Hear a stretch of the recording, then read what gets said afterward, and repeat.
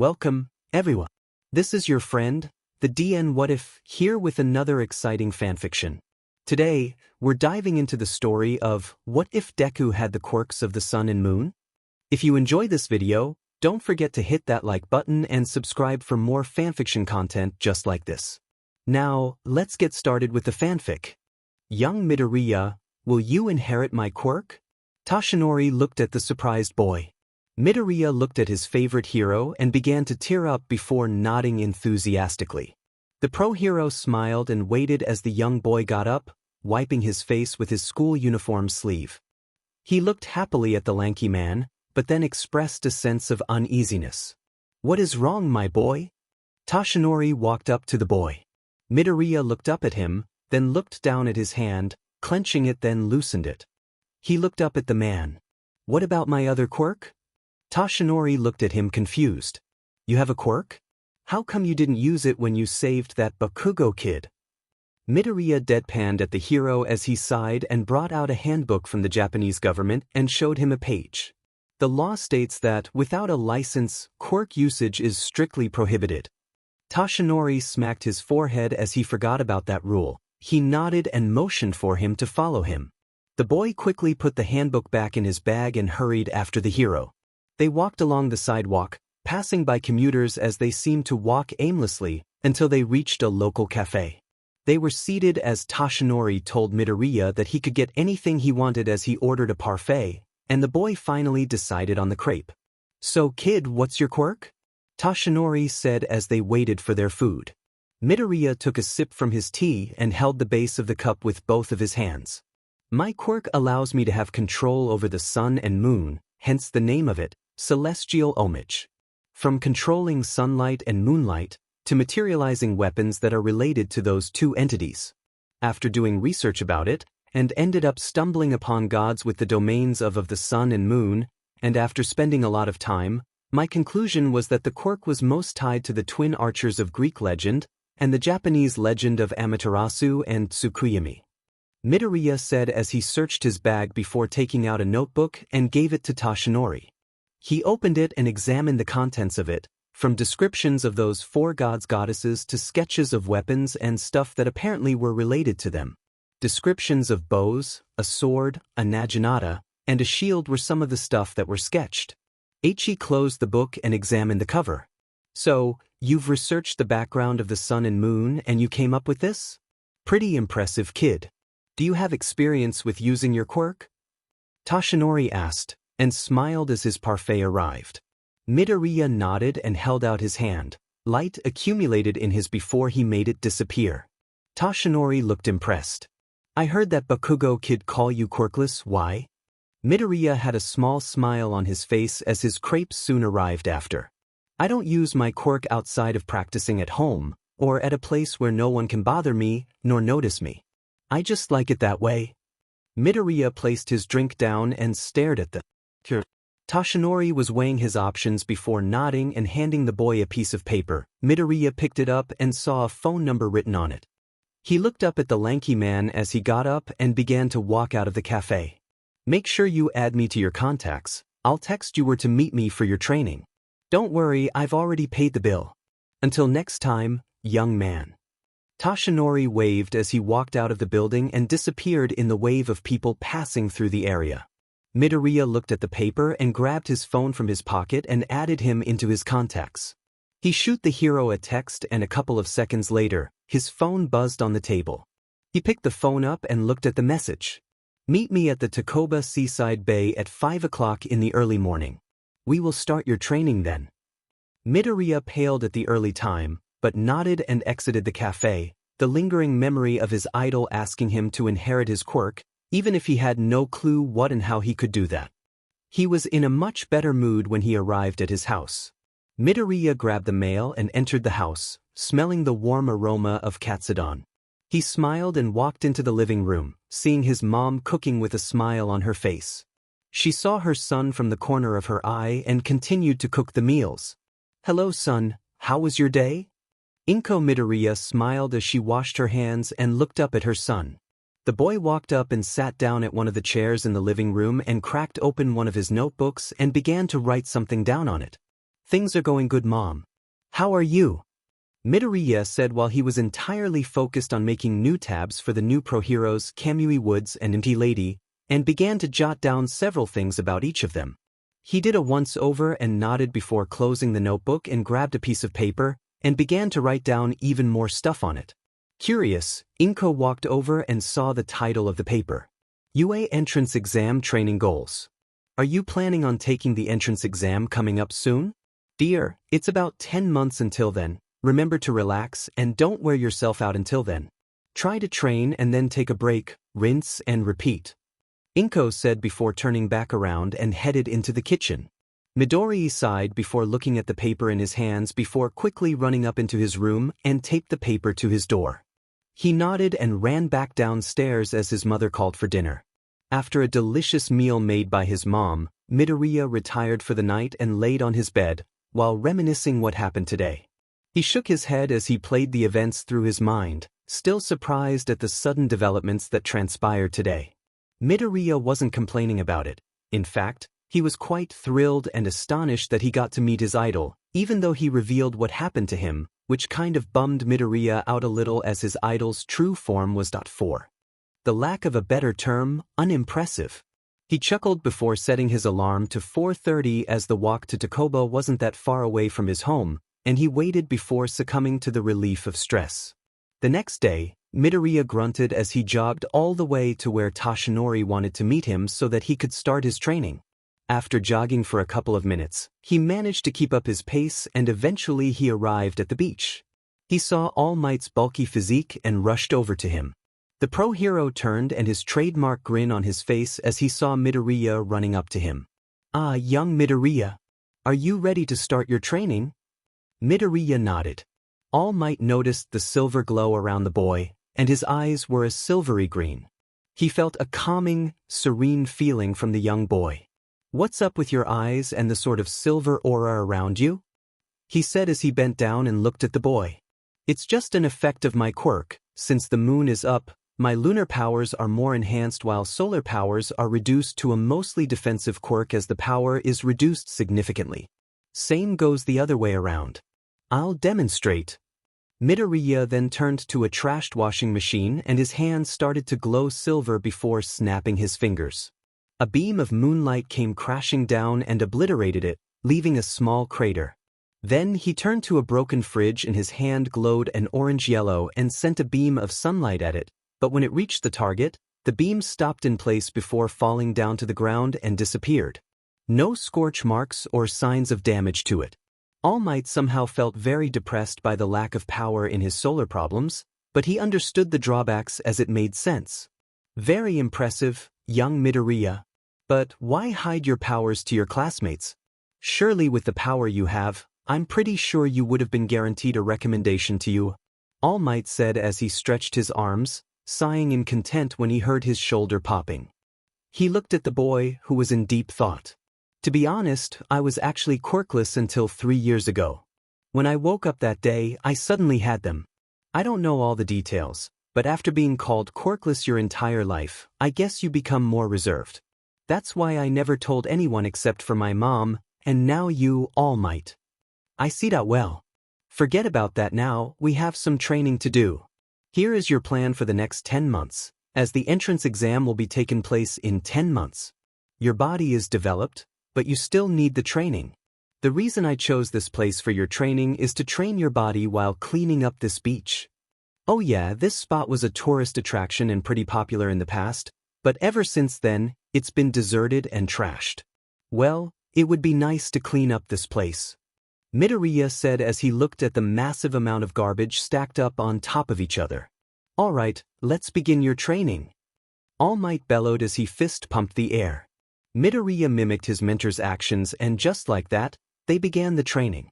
Training with the best hero in the world was rather grueling as Midoriya panted, carrying his mentor in the morning with the sun basking them in warm sunlight. It rejuvenated Midoriya as he continued to carry All Might around the beachside before he then got to work on the piles and piles of trash. Midoriya was about to just vaporize the trash with his solar powers, but All Might told him to train his body first. Then he would start working on perfecting his quirk and the power he was going to inherit from All Might. That got the young boy pumped as he kept his pace and started to clean the beach, using his solar and lunar powers to help with some of the heavy lifting, which included All Might sitting on a fridge. When he wasn't training, he was studying his quirk, seeing if he could get some influence and try some new things as his quirk was rather broad. He started to look at numerous applications, then he wrote them in his notebook. After looking at all the things he wrote down, he circled medicinal and healing for his solar power and lunar power, and circled water manipulation for his lunar powers as his first thing he wanted to practice on. He walked out of his house and looked around before noticing a dying flower in front of his house. He bent down and decided to try it out. He concentrated his power into his hand and enveloped the flower with his solar power. The flower began to glow before it stood right back up, causing Midoriya looked at his hand before smiling at the flower and stood up. He took out his notebook and wrote for vegetation a check mark, then he wrote down human under healing. He put away his notebook and walked off to the gas station for some green tea. At night, he went down to Takoba and stood at the shallow end of the beach. His skin glowed silver as he meditated and concentrated his lunar powers, and he felt the tug of connection as he opened his eyes and placed his hands above the water surface. He glanced at the water as it was attracted to his hand, and watched as the water levels of the shallow end were slowly rising, in accordance with his hands. He dropped his hands and deactivated his power, causing the water to drop down to its regular level. He walked out of the shallow end and glanced at the moon, calming his nerves every time he looked at it. Midoriya sat down and listened to the crashing of the waves, and the serene feeling he felt when he relaxed in the moonlight. After the first 5 months passed, Midoriya managed to clean the entire beach, with the help of his quirk.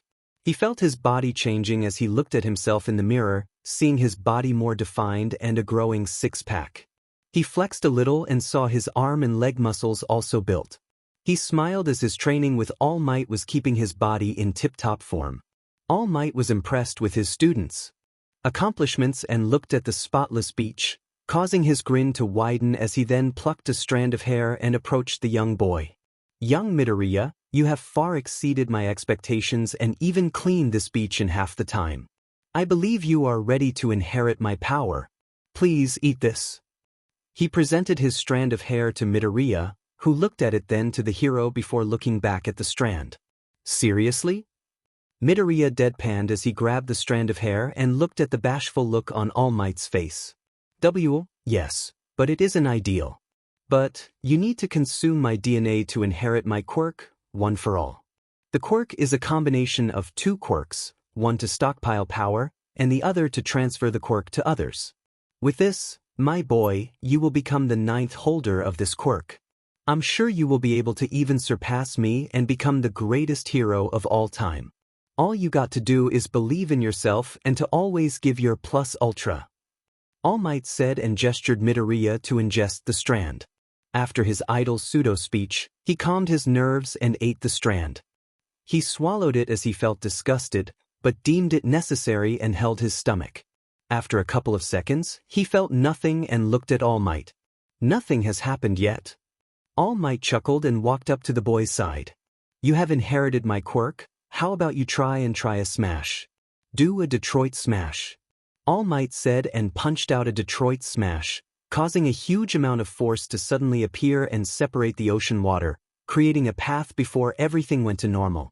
Midoriya looked on in amazement before looking focused and reeled his hand back. Detroit smash. He punched out, sending a Detroit smash, but suddenly, a huge amount of pain soared through up his arm as several of his muscles instantly tore.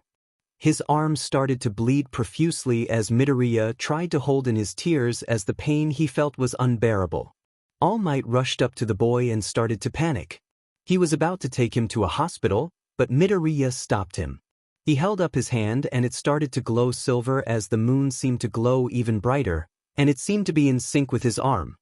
His hand slowly started to repair itself as the green-haired boy felt the pain go away and he slowly stood up, but almost fell. He was caught by All Might and the pro hero noticed that his pupil fell asleep and grinned.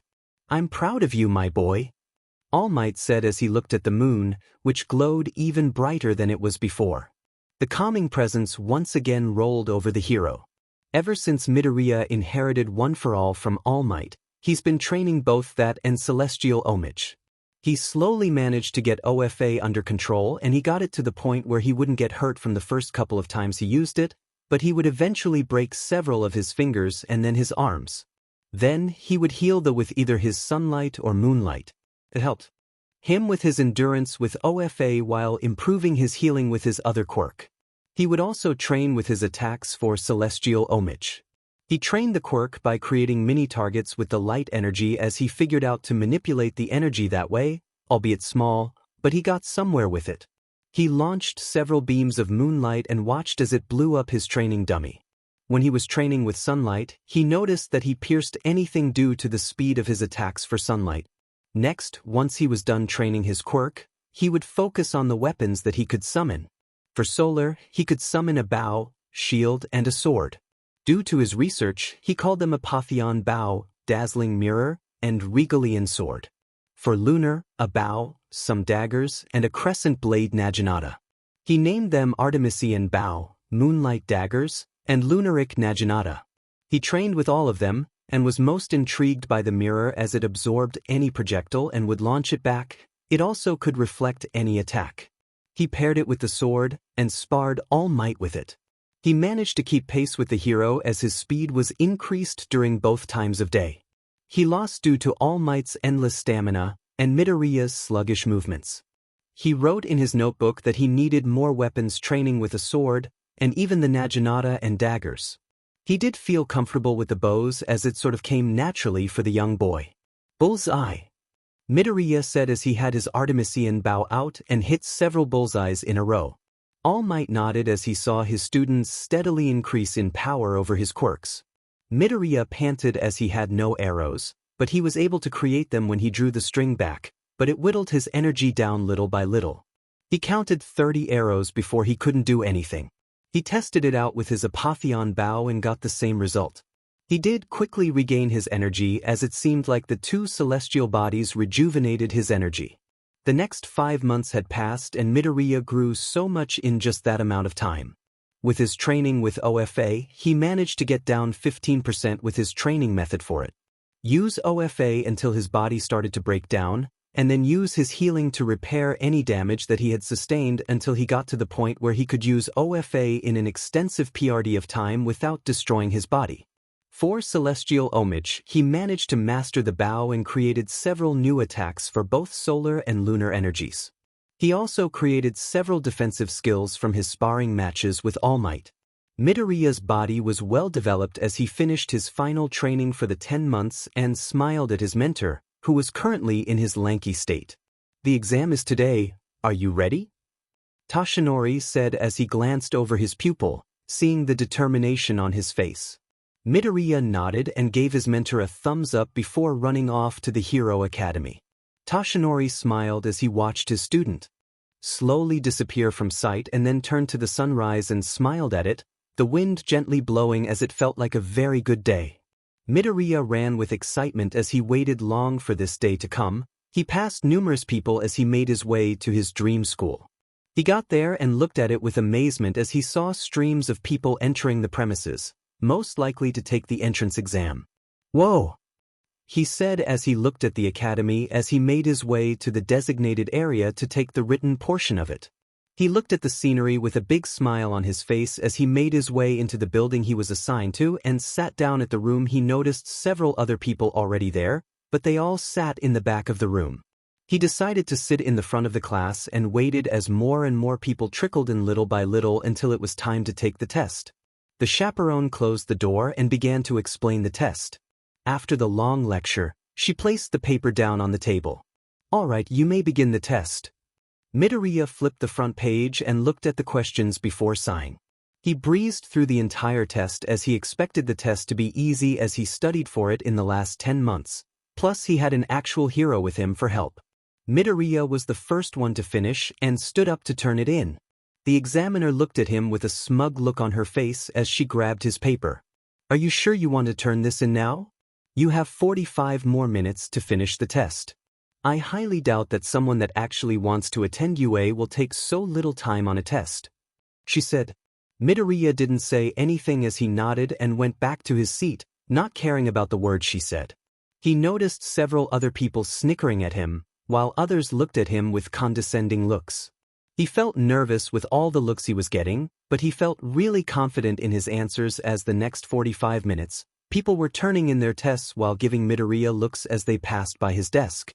After the last person turned their test in, the examiner left the room with the stack of tests, and soon, people were talking about Midoriya and how he basically rushed through the test, or so they think. He rushed through the test. Well, one less person that isn't fit to be a hero. What an idiot. I'm so glad that I took my time on it, I have a chance of passing it. Midoriya sighed as he fiddled with his thumbs, waiting for the exams to be graded and the grade to be announced. The intercom came on and told everyone to report to the auditorium near the entrance of the building. Everyone grabbed their stuff and went to the designated area, laughing and joking about stuff, while others were talking about the top scores on the written test. Midoriya noticed the snickering faces of people as he walked by them, and decided to ignore them even though his heart was pounding from all the attention he was getting. Once they reached the destination, they were asked to be seated by the chaperones. Midoriya noticed the examiner of the room he was in and saw her looking at him with a dismissive attitude. She then nudged a couple of her colleagues and pointed to him. They all started to laugh as several others were chuckling. Midoriya just sighed as a spokesman walked up to the stage. The results of the written portion are as followed. Out of the 600 people that took the exam, only 350 people passed the exam. Gasps were heard as the expressions of people varied from smirks to grimaces to fear as they heard the number of people that passed. Out of the 350 people who passed, only a single person got a perfect score on the exam. Midoriya turned and saw a guy with glasses looking smug at the spokesperson. He was telling a couple of his friends and the people around him that he got the perfect score, and people believed him. I know who he is, he's the boy that was top honors in his junior high, and even had a powerful quirk. People already were talking about him being the few to receive a perfect score on the written exam. Midoriya turned back towards the spokesperson as he shuffled the cards and stopped at one. Alright, the person with the perfect score is me, Izuku Midoriya. The boy's smug grin quickly disappeared as he heard the name of the person that got a perfect score. Midoriya looked at the man in surprise. Izuku Midoriya, would you please come to the stage? Midoriya sighed as he stood up, causing several gasps to be heard in the auditorium. The green-haired boy made his way to the stage, noticing all the looks he was getting, especially the look the arrogant boy and his examiner. No way. He's the guy that finished the test first. It must be a joke, there's no way. Maybe he cheated or bribed his way. Midoriya arrived of the stage and shook the man's hand. The man smiled as he handed Midoriya a piece of paper stating that he got a perfect score on the exam and gave him a medal. He patted the boy on the shoulder. I heard you finished the exam in less than 10 minutes, and yet, you got the perfect score on it. I'm impressed with your studious behavior, young man. I can already tell you'll go for it in life at UA and be a fine hero. Congratulations, Izuku Midoriya. You passed the exam. Midoriya smiled and shook the guy's hand before walking out of the auditorium, still feeling the malice of all the people in there. He sighed and looked at the paper stating his success and grinned before waiting for the next exam to begin. He felt energetic as the sun beamed down on him, calming his nerves and giving him excitement as he ran around the school, taking in the rest of sights of UA and its massive center building where all the classes were. He stood in front of it and smiled as he walked around the campus some more, seeing people walking in and out of the building, from students to parents. Excuse me, do you know where the main office is at? Midoriya turned around and his breath faded away from him. He saw a girl about a year older than him, her curvaceous and mature figure coupled with her onyx eyes and black hair in a spiky ponytail with bangs covering her right side. Needless to say, he found her very beautiful to the point where it almost fried his brain completely, but he remembered her question and awkwardly rubbed the back of his neck. Sorry, but I don't know either.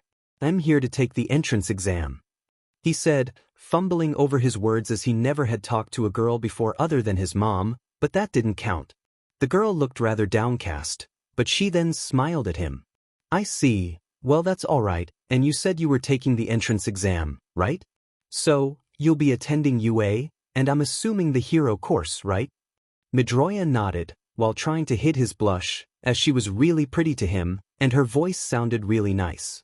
What about YU? Midoriya asked. She smiled and shook her head. Actually, I got into UA through a recommendation, although sometimes I felt like I don't deserve it, unlike others in my school. She smiled sadly as she looked at the ground. Midoriya noticed her mood change and quickly walked up to her. I'm sure you earned that recommendation. I mean, you must have a pretty strong quirk, he said, trying to cheer the girl up. After a little more, she smiled back at him and wiped a couple of tears that fell down her face. He sighed as he calmed her down, before a light bulb appeared above his head. Oh yeah, speaking of which, what is your quirk? Midoriya and the girl ended up sitting down at one of the benches as they walked and talked. My quirk is called Creation, which allows me to use my fat cells to create any non-living object through exposed skin, but I need to know the components and makeup of the object I want to create. Naturally, I need to eat a lot of fatty foods in order to have more fat cells, and the bigger the object, the more skin I need to expose, which, creates a lot of unwanted attention. She said and blushed a bit. Midoriya also blushed, but she understood what she was talking about, as she was very beautiful and a very well-endowed body. It surprised him that a girl about his age has a body that rivals a grown woman is beyond him, but he liked that she had a sense of maturity. She smiled and then held out her hand. I forgot to introduce myself. My name is Momo Yaoyorozu. Midoriya blushed even more as he gingerly took her hand, but quickly released it and apologized. She smiled and waved him off. And my name is Izuku Midoriya, he said as he rubbed the back of his neck and chuckled. Well, it's nice to meet you, Midoriya. May I ask what's your quirk? She said as she leaned closer to him. Midoriya blushed as he smelled her perfume. He was slowly losing his mind. After calming down, he looked up at her, curiosity on her face. He gulped and held out his hand, and she stared in interest as his hand began to glow an orange-yellow. My quirk allows me to have the powers of the sun and moon. Here, give me your hand. She looked at him before reluctantly placing her hand on his, and waited for something bad to happen, but instead she felt something warm and comforting. She looked down and noticed a small fireball dancing around her hand. Yaoyorozu looked at Midoriya in surprise as he controlled the fireball before tossing it in the air and it disappeared. How? She looked at him with confusion. It comes in the territory of the power of the sun, which is essentially a big ball of gas and fire. My quirk allows me to use solar and lunar powers in any way I see fit. I can either hurt or heal someone. The downside is that if it's daytime, then my lunar power will be reduced to defense only, and vice versa. I can even create objects from sunlight and/or moonlight. He closed his eyes and concentrated on his hand before condensing the power and gave it a form. He opened his eyes and Yaoyorozu looked at his hand with disbelief, a simple gold necklace with a red gem at the center. Here, take it. Midoriya handed it to her, but she was about to decline it. After a couple of seconds later, she nodded and placed it around her neck and marveled at the beauty and simplicity of it. She smiled at him, which caused him to blush and look away in embarrassment. The intercom came on and advised the people who were taking the entrance exam to start heading towards the main auditorium of the campus to begin the second part of the exam. Midoriya nodded and stood up, stretching his stiff arms. Well, I guess this is my cue to go. It was nice meeting you, Yaoyorozu. Midoriya said and held out his hand to help her up. She smiled and grabbed it before pulling herself up with his help. She then asked for his phone and he nodded, giving her his phone and waited as she fiddled with it for a few seconds before handing it back to him. I gave you my contact information. It was nice to meet you. Make sure pass the exam and tell me how it went. Yaoyorozu said. Midoriya blushed even more, but he nodded and began to walk towards the auditorium. She waved at him as he walked off. Good luck, Midoriya. She yelled out as she saw his figure going out of view. She smiled and blushed as she gave him her contact information. She then blushed even more as she brushed the necklace he gave her, and gripped it before smiling. She felt so calm around him and the stress she felt before meeting him faded away. She felt calm and peaceful around him, She felt not protected to say the least. Please be safe. She chuckled as she shook her head. She believed he would pass the exam. She sighed and looked up at the sun. The warm feeling she felt as the sun touched her skin felt the same way being near Midoriya felt. And she loved it. Midoriya walked into the building and took a seat at the near back, as he still got stares at the auditorium. That's the kid that rushed through it and got perfect score on it. Do you think he cheated? He just wanted to start the second phase of the exam and get away from all the gossip and utter nonsense. He waited as more and more people trickled in, noticing several of his classmates walking, and then he saw Bakugo walking a ways behind them. He had an annoyed look on his face as he turned and glared straight at him.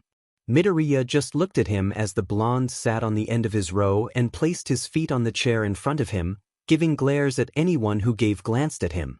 Once the auditorium filled up, the lights began to darken as a figure walked up to the stage. Spotlights turned on and focused on that one person, and Midoriya started to look on with excitement. Hey everybody, welcome to the entrance exam. Can I get a hi-yi-yi?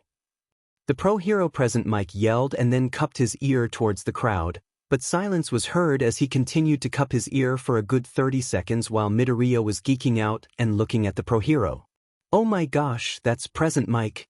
I always tune in onto his talk shows, so cool. Midoriya said as he was bouncing in his seat. DMN nerd. Bakugo mumbled as he shoved his hands into his pockets. Murmurs were heard around the room as people were looking at the pro hero weirdly as he chuckled and glanced around the room. Tough crowd, eh? Probably from the written portion, but... Present Mike pressed a button from somewhere and a screen popped up. It then moved to a slide with 4 silhouettes of some kind of robots and a picture of a city. Then, point values appeared next to a picture ranging from 0 to Midoriya stopped geeking and he started to become serious as he waited for present Mike to continue. This next part of the exam is a practical exam. People began to get excited as he then explained the rules, from the time limit of 30 minutes to the dreaded 0-pointer. He then told everyone to go to their designated battle area. Midoriya sighed in relief as he didn't see Bakugo amongst his group, but he did see the glasses guy that literally questioned almost everything during the explanation.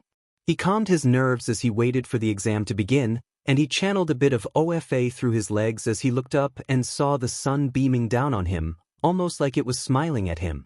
He then looked to the closed door of his area and his eyes changed from green to a orange-yellow as he saw the doors opening and immediately zoomed past the rest of the group.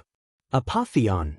Midoriya yelled as he felt the familiar grip of the sun bow and quickly destroyed 5 robots with the sunlight arrows as it pierced through the buildings as well. He left his stunned group as he continued to block lasers from the robots with his crescent wall and destroyed more robots, piercing through all of them with clean precision shots. He didn't look back as he left a mess of robot remains as the rest of the group looked on with shock. What the? Are you guys still in your area? Villains don't wait on heroes. Present Mike boomed over the intercom, knocking people out of their stupor, and they slowly followed the mess of robots left by Midoriya. Several explosions could be heard as robots were being destroyed left and right.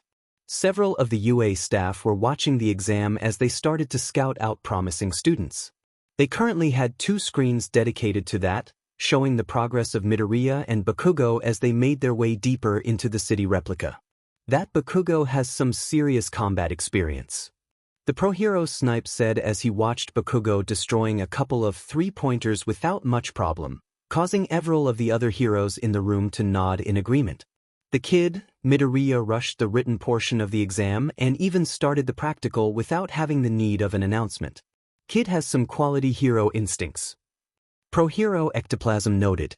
Toshinori smiled as he saw his pupil showing off his powers as he saw Midoriya using OFA in his legs to help better propel himself across the city.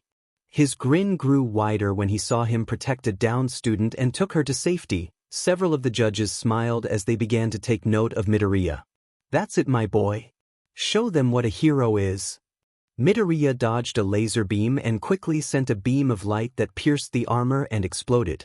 He dematerialized Apotheon in order to avoid using too much of his energy as he dodged yet another attack and punched several robots and swiftly turned to roundhouse one trying to back attack him. Several explosions sounded off as he continued to run, while stopping to help people if they were in trouble. So far, I have 57 points. I'm keeping a solid pace, just need to watch how much I use my energy. OFA is fine as I'm just using it to increase my leg strength and the occasional smash. Alright, time to keep on going. Midoriya said as he once again ran off, this time summoning Dazzling Mirror and Regalian Sword as he continued to run deeper into the city, slashing several robots in the process. He eventually made it to a big intersection as he felt immediate danger and quickly put up a crescent barrier, blocking the incoming fire from the robots as they ended up surrounding him and started to blast everything they had at him. He grunted as he felt the sure lead begin to crack. Din! Dazzling shield. He sent the mirror up into the air, causing the robots to start shooting at it, but the mirror absorbed all of the attacks the robots sent. He breathed in and exhaled before moving his arm up, and it began to glow as the mirror absorbed more and more until his hand was glowing brightly that it almost blinded him. Repercussive storm. He sent the energy he was building up and launched at the mirror. The mirror turned so that the glass faced the beam, and once it struck, the beam dispersed into numerous beams as it reflected off of the glass, but it gained all the energy that was in the attacks of the robots as it hummed, and then a huge beam shot out of the mirror. Midoriya quickly made a moonlight barrier as it came crashing down on him and the robots surrounding him, creating an immense pressure that cracked the concrete underneath him as he tried to keep the barrier up, but the power of the beam was beginning to crack his barrier. He grunted as sweat began to get into his eyes, causing them to burn a bit and his eyes to water. The beam finally stopped and dissipated, creating a crater around Midoriya. He immediately collapsed to his knees and panted heavily while he surveyed the destruction that the mirror did.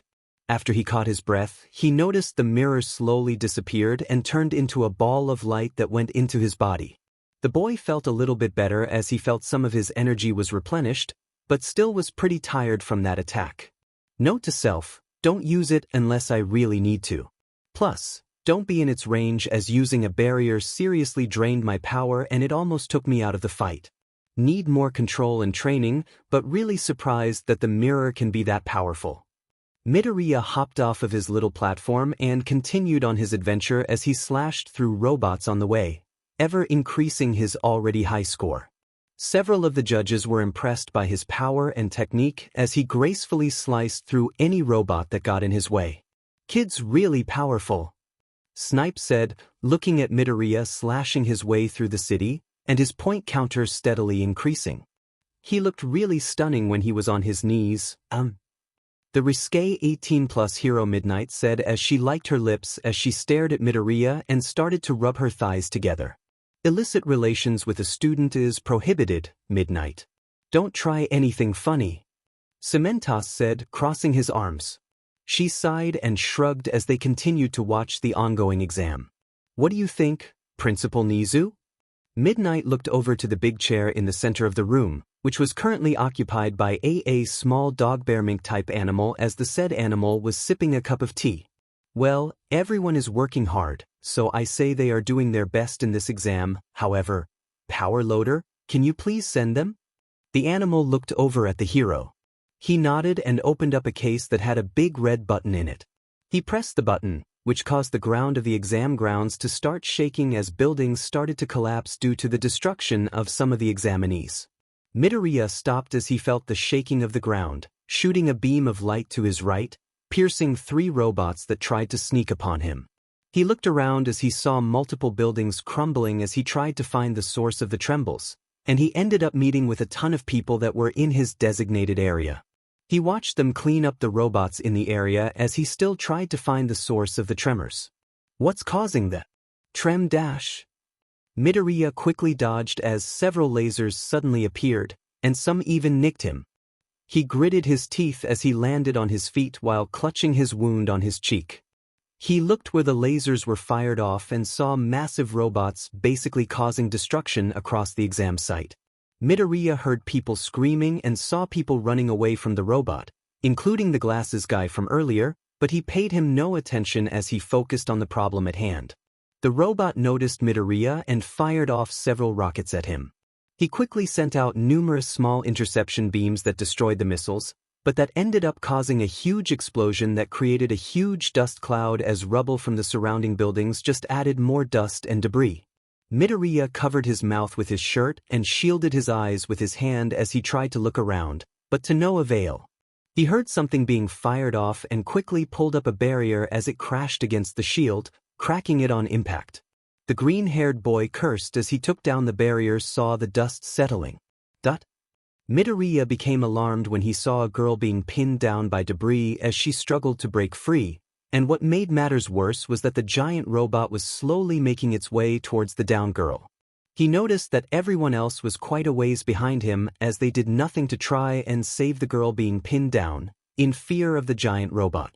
Midoriya looked at the robot and then the girl before shaking his head and charged straight at the robot, dodging several laser beams that were being shot at him as his eyes began to glow as he felt the sun's rays giving him strength as he used all the power he had in him and used all of OFA in his body and jumped up, launching himself into the air.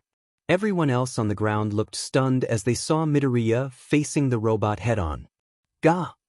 Midoriya grunted when he saw his legs wiggle in the air wildly, but he didn't care at the moment as he was at the height of his head. The mouth of the robot opened up and launched a huge laser that blasted the boy point-blank range, but it didn't finish him off as Midoriya groaned at the amount of pain he was in. If I hadn't put up that barrier at the last second, I would have been done for.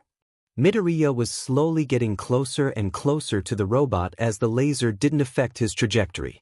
He gritted his teeth as he felt the power of OFA envelope his arm as he tightened it into a fist and reeled it back. He didn't even think of what he was doing, but he went into overdrive as the adrenaline pumped him up. His eyes were glowing a bright yellow as he gave the punch everything he had while he clenched his buttocks. Smash! Midoriya connected his attack with the robot, creating a huge force that knocked it back and a huge crater formed a second later. Several explosions were seen as the robot began to fall back, eventually crashing down onto the street. The boy sighed as his adrenaline was all used up, and then he noticed his situation. His right arm was broken due to an overjump of OFA power, and his legs for the same reason. He began to panic as he now had no way to break his fall, except for his left arm, but it was also injured due to the point-blank laser.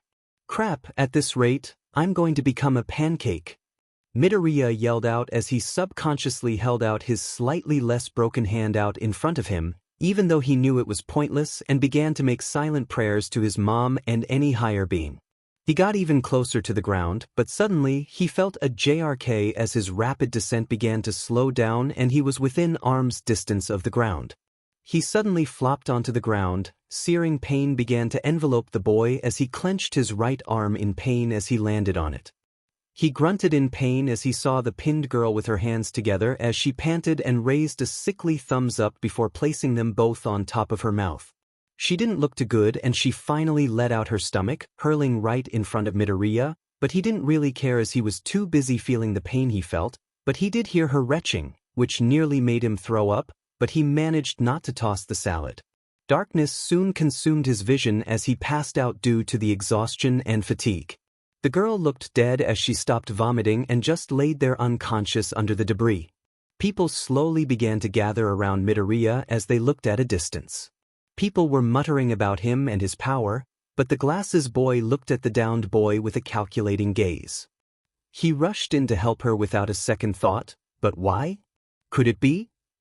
He looked over the freckled boy as he started to gain a more of an understanding of the true nature of the exam. Pushing his glasses up, the boy gazed over the two currently downed people, but more on Midoriya as the girl was still queasy.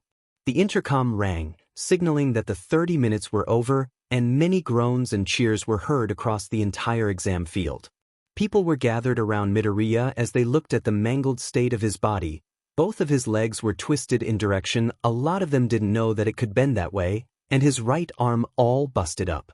Many people cringed as they saw the damage the boy sustained, but ahead of the boy, seeing the amount of damage he did to the robot. Whistle, that kid did a number on your robot, a power loader? Snipe jabbed. The said hero could only sigh and left in order to recover the destroyed robot. Several of the judges were amazed by Midoriya's power and they started to discuss the topic. Toshinori smiled widely at the boy as he exceeded his expectations, then frowned when he saw the injuries the boy had suffered and took mental notes to address that. Very interesting group we have this year, Principal Nizu said as he sipped his tea and stared at two monitors, which had both Bakugo and Midoriya on them. A shaggy man in the back of the room stared at Midoriya's picture from one of the screens, and his bored eyes showed some interest as he studied the boy's information. This kid.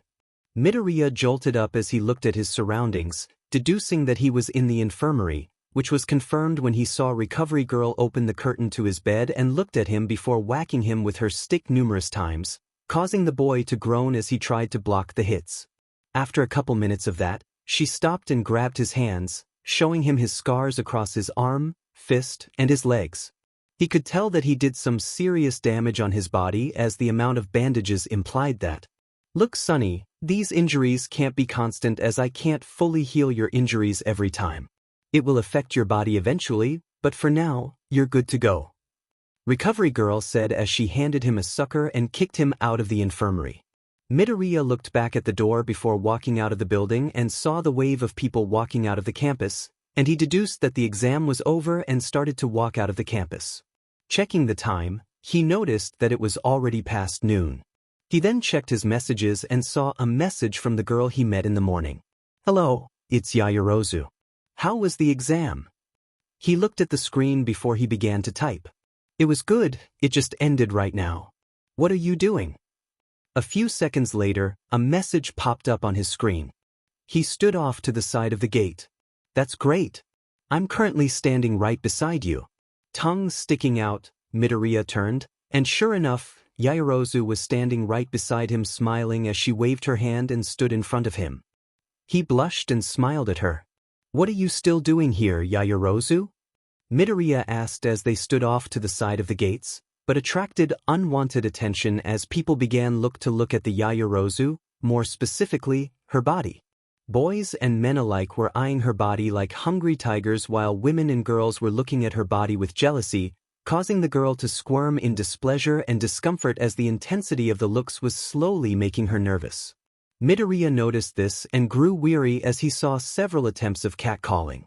He felt her grip his arm tightly as she shielded herself from them, using Midoriya as a barrier between her and them. The boy gulped nervously as he felt her pressing her body onto his arm, causing him to blush a lot, but he managed to calm his hormones and led her away from all the unwanted attention. After walking for a couple of minutes, they ended up at the local ice cream place. They both sat down at a booth, with Yaoyorozu with a tripled banana split, while Midoriya ordered a simple Neapolitan in a bowl. He watched her happily scarf the treat down, while he took simple spoonfuls of ice cream and couldn't help but smile when she ummed in delight. She grabbed a napkin and cleaned her face off from the chocolate drizzle. I would like to thank you for what you did back there, and for the ice cream. I will repay you in due time. She bowed her head slightly. Oh no. It's fine, you don't need to do that. Midoriya stammered out, causing Yaoyorozu to stifle a chuckle. He joined her shortly and they went back to enjoying their tasty cold treats. Once they were done, Midoriya paid for the two of them, after having a little argument about who should pay the bill. They walked out of the parlor, they walked together, and Midoriya talked about the exam and how he felt he did. She listened with great interest, but she frowned occasionally, which caught his attention, but didn't question it. The two of them walked back to the station, and Midoriya ended up tagging along with her as a sort of protection against lecherous men and envious women. He sat right beside her and took out his phone and started to scroll down numerous hero profiles, memorizing copious amounts of information.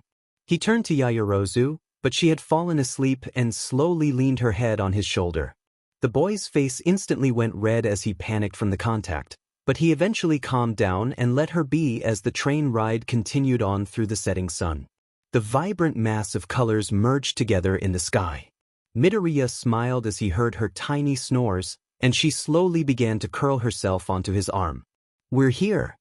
Midoriya lightly shook Yaoyorozu, causing her to stir as she yawned and stretched her arms. She then looked down and let out a yelp as she saw that she was on his back. She blushed and then she noticed that they were walking on her street. How did you know where I lived? She asked as Midoriya chuckled and continued to walk. Well, I heard you say your address in your sleep, so that's sorry. He nervously chuckled and rubbed the back of his neck. She looked at him before laughing and wrapped her arms around his neck for grip. She pointed to a house. "That's my house, Midoriya." He looked at the house and nearly dropped her. His eyes wandered around her house, seeing the massive estate, with the large amount of yard and decorations. It looked like some sort of palace in a way, extremely grandiose. "That's your house." Midoriya walked up to the gate, and she nodded, hopping off his back. She went up to the gate and punched in a code. The gates opened and she entered, turning around to face Midoriya. "I had a wonderful time today, Midoriya. Hope we can do this again, good night." She waved and dashed up to her porch and entered her house. The boy watched her as she left his sight, and smiled before turning around and walked back towards the station. The memories of today lingered in his mind as he looked up the clear night sky. He whistled into the night and made his way back home. A couple of days later after the exam, Midoriya looked down at the envelope on his desk with the seal of UA on it. He stared at it for a couple of minutes, before gripping the sides and ripped the envelope open, and a small metal device fell out, clattering onto the desk. "What is this?" he questioned as he pressed the red button at the base of it. A holographic screen popped up, startling Midoriya as it began to play, and it started with All Might appearing in a business suit. The cinnamon bun smiled widely as he saw his mentor on the screen. "All Might, I am here. As a hologram. Greetings, young Midoriya. Hope your day was plus ultra." Midoriya could feel the emotion from the screen as he then looked confused at the screen. "But wait, this is from UA? Wait. Don't tell me why dash." The boy didn't finish his sentence, as the number 1 hero came back on screen, and nearly gave Midoriya a heart attack. "Now, I'm pretty sure you have figured it out by now, yes. I will now be a teacher at UA. Now, I will be a figure in your quest to become the number 1 hero. Pretty neat, huh?" All Might began to laugh loudly as a hand tried to get his attention from the side of the screen, but the hero wasn't paying much attention to the hand. Midoriya sighed as he couldn't help but smile at his mentor's antics. He then saw the hand finally getting All Might's attention. "You said I have 5 minutes left? I need to talk to the boy though. What? I have to do over 100 of these? Well, better get this done. Anyways, I am here to tell you your exam scores. As you already know, you scored a perfect score on the written exam. Very studious, my boy. As for the practical exam, please take a look at the score." The camera moved to show a screen that appeared behind All Might, and it showed a scoreboard with all of the different scores on the panel. It scrolled up until it got to the top 10 people of the exam, and Midoriya smiled as he saw his score. All Might once again appeared on screen as he had a big smile on his face. "As you saw, you had 60 combat villain points, making you the second highest in that regard, under young Bakugo, but there was another element to this test rather than just destroying robots is rescue points. Of course we weren't going to ignore heroic acts, and you, young Midoriya, displayed that throughout the exam. For that, you get .75 rescue points. And that girl you saved from the debris, she is awarded 45 rescue points as she helped you to safety. With that, you have scored the highest on this exam, making you one of the only to ever reach above the 100-point mark on the exam. Good job. I am proud of you, and remember to give it your plus ultra." Midoriya started to tear up in happiness as passed the exam as the top person in the exam. He smiled happily at the screen. "I did it," he said as he celebrated his achievement, Inko silently looking at her son as she smiled and soon after, left her son to his celebrating, her smile never leaving her face. "Come, young Midoriya, this is your hero academia." All Might's wide grin and his outstretched arm made Midoriya smile as he looked down at his fist, and clenched it as he looked up at his idol. He nodded as the hologram shut off and he was left in silence in his room as there was a faint beeping noise. He looked around in confusion as the beeping steadily increased as he started to scramble, trying to find the source of it, until he finally landed his gaze at the hologram. Self-destruct sequence activated. Dash. A blast was heard from the kitchen, causing Inko to rush up the stairs to her son's room. Once she got there, she frantically opened the door. "Son, are you okay?" she frantically said as she saw the state of his room. It looked like a bomb had gone off in his room, things were blown out of their place. She looked around until she saw her son currently getting up from the floor, sulfur salt, or whatever it was, covered Midoriya from head to toe. Inko scrambled over to her son in worry as he coughed out smoke. "Are you okay, Izuku? Do I need to call an ambulance?" Inko yelled, looking all over her son. Midoriya sheepishly smiled and assured his mom that he was all good. It took him 20 minutes to finally calm her down, and even after that, she almost called which he had to stop her from doing so. After that fiasco, he checked his phone, and it appeared he had a text from Toshinori. "Meet me at Takoba at 9 p.m. Okay. Midoriya ate dinner and made his way over to his training ground, and saw the tall, lanky man as usual. The boy smiled and made his way over to him, and joined him as they watched the rising moon from the horizon. The calming effect instantly came to Midoriya as the tides were being attracted to by him. The shallow end rose in water levels as Midoriya's quirk affected them, but not to any dangerous levels. Good job, kid. You exceeded my expectations once again. Your hero life will begin tomorrow, and your uniform should have came after your acceptance envelope. You did receive the uniform, yes? Toshinori looked at the boy, who nodded, and they went back to gazing at the moon, now surrounded by stars as they enveloped the dark sky. They stayed like that until they parted ways, the thought of UA on their minds as they were ready to tackle any challenge that would come their way. The next day, Midoriya looked in amazement at the size of the door to his class, Class 1A of the Hero course. He gulped as he fidgeted with his tie to his uniform, and sweat began to roll down on his back. He exhaled and looked at the door with confidence, and he pushed the door open, revealing that several students were already in the classroom, including Bakugo and the glasses guy from the exam. "And why the hell should I listen to your demon orders?" Midoriya heard Bakugo say at the boy, who just simply fixed his glasses and bowed to the blonde hothead. "My name is Tenya Ida. I'm from Somei Private School, pleased to meet you," the boy said. Bakugo clicked his tongue in annoyance and glared at the boy, a predatory grin on his face. "Ah, a FING hotshot elitist smartass, huh? I'll enjoy blowing your butt up, the nerd." Ida recoiled in shock at his vulgar language. "You want to become a hero?" After that, Ida then turned to Midoriya and bowed. He started his introduction once more, but the green-haired boy stopped him from doing so. "I must apologize for my ignorance of the true purpose of the exam. You figured it out, I have much to learn from you." Ida bowed to Midoriya once more, causing the boy to blush in embarrassment.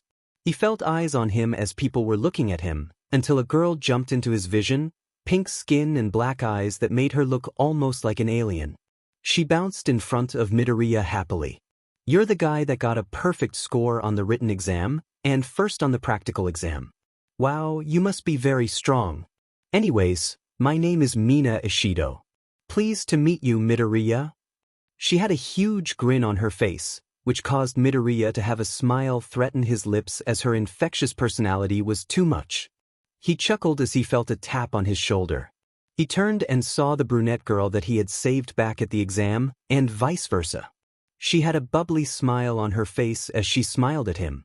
"Wow, we're in the same class. That's very cool, and I wanted to thank you for saving me at the exam, ah." She started to think, and she gave him a sheepishly smile. "My name is Midoriya, pleased to meet you." He held out his hand to the girl, who gingerly grabbed it and shook it. "I'm Uraraka, nice to meet you, Midoriya." Likewise. Like Ishido, Uraraka had a bright personality and an infectious one at that. They seemed always happy, well, at least to him for the time that he had met the two. People began to trickle, and finally, they managed to cap it out at 20 for now. Midoriya saw Yaoyorozu and attempted to wave at her to get her attention, but she apparently didn't see him and began to converse with some of the other students, causing him to sigh in defeat before hearing the door to the room open up, and a man that looked extremely dead inside and outside with a white scarf. He was dragging along a sleeping bag with him as he made his way to the desk up front. Everyone just looked at him as he looked like he was lost in thought. "This isn't a time to be mingling with each other. Here, put these on and meet me at the practice field." He placed a bunch of exercise uniforms and left the room. Everyone looked at each other, except for Ida, who grabbed a uniform that had his name on it and left the room to go change into it. Midoriya went up next and found the one labeled with his name on it and quickly went to the changing room to change into it, surprised that it was a perfect fit for him. He then made his way to the practice field, where he saw Ida and the rough-looking man, which he assumed that he was the teacher of the class, and waited for the rest of his classmates, slowly coming one by one. He glanced at the man as he just stared at the entrance as he had an extremely bored look on his face. Once everyone arrived, the man sighed and took out a timer and stopped it. You guys were 5 minutes 47 seconds late. There is no late time in the hero course, he said in a rough tone, causing several people to flinch involuntarily. He then led them to an open field and stood in front of them. My name is Aizawa, and I'll be your homeroom teacher. Anyways, Midoriya, come forth. Aizawa looked dead center at Midoriya, who nervously came forward. Bakugo was glaring at him as he made his way over to Aizawa. You got the top score in the entrance exam, but with that half-butt usage of your quirk, you won't become a hero. Anyways, what was your shot put distance without your quirk? Midoriya was kind of upset that he was getting belittled, but he decided that lashing out would get him sent onto the first train of expulsion. 43 meters, he said, and then looked at Aizawa, who had a shot-put ball in his hand, and walked over to the boy and placed it in his hands. Midoriya looked at the ball with shock. It was so light for him, probably because his training with All Might boosted his physical prowess, or maybe because he was being strengthened by the sun. Anyways, Aizawa motioned him to go to the circle and stand in it. This time, use your quirk and don't hold back, or else. He left the threat hang, causing Midoriya to get shivers down his spine, but he sighed and entered the circle with the ball in his hands. He powered OFA through his arm at max power and got ready to throw it. He threw it with everything he had and launched the ball. He stared in horror as it only made it to the 20-meter mark, causing several of his classmates to snicker at the poor score. Bakugo was laughing hysterically. Midoriya was looking at his hand with horror as he felt really shaken up from that. Don't worry, I just erased your quirk, Midoriya. You were about to break your arm again, just like the exam. A hero that self-inflicts wounds is a liability in the future. Think hard on what you're about to do next. People looked on with confusion about the erasing part, but Midoriya looked shocked at Aizawa. Wait, you're the erasure hero. Eraserhead. The hero that can erase quirks, and is said to be super underground and doesn't like the public all too well. Is that really you? Midoriya said with an excited look on his face. Aizawa just looked at him before grunting. Just threw the ball again, he said as Midoriya once again got into the circle and watched his every move. The boy was in deep turmoil as he didn't know what to do until he felt calm all of a sudden and looked at the sun, which was glowing brighter than normal. He smiled as he looked forward and let the sun's energy take him as it flowed throughout his body. Then he powered up OFA through his arm and once again got ready to throw it.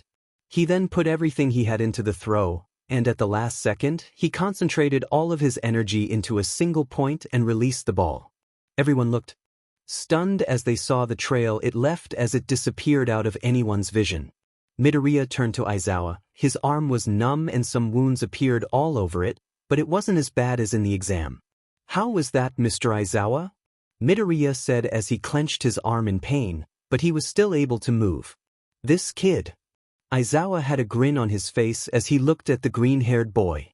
Then he turned to the rest of the class. All right, everyone else, there are multiple tests here, do them, and the person with the lowest score will be expelled, got it?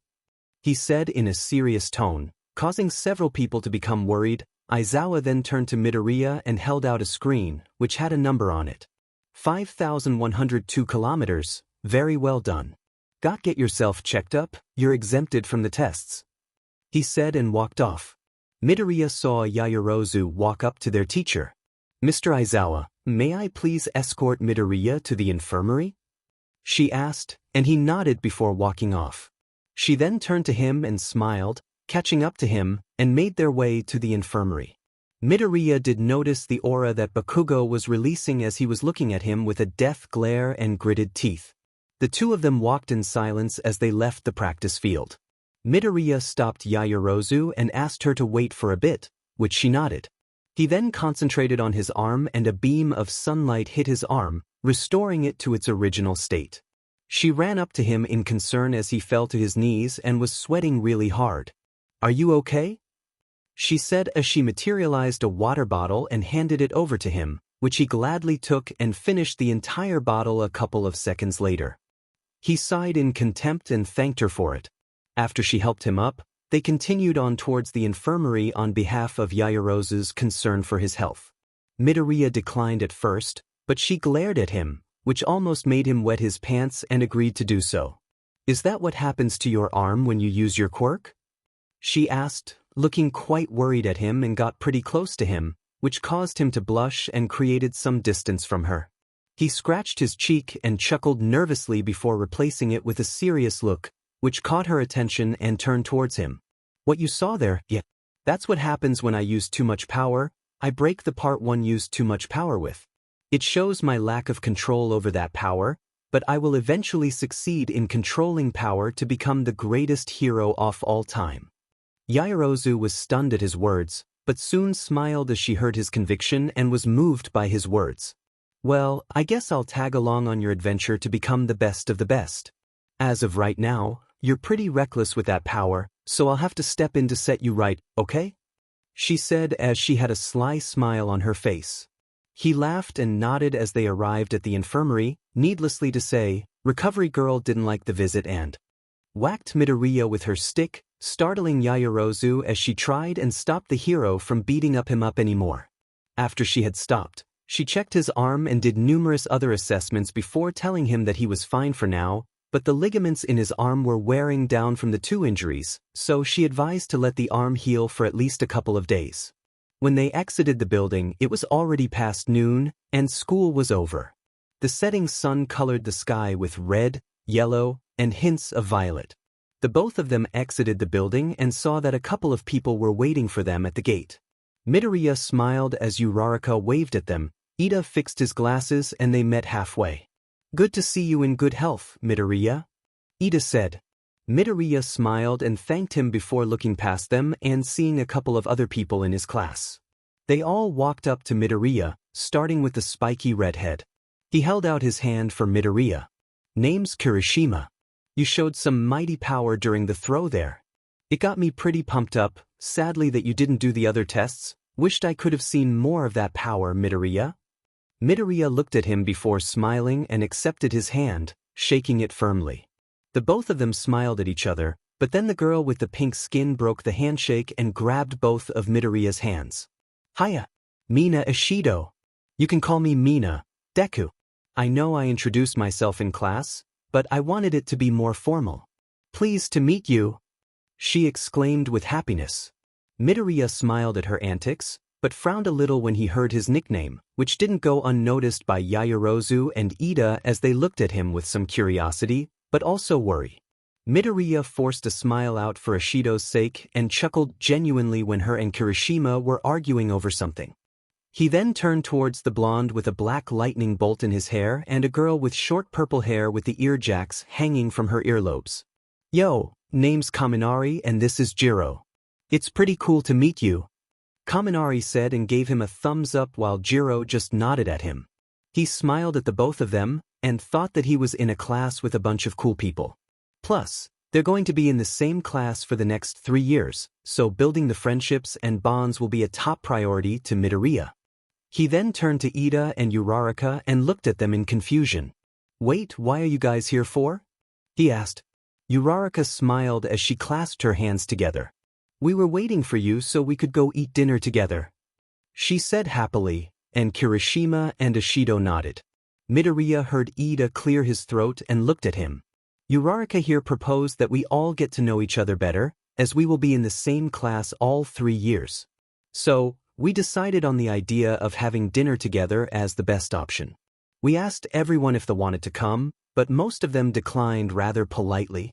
Except for Bakugo, who stomped off angrily. "Such crude behavior," Ida said. Midoriya could only sigh at Bakugo's attitude, but smiled at the thought of a little get-together. "Alright, I'm in.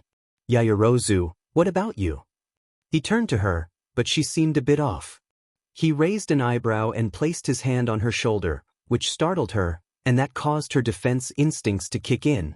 She flipped Midoriya onto the ground with a loud thud, his face comically confused as he felt a blade pressed against his neck, which caused him to go into full panic mode. Everybody else looked on with confusion, except for Jiro, who whistled at Yaoyorozu's flip, and Ida, who was chopping the air as he told the spiky-haired girl that judo flipping people wasn't allowed in a school environment. Yaoyorozu finally came back to reality and saw that she currently had Midoriya pinned to the ground with a blade to his neck. The boy, on the other hand, had swirls as eyes as he just laid there, confused and scared for his life. She then looked at everyone else and blushed before hopping off of the boy and quickly apologized to him before bowing. Midoriya slowly go up and waved it off like it was nothing, which inspired Ida, for some reason. Sorry about that, Midoriya. Anyways, yes. I think getting to know each other better is a great way to start off the school year. Shame the others couldn't make or just didn't want to come. Hopefully they will next time, she said. Everyone smiled as they made their way out of campus grounds and started to look for a place to eat dinner while getting to know each other better. The girls ended up huddling with each other while the guys just stuck together as they saw the girls do just that. This applied to the place that they found to eat, which was a local diner that was pretty famous for their delicious food. It was girls in one table while the guys had the table across from them. Once they ordered what they wanted, they had small conversations within their tables. Kirishima and Kaminari were discussing Quirks and the apprehension test, or that's what they said at least. Midoriya and Ida were discussing several things, especially how they came to be at UA. Over at the girls' table, Yaoyorozu and Jiro were hitting it off while Ishido and Uraraka were discussing their quirks to each other. They waited for a good 15 minutes, and their food looked absolutely delicious. Oh man, this looks amazing, Kaminari said as he examined his food. Kirishima agreed as he eyed his food with great hunger. The girls were marveling their food and they all said their thanks and greetings before they all took a bite out of their food. Needlessly to say, the reputation of the diner was 100% fact. Midoriya enjoyed his food while chuckling at Kaminari and Kirishima as they scarfed down their food, while Ida was telling them not to eat like that, but they kept on going. The girls chuckled at the boys' table as they enjoyed their food more. They were all discussing Yaoyorozu's quirk, asking a ton of questions about it, while she was trying to answer all of them, but was overwhelmed by them. Overall, it was a great time as Midoriya learned more about everyone that had enjoyed the little bonding experience. You know, we should do this again, Kaminari said as they exited the diner, paying for their food and even leaving an extra tip. They all felt rather satisfied with the food and they all had a great time there. Everyone else agreed as they continued to walk together, while the moon was now rising to take its place in the sky. Midoriya smiled as the calming rays of the moon made him want to go to the beach and just swim for all eternity. He then had an idea pop into his mind. How about we all exchange our contact information and make a group chat for the class? We can get everyone else's tomorrow. How does that sound to you guys? Midoriya asked. I think that's a grand idea, Midoriya, Ida said, and they all took out their phones and gave each other their contact information before Midoriya made the group chat and smiled at everyone. They stopped at an intersection and said their goodbyes as they left, leaving just Midoriya and Yaoyorozu to walk home together, which was rather convenient as she felt uncomfortable at night and had asked him if he could escort her home during the dinner get-together as a class. He accepted and walked towards her house, which was now pretty easy to go to, as he remembered the directions, and the fact that it was a big mansion made it pretty easy for him. They continued to walk in silence as the moon was soothing Midoriya's mind and he felt like his connection with it was growing ever stronger, but still not strong enough for him. But he pushed the though back into his mind as he continued to escort her back to her house, making sure to make idle chat with her every so often. Once they made it over to her house, she waved at him before closing the gate to her house and she left behind a smiling Midoriya as he left the area with a smile of his own. Mom, I'm home, he shouted once he got back from the little activity that they did.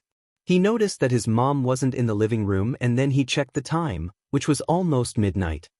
He looked at the clock in bewilderment. He then quickly got out of his uniform and quickly dressed himself so that he could sleep to rebuild his energy. The next day, Midoriya was the first person in the classroom, so he ended up taking a nap at his desk. He woke up due to Ida waking him up and scolded him for sleeping in the classroom. The day felt pretty normal as some of the pro heroes were working with them on different subjects, like English and science. For Midnight's class, which was history over hero art, which was mostly her flirting with the class and several of the guys swooning over her, while the girls were looking at the pro hero with a deadpanned look. Midoriya was too busy writing down information that would help him in the long run in his notebook, which contains everything about a pro hero, starting with All Might, of course, and filled out more information on Midnight. After having several more classes, it was now the last PRD of the day before the second day was over. They were all currently sitting in class, talking amongst each other as they waited for what they were doing tomorrow. Man, that math class sure was pretty challenging, am I right?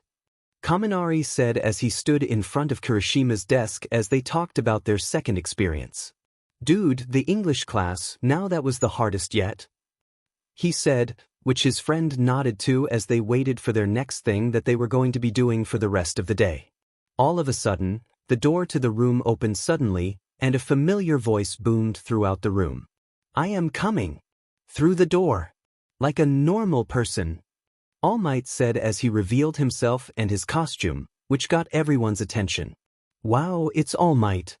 That must be the costume from his golden ages. Seriously, All Might's one of our teacher, pretty cool. Chattering could be heard as everyone was excited for the first lesson with the greatest her of all. His ever-wide smile grew as he saw the excitement on everyone's faces and cleared his throat. Yes, I will be the foundational hero studies teacher and I am here to teach you what it is to be a hero. Before that, I would like to start the day with a little something special. Will everyone put on their hero costume and meet me at the simulation area at Ground B? I will see you there. The hero said as he left the classroom, leaving a stunned class behind. A couple of seconds later, they all managed to grab their hero costumes and made their way to the changing room. Midoriya was thinking hard on the subject as he put on his costume. He sighed before looking at himself in the mirror and splashed his face with water. He dried himself and nodded firmly before making his way towards the designated area, ready for what lies ahead of him. Midoriya was the last one to enter the training ground, as everyone else was already there in their hero costume. He sighed as he fixed his golden fingerless gloves and walked into the sunlight as his eyes began to turn gold and his hero costume shimmered to life. On his head, a small golden manly tiara appeared on his head with several suns on it with small little red gems. He donned a golden white scarf with golden linings on the sides of it, and was wearing a gold long-sleeved vest that stopped to his midsection in the front and in the back traveled down, making it look like a cloak with a white tank top underneath it. In the center of the shirt was a moving celestial sun as it radiated brightly. Moving on, he had a white rope holding his golden cargo pants and a pair of white and gold sneakers. His hair had a golden hue to it as he sighed in content and stretched his arms out, noticing the stares his classmates were giving him. What? Midoriya said, looking confused. All of a sudden, many people swarmed him and started to introduce themselves. After a couple of minutes of introductions, Midoriya managed to get everyone's names and began to connect them with their faces, as he was basically going to be a family with them for 3 years. He smiled as he joined everyone as All Might appeared from inside of the building and motioned for everyone to follow him to the area between the building and the monitor room, all while having a big grin on his face. Welcome. I've been expecting you. Anyways, instead of doing some old boring schoolwork, we're going to be doing a little simulation. 2 teams of 2 will face each other inside this little training building as a simulation between heroes and villains. Teams will be sorted randomly, so please, turn your attention to the monitor. A screen appeared and it began to cycle between names as it showed all of the teams and 2 slots for each one. It continued for some time until the slots began to slow down as it was winding down. It stopped and Midoriya looked at the screen before finding his name and then saw his teammate. Well, I guess we're teammates, Midori. He turned and saw no one, but noticed the floating gloves. He sighed as he felt pretty bad for not noticing her right away, but he smiled as both of them were together. Yeah, it's pretty cool, Hagakure. The invisible chuckled as she stood beside Midoriya as they looked at all the teams until his eyes landed on a couple of teams that interested him. Ida and Uraraka, Kaminari and Kirishima, Jiro and Todoroki, and the final group, Yaoyorozu and Bakugo. Midoriya gritted his teeth as in terms of power between the two, his team was at a disadvantage as Hagekyure's quirk made her permanently invisible. However, she would be amazing at a stealth approach to this simulation, but he didn't know what it was going to simulate. A hostage situation? Or some sort of heist operation? Or is it? Midoriya was going into one of his little calculating triads, but was brought out of it by Hagekyure as she pointed to All Might as he was explaining the rules of the thing. 15-minute time limit. This will simulate a bomb threat, so the villains will enter first. Victory conditions for the heroes is simply touching the bomb. Villains will have 10 minutes to prepare for it. As for the teams, once again, look at the monitor. Everyone looked at the monitor before it chose each team's opponent, which caused Midoriya to bite his thumb. His opposition was the one team he didn't want to face. Bakugo was grinning his teeth as he turned towards the green-haired boy and fired off a couple of explosions. First match. Heroes Hagekyure and Midoriya versus villains Yaoyorozu and Bakugo. Villains, you may proceed inside the building. Heroes, wait here. Everyone else, please follow me into the monitor room. With that, everyone went their ways as Midoriya watched. Yaoyorozu and Bakugo entered the building and sighed as he sat down. Hagekyure shortly after followed him as he took out his notebook and began to think about their strategy. She was looking over his notes as he wrote down numerous things that could impact the match. What's wrong, Midori? Shouldn't it just be touch the thing and win? It sounds like we have the advantage as we just touch it, right? Hagekyure as she looked at Midoriya. He shook his head as he looked at the building and counted 10 stories. He then turned back to her. In that sense, yes. Our victory conditions is a lot easier than the villains, however, in reality we are at a disadvantage in this match. Do you know why, Hagekyure? He asked his partner. She shook her head and lightly punched the side of her head, or that's what it looked like. He just smiled and his demeanor changed all of a sudden. The major disadvantage is that we don't know where the bomb is at, but the villains do. So we'll be wasting our time if we check all the floors. Plus, the time given to the villains lets them set up, which is bad since this is territory we don't know. Traps, things like that could happen. The other disadvantage is that our opponents have an advantage over us in combat. No offense, Hagekyure. He looked at her. She waved him off and gave him a thumbs up and they continued to strategize their approach to the building. Well, what about Bakugo? He's really strong. His power he displayed during the apprehension test was scary. Hagekyure looked at Midoriya and saw that the timer for them to begin was 5 minutes. Midoriya shook his head as he closed his notebook and looked at her. Their team is strong, however, Bakugo will most likely go off alone in order to find me. Yaoyorozu will be protecting the bomb as her quirk is the perfect defense for it. Don't worry, I'll deal with Bakugo while you try to disarm the bomb. He said as he got ready and began to stretch his body out. Hagekyure joined him as the time ran down as it was almost time to go. Alright, heroes, you may proceed. Remember, 15 minutes. All Might said. They both nodded and began to enter the building, but Midoriya quickly grabbed Hagekyure's hand and pulled her back from the entrance. She looked at him with confusion and he pointed to the floor. She didn't see anything right away, but then she caught a glimpse of some glare as it blinded her temporarily. Careful, that was wire. Some sort of trap for us. We're going to have to find another way to enter the building, but first. He concentrated his energy and his hand began to glow until he released it, and a little ball of light appeared in his hand before flying off into the building. He closed his eyes before opening them. His eyes changed shape from his normal eyes to a more sharpened and coarse look. She looked at him in worry as he wasn't moving for a bit, but then she saw the orb come back and Midoriya absorbed it back into his body. He breathed in and out before looking at her. The bomb is at the 8th floor of the building. We'll go up to the top floor and we'll work our way from there. Is that okay with you? He asked her, and she nodded. He knelt down and waited. She was confused until she finally figured it out and blushed as she hopped onto his back. He gulped as he felt her press herself onto his back, but he shook his thoughts away and powered all through his legs. Using the building closest to the main building, he managed to get to the top of the building and sat her down. "Are you okay?" he asked her as he dusted off dirt that he got on his costume. "Yeah, anyways, let's go," she said, and they both entered the building via the top floor and made their way to the 8th floor. Midoriya peeked past a corner and motioned Hagakure to come closer. "Hey, from here, make your way down to the 8th floor, but don't touch the bomb at the center. That's a decoy and a trap, so watch out for that. The real one is behind a tarp at the back of the corner, which it looks like there is nothing there. Remember, don't set off any traps. We don't know the extent of Yaoyorozu's quirk."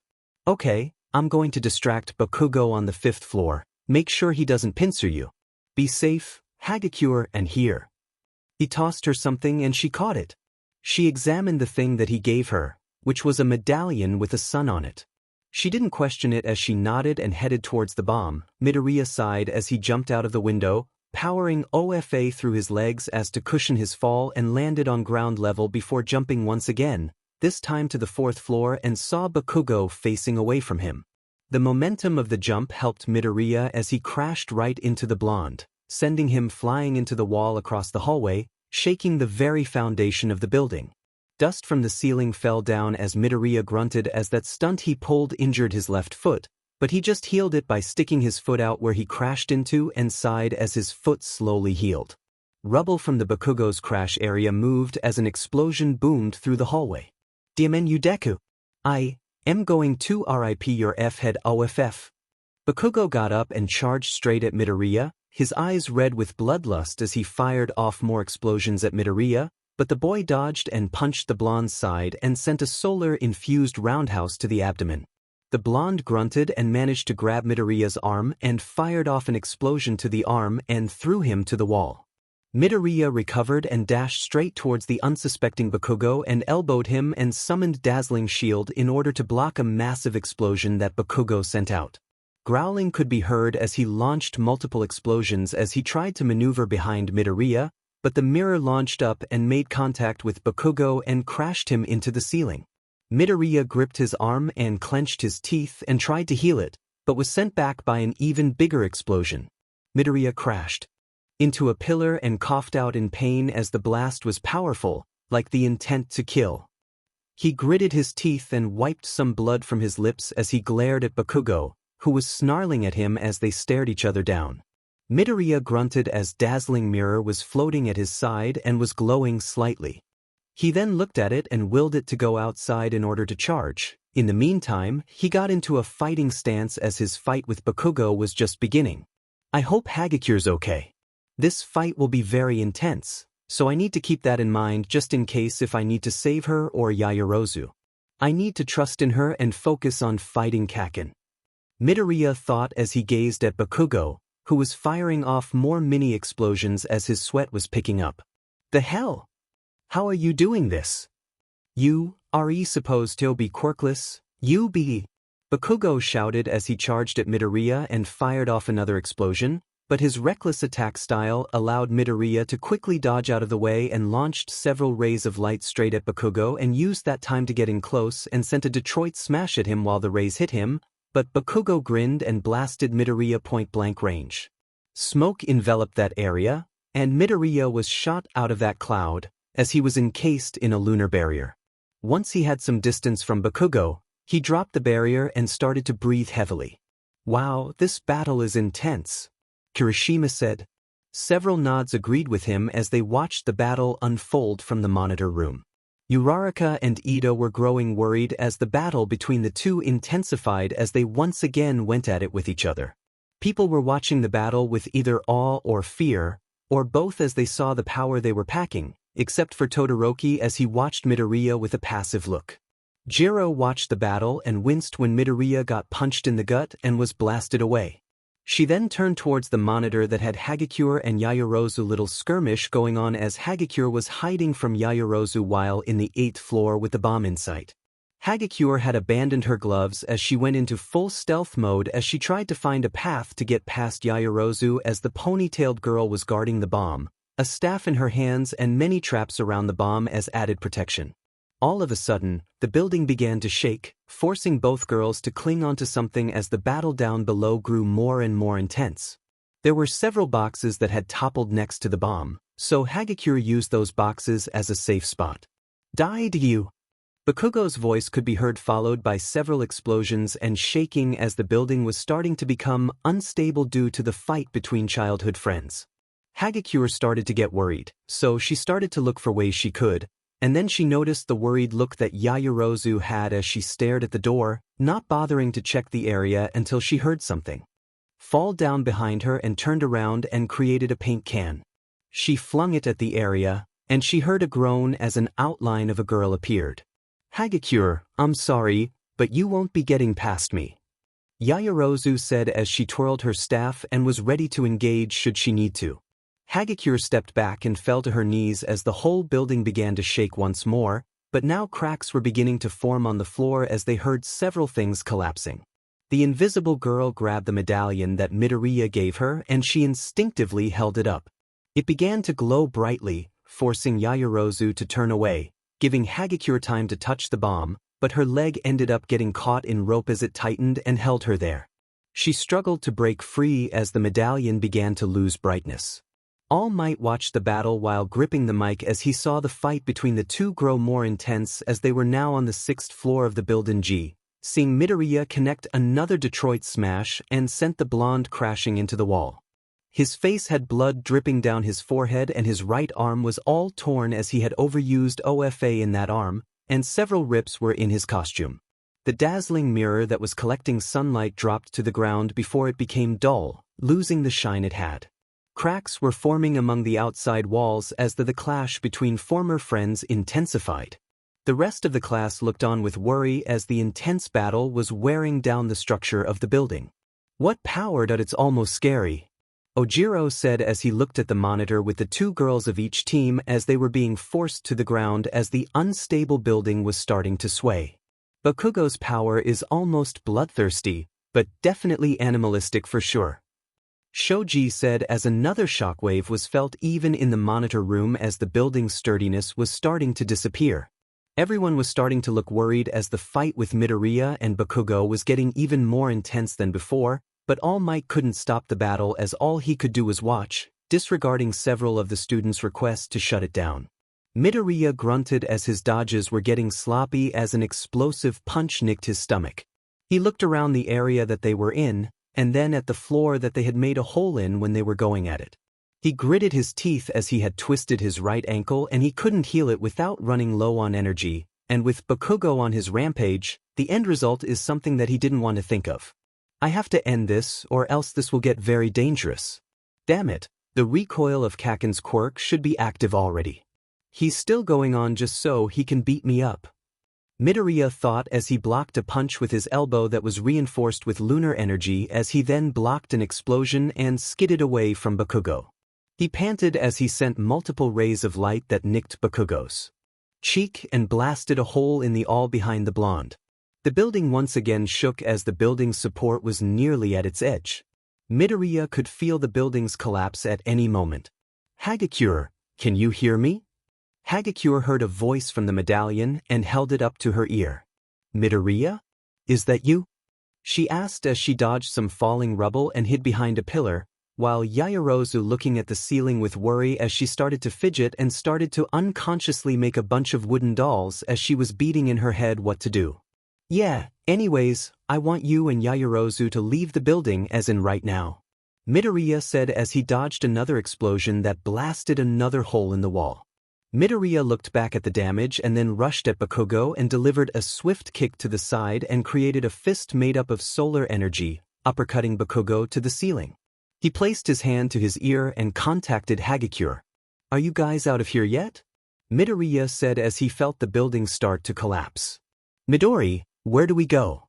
The emergency exit is blocked," he heard Hagakure say, and he cursed as he saw Bakugo landing on the ground and had an even angrier expression than before as he started to fire off explosions left and right. "Damn it. Yao, can you get yourselves down from the windows? Like, can you make a parachute or something that can break you fall?" He didn't know if she was with Hagakure, but he had a feeling she was, and it was confirmed when he heard her voice. I can make a parachute, but what about you? Better yet, how do you know I was with Hagakure? Well, I'm pretty sure once the building was starting to break down, you'd be worried about the structure more than Hagakure touching the bomb. Anyways, get yourselves out of the building. He said as he heard even more intense growling as he could literally see steam coming off of Bakugo's body. Demon Deku. I'll FRIP your head OFF. Bakugo yelled as he charged recklessly at Midoriya and released another big explosion that shook the building, and then part of the floor collapsed as the whole building was beginning to shake, knocking the both of them off balance as rumbling was heard. Midoriya felt the building slowly collapsing as he then looked at Bakugo, who didn't even care if the building's condition as he rushed Midoriya and released an explosion at point-blank range, sending Midoriya flying into a wall. This made Midoriya angry as he dashed at Bakugo at blinding speeds and launched a Detroit smash at his abdomen, and then sent a wave of light that caught the blonde mid-air and crashed him into a wall. He then charged to where Bakugo was at and grabbed him, breaking through the wall and into the next room over. He let go of Bakugo and watched as the blonde skidded to a halt and glared at Midoriya as the dust was beginning to fall from the ceiling and the building was slowly tilting. Die! Bakugo charged at Midoriya, ignoring the pain in his arms. Midoriya simply powered the last amount of solar energy he had and followed suit, both of them putting everything they had into the attack. The two of them launched their attacks and a huge explosion was heard as the building was obliterated by the combination of the attacks. Everyone looked in shock as they saw the explosion from the monitor, and both the two girls from each team was hiding behind an blast-resistant shield, but the force of the blast was pushing them back as Yaoyorozu planted the shield down, allowing them to breathe as the explosion died down. After that, everyone rushed out of the monitor room and checked on the two girls as they appeared behind the shield unscathed. Everyone smiled as they saw that they were okay, but then turned their attention towards the now destroyed building, and even some of the other buildings were damaged in the process. Holy crap! Kirishima said as they all made their way to the rubble of the building. Ida grabbed a piece of metal that was from the bomb and showed it to the rest of the class. All Might grew worried as they began to look for the two boys, Jiro plugging her earphones anywhere she could to see if she can find them, while everyone else was moving the rubble to see if they were under there. Yaoyorozu was growing increasingly worried as she also searched for her friend. Damn it! Where are they? Kaminari said as he threw several pieces of rubble out of the way as he was growing frustrated much like the rest of the class. Uraraka was moving the larger pieces of rubble as she was frantically searching for Midoriya. She was about to continue when she felt her recoil and nearly threw up, but Ashido and Tsuyu saw her condition and helped her sit down.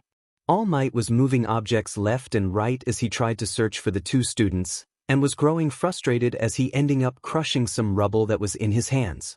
After a couple minutes of searching and nothing showing up, people were starting to lose hope, the first one being Mineta. Why are we even searching?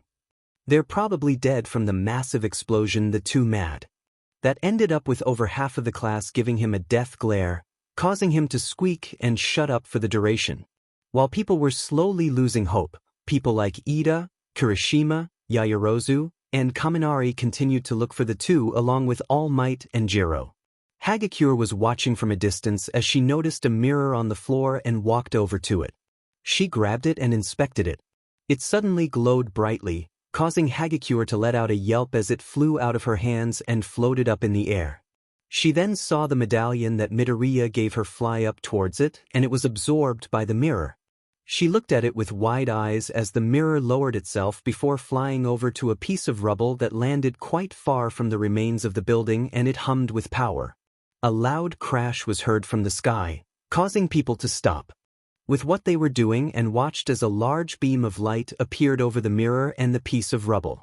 All of a sudden, the top of the rubble began to move, causing everyone to slowly make their way over to the rubble.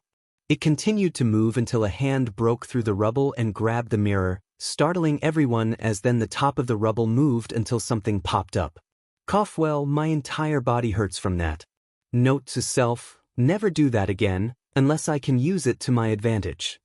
Midoriya appeared from the rubble as he stood up, and with Bakugo in his arms baggage style. He then brought his hand in front of his face and looked at his broken finger. He then saw everyone and pet his head to the side as he looked at everyone's gaping mouths in confusion. What? Everyone fell down comically, and some even wanted to facepalm at Midoriya's confusion. After that, people crowded around Midoriya as looked at dazzling mirror before absorbing it as it disappeared, gaining energy back and felt better as several of his wounds healed up. He sighed before stumbling a little, and slowly placed Bakugo to the ground while Kirishima and Kaminari helped him stabilize as they helped him walk towards the group.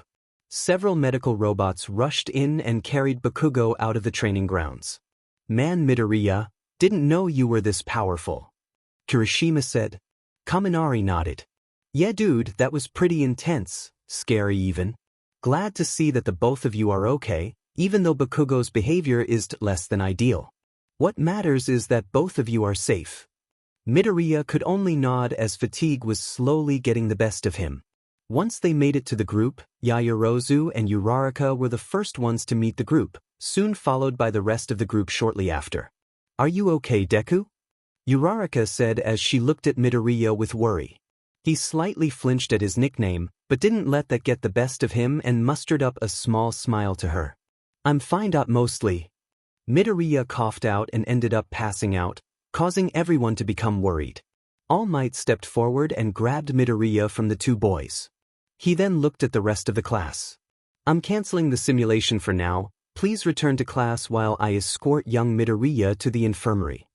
All Might said as he turned around and left the grounds, leaving behind Class 1A as they looked at each other with worried expressions as they changed out of their hero costumes and made their way to their class.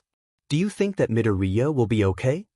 Ashido asked. Her voice was solemn, which surprised a couple of people as her normal, outgoing personality disappeared.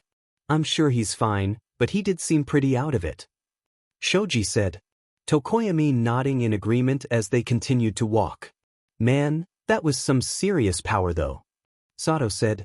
People agreed as they remembered the intense clash that they had.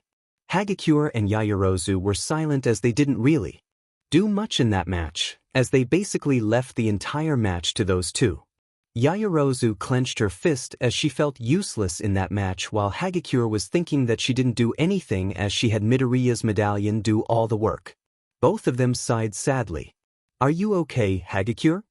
She turned and saw Ojiro's grim expression as he looked at her with worry in his eyes.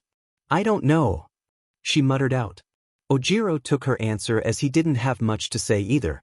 Midoriya woke up groggily as he looked at his surroundings, hearing an old lady's voice, and then he heard another one as his vision slowly came back to him. He looked at his surroundings, seeing the all-too-familiar window and walls. He then looked down and saw he had bandages wrapped around his body and legs. He then looked over and saw Recovery Girl talking to All Might in his true form. So, she must know All Might's true form figures. Tashinori saw his pupil from the corner of his eye and walked over to him, followed by Recovery Girl. How you feeling, kid? Tashinori asked while Recovery Girl checked everything just in case. A lot better, thankfully, Midoriya said as he looked out the window, seeing the sun setting. He then looked at Tashinori before sighing as his body felt better than when he was at the grounds. Recovery Girl finished her checkup and told him that he was able to leave. Geez, this is the way too many visits, kid. You need to get your successor in check, Toshi, she said as she grumbled about recklessness and idiot teachers. The both of them chuckled as Tashinori helped Midoriya out of bed and got him to his feet. He then looked at the other side and saw Bakugo still unconscious and frowned. Don't worry, he's going to be okay. The boy nodded and made his way out of the room, and then faced his mentor. I'm sorry for what happened at the simulation. I should have stopped it from going that far, Tashinori said as he looked down at Midoriya, who just gave him a small smile. Don't worry about it, plus it helped me develop a new move for OFA, Midoriya said, causing the older man to smile widely as he nodded at the boy before ushering him off to class while he stayed in the infirmary for a bit. Midoriya nodded and waved goodbye to him before making his way to Class 1A. He met up with Ida halfway to the class as he helped Midoriya walk to the classroom. Thanks, Ida. You don't need to thank me, Midoriya, just helping a fellow friend in need. They both smiled at each other before making their way to their class, meeting a couple more people that were waiting outside the classroom. Uraraka smiled and ran up to them, followed by Kirishima and Ishido.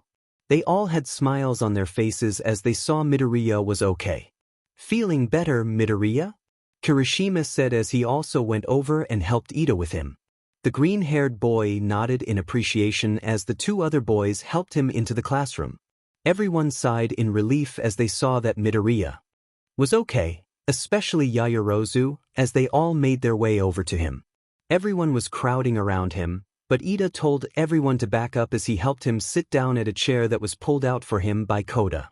"Thanks, Koda," Midoriya said as he sat down and rested his body, as the trek to the class made him tired. Koda nodded and everyone crowded around the seated boy. They all asked if he was alright, which he nodded and then explained that his body was healing fine thanks to Recovery Girl, and that he would be good to go again in a couple of days. After that, everyone started to converse with each other while they waited for All Might to appear. A couple of minutes later, he appeared and released everyone for the day. Everyone walked out and stood at the gates, except for Todoroki as he went straight home.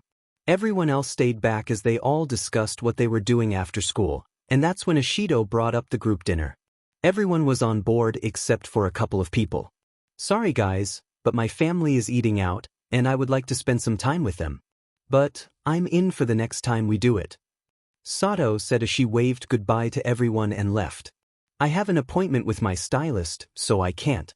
My apologies, au revoir," Aoyama said as he left the group, doing some overdramatic pose and dashed off. People's sweat dropped at his antics and watch him leave. Koda left while waving goodbye as he had to go help his mother out around the house.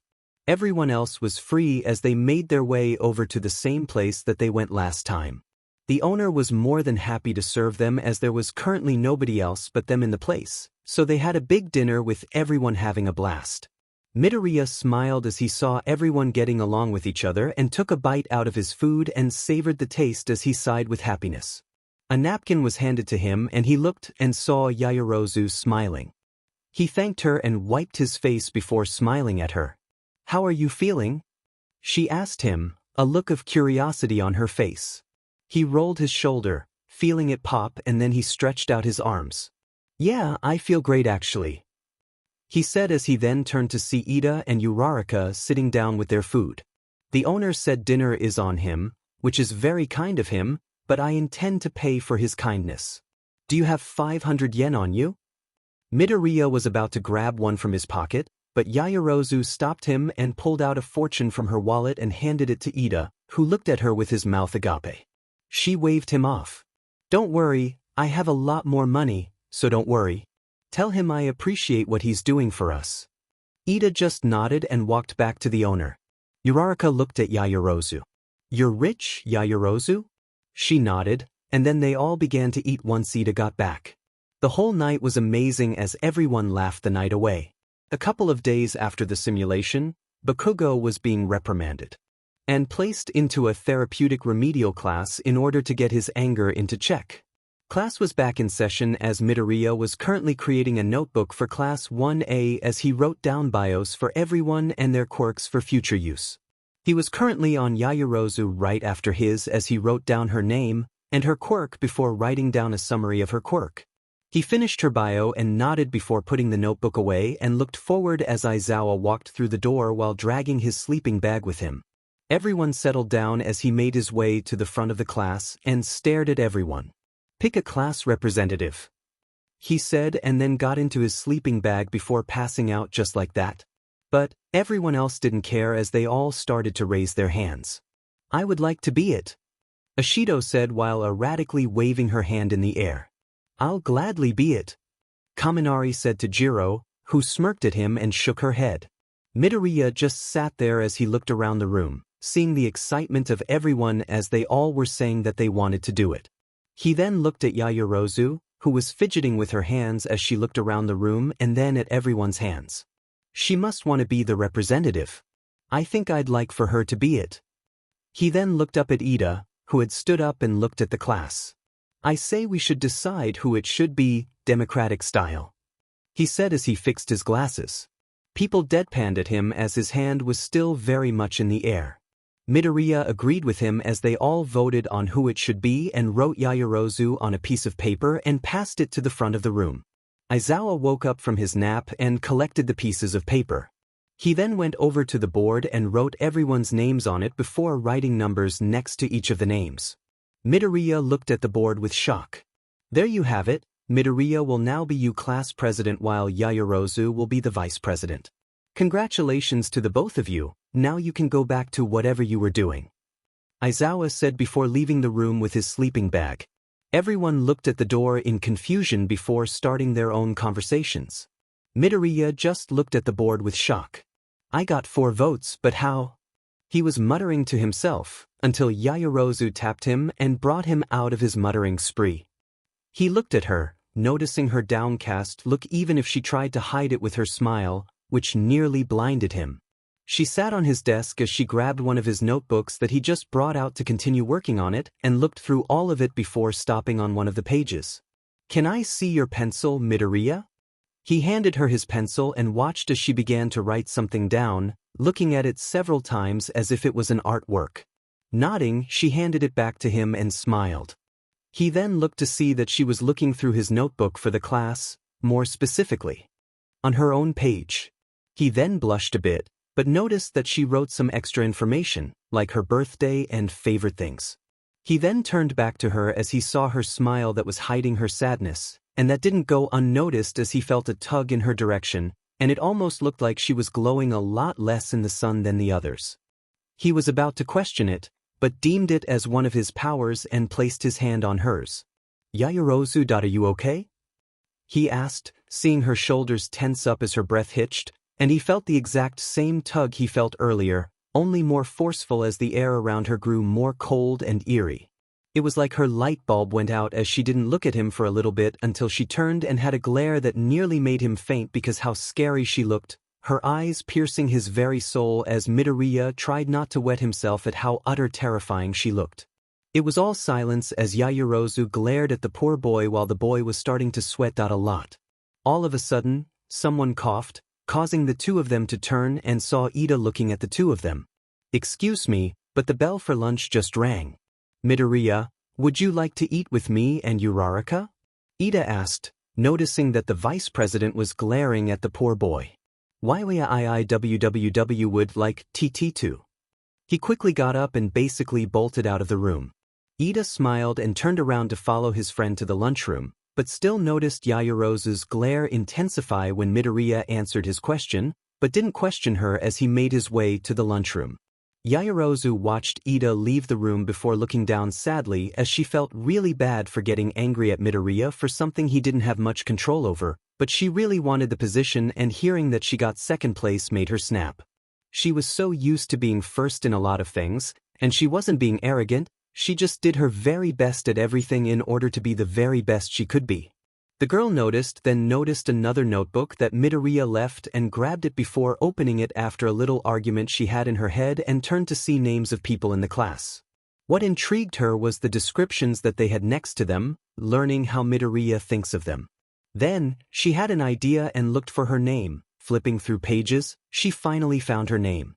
She then noticed the description of lack of one, but there was a small bit of writing to it, so she looked and read it. I can't really think of much for her except for that she's really mature, friendly, intelligent, and really beautiful. As she read over those words, her mind just went blank as her head malfunctioned. She blushed profusely as her mind was slowly trying to comprehend what was just said and what she just read. Many thoughts were running through her mind as she dropped the notebook, but she didn't care as her face was getting hot and her heart was pounding. He called me da beautiful. She shook her head as she placed a hand over her chest. She was so confused, but a smile was threatening her lips as her feelings for the boy slowly was brought back. However, her feelings for him were not settled just yet as she wanted to be 100% sure that she liked him for the sake of both of them. It did make her very happy that he thought she was beautiful, but they only just met a couple of days ago. Yaoyorozu sighed and grabbed the notebook she dropped, then made her way to the cafeteria. Her behavior earlier made her heat clench in guilt as she basically lashed out at the boy without even saying anything. I have to apologize to Midoriya. He looked so scared and probably thinks I hate him now.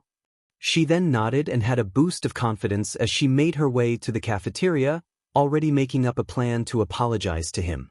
Midoriya was picking at his food as the look on Yaoyorozu's face was etched into his mind. His mood darkened and it showed in his appearance as his eyes seemed dull, and the air around him was a lot less warm feeling. Uraraka looked at the boy in concern, but was stopped by Ida, who shook his head. She slumped in her chair as his mood affected her as well as Ida. The whole table sat in silence as they all looked at their food with disinterest, even moving the food away from them. Even when Kaminari, Kirishima, Jiro, Ashido, and Tsuyu joined them, the table was silent. The newcomers looked at Midoriya and felt that his presence was a lot different from the one he had at the dinner party. So, congratulations on becoming class president, Midori. Ashido exclaimed as she had a huge smile on her face in order to cheer him up. Kirishima joined in as he patted Midoriya's back and gave him a thumbs up. Yeah. Congratulations, bro. You'll do great, he said, and then turned to Kaminari and Jiro, before motioning them to help with brightening his mood. I did want to become the president, but I feel like you would do a much better job than me, Midoriya. Kaminari said awkwardly and looked sheepishly at Jiro. She sighed and shook her head, and was about to speak until she saw Yaoyorozu walking up to the table. Midoriya, can we talk? Midoriya heard Yaoyorozu's voice and stiffened before slowly nodding his head. They both walked off to a spot where they could have some privacy. Once they found the place, Midoriya looked at her with confusion and a hint of fear, but noticed that her demeanor was a lot less hostile, which calmed his nerves a little as he expected the worst. She sighed and then turned around to face Midoriya before bowing down to him, which startled him as she lowered her head to the ground. I'm very sorry for my behavior this morning. I was extremely jealous and angry because I wanted to become the president of the class, but then you won it. And that made me very mad at you while you didn't do anything wrong. Once again, I'm very sorry for that. Please, I hope we're still friends, Midoriya. She lowered her head to the floor as she didn't dare to look up at him. That is until he let out a sigh of relief. So that's why you were mad at me. I thought it was because of the notebook bio, he said as he chuckled embarrassingly as he scratched his cheek.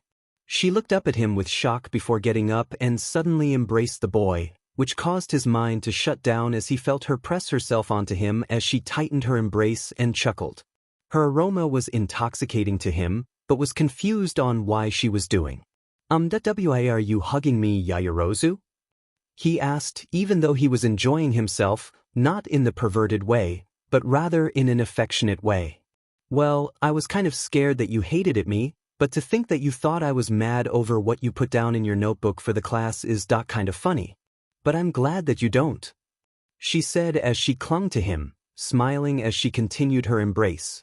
To be honest, I thought you hated me, and I also saw that you really wanted to be the representative. I'm sorry for that.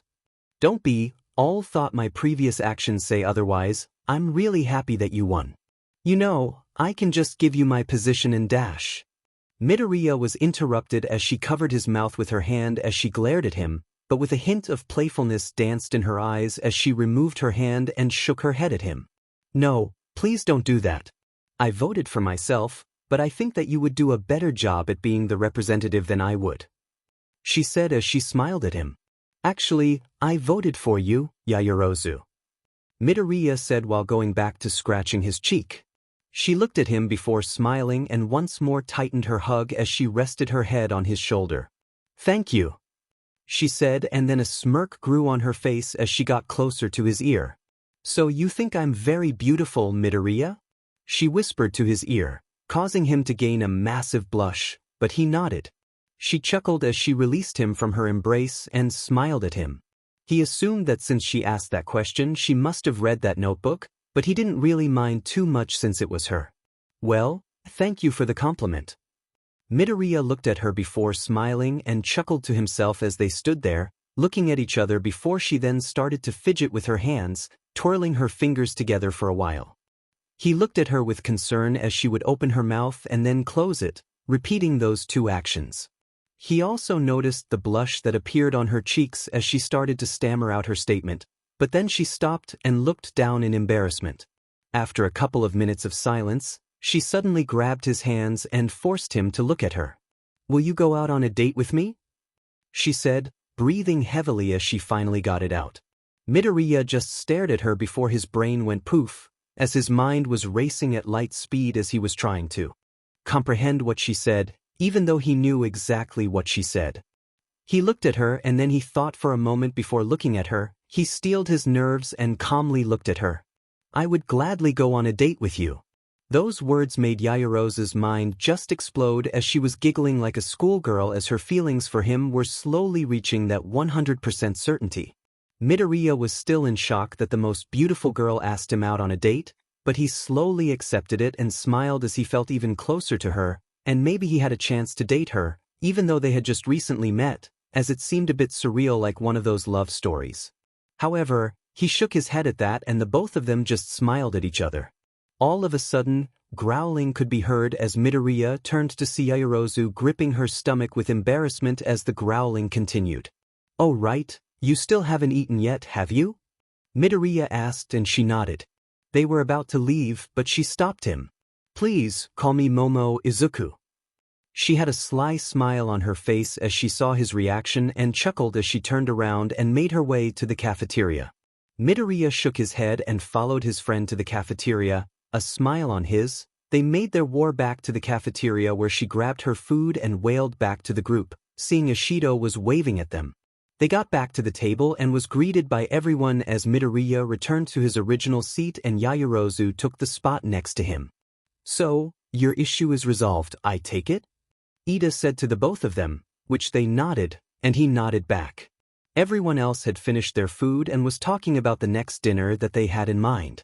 Apparently, the diner that they had eaten in was getting refurbished, so they had to find somewhere else to go and hang out. Places were thrown around and even Tokoyami and Shoji also partook in the conversation on where to go as they were leaving the room. "So, it's between the buffet near the station, the pretty big and popular one, or the sushi place near the cinema?" Kaminari said as he looked at everyone. "I vote for the sushi place since there is a karaoke right across the street." Ishido said as she started to act like she was holding a microphone and began to sing something off-key, which kind of disturbed and aggravated Jiro as she also knew the song that Ishido was singing. Kirishima also agreed on the sushi place as he really liked that place. "Either way, it doesn't matter to me. As long as we have fun and bond, I don't care where we eat." Midoriya said as he ate his now cold noodles. "That's why I voted for you, Karo," Tsuyu said to Midoriya. He looked at her in surprise, but thanked her. "Thanks to you, but why though?" Midoriya asked, to which the frog girl placed her hand on her chin before looking at him. "Your kindness and overall character is what got me to vote for you. At the dinner parties, you always talk to everyone and got everyone's input. That's why I voted for you." Shortened down, it's actually a lot more complicated though. "And call me Tsu, Karo." Midoriya smiled and nodded to her. "I must admit that I voted for you as well, Midoriya," Ida said, which stunned everyone. "Didn't you want to become the representative, Ida? You had 0 votes, so you didn't even vote for yourself." Kirishima asked him. Ida sighed before turning to Midoriya. "I could have voted for myself, but I saw more potential in Midoriya than myself, so naturally, I voted for him as someone that can fill the position better than me as I still have a long ways to go before I can surpass Midoriya," he said, a fire burning in his soul as he declared Midoriya his rival. But the boy smiled as he nodded at his friend's conviction, a bond between the two growing into something more. "I also voted for you, Deku." Uraraka pipped in as she had a big smile on her face, which the green-haired boy reciprocated. But then, grew a confused look. "That makes 3 votes, and I know Momo didn't vote for me, so how did?"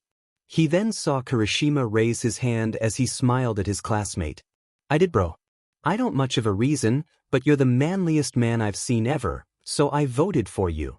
Midoriya chuckled as he thanked the redhead before they all went back to the conversation about the dinner and where they were going to eat. Eventually they decided on the sushi place, then they were going to go to the karaoke place after. "How about Friday, which is in 2 days from now?" Yaoyorozu said as she checked her calendar on her phone, then looked at everyone. They agreed and then she sent that to the Class 1A group chat.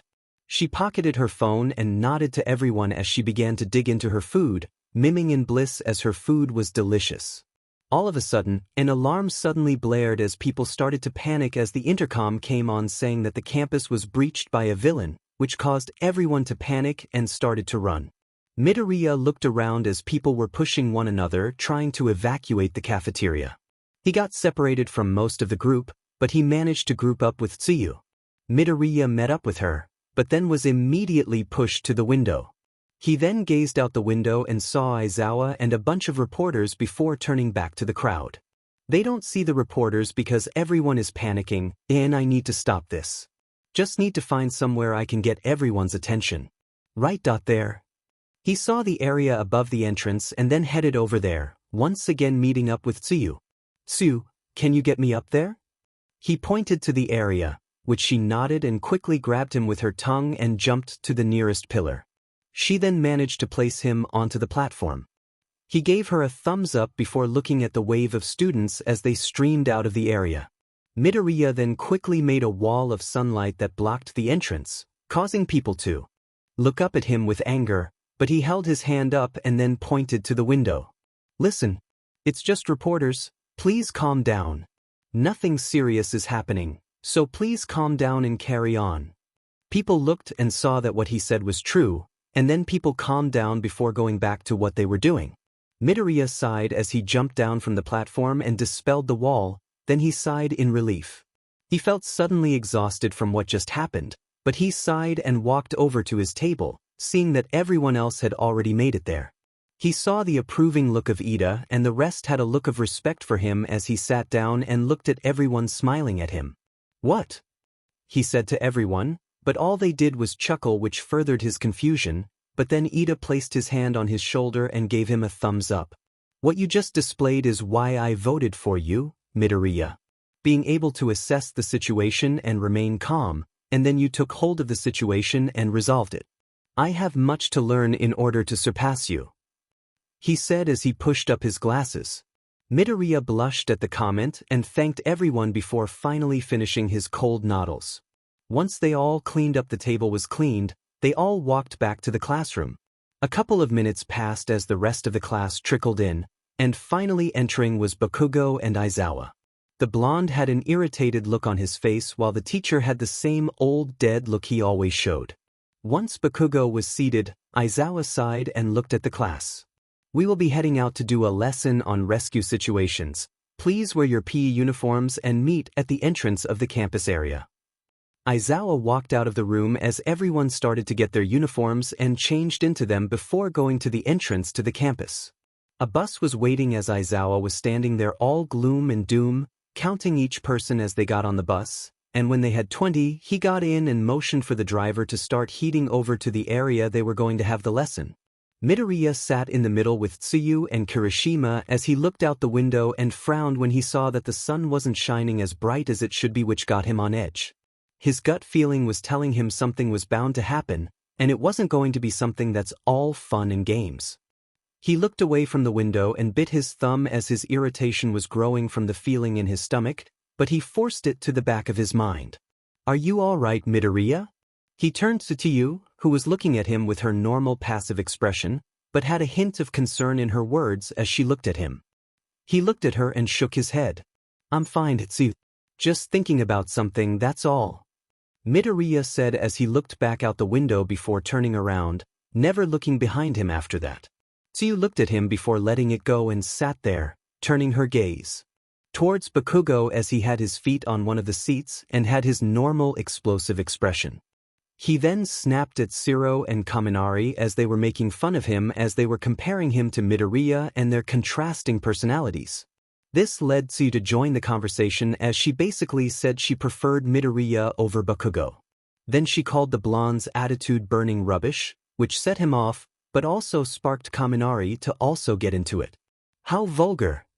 Yaoyorozu looked at Bakugo and sighed in exasperation, triggering a little chuckle from Uraraka as they both smiled at each other and looked out the window, seeing the building as they entered a parking lot in front of the building. Everyone then started to trickle out of the bus, starting with Aizawa and ending with Sato. They looked at the massive building that was in front of them, taking in the sight as the door opened, revealing the pro hero, 13. Both Midoriya and Uraraka were bouncing happily as Uraraka got to see her favorite hero while Midoriya was being Midoriya. 13. Where is All Might? Aizawa asked as he looked for the symbol of peace. He was busy and had to handle something for Principal Nizu. 13 said, but then looked over Aizawa's shoulder, straight at Midoriya and held up 3 fingers. The boy looked at the hero for a solid 20 seconds before getting it and nodded towards the hero, which made him subconsciously bite his thumb as the feeling came back. So, All Might went over his limit. That's not good, especially since I feel like something bad's about to happen as the sun isn't as bright and clouds were rolling in. That's not a good omen. Problem is, what's going to happen? Midoriya thought as he surveyed the area for anything that was out of the ordinary, but he couldn't see anything wrong nor sense anything as the clouds were now rolling over and thunder being heard in the distance. He cursed as his solar powers were going to be at normal power now as he didn't have the boost of the sun, but this also proved beneficial as his lunar powers could now do damage like his solar energy, but it's still not as strong as it isn't technically nighttime, a sort of pseudo-night in a way. With that in hand, he closed his eyes and opened them, revealing that his eyes were now a silver color with a hit of yellow as it allowed him to have heightened senses and sight. He looked around him again, this time seeing a sort of ripple near the fountain at the bottom of the stairs. He focused his eyes and saw a black and purple energy slowly leaking from small gaps in the area. It was almost impossible to see to the naked eye, but it was also a bit strenuous as he closed his eyes, feeling the slight dryness in his eyes. He blinked and stepped next to Aizawa, who looked at the boy then back at the lecture that 13 was giving to the class about rescue. What is it, Midoriya? You weren't paying attention to the lecture. Aizawa said bluntly as he looked down at the kid. I'm sure you've noticed the slight distortion near the fountain yet? What is that? Midoriya asked, causing his teacher to once again give him a large grin before dropping it and glanced at the fountain. I see, so you've noticed too then, huh? Most likely, a villain attack. What are we supposed to do, Mr. Aizawa? Midoriya asked as the ripples in the fountain area were beginning to get bigger and bigger. Then the boy also noticed ripples beginning to appear all around them, which caused him to grit his teeth as the situation was starting to get a lot worse. Midoriya's tugging feeling in his stomach started to go on overdrive as the ripples started to become more and more intense.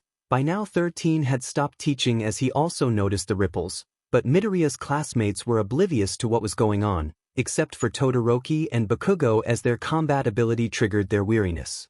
All of a sudden, a dagger was launched from out of nowhere as it bolted through the air and almost hit Jiro, but Midoriya was able to react fast enough and brought forth a barrier in front of her. The weapon collided with the barrier and was stuck in it. Then, the barrier hummed as it absorbed the dagger and transformed it into energy. Jiro looked at Midoriya with appreciation and fear. The boy then turned towards the direction the dagger was thrown and glared at the area. Damn it, my suspicions were correct. We're about to be surrounded by a bunch of villains with little to no actual combat experience. This will be rough. Midoriya thought as he then turned towards the fountain as there was a sudden release of energy. There he saw the black and purple energy slowly leak out of an opening, but then someone forcibly ripped the opening as it revealed a man with several hands all around his arms and one that was covering his face.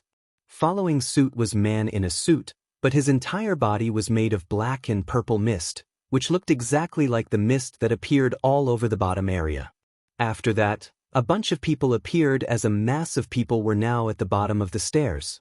Midoriya soon noticed the energy that was near the group as it retreated down to the ground level. He eyed the mist guy and marked him as the culprit. He must be the one responsible for the mist.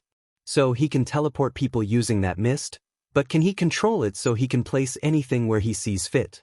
If he does, then this will be even tougher if he manages to split us up. Midoriya clenched his fist as he felt a battle was about to take place and this will be one they had to win. So, they were the ones that triggered the alarm this morning. Aizawa said as his capture gear and his goggles became visible as he looked at the man in the middle. The man seemed to know that he was being looked at and laughed out loud.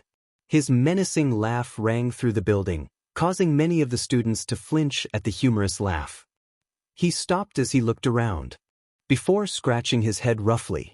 Where is All Might?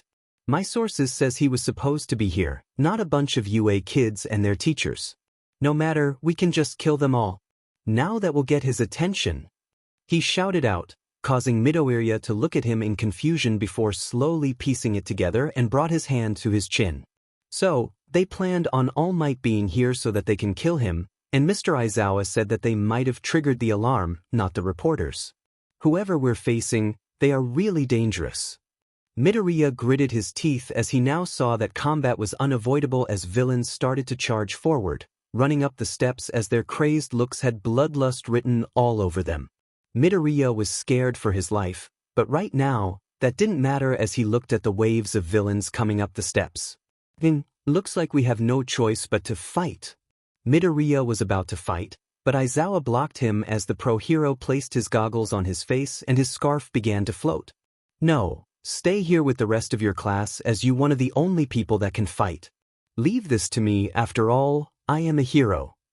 Aizawa said as he parried a punch that came his way and sucker punched the villain in the gut while capturing some villains and used them as a wrecking ball, knocking down them left and right before dropping them on top of some more. The villains focused their attacks on the pro-hero as they saw him as the immediate threat. 13 had everyone huddled together as he watched over the class.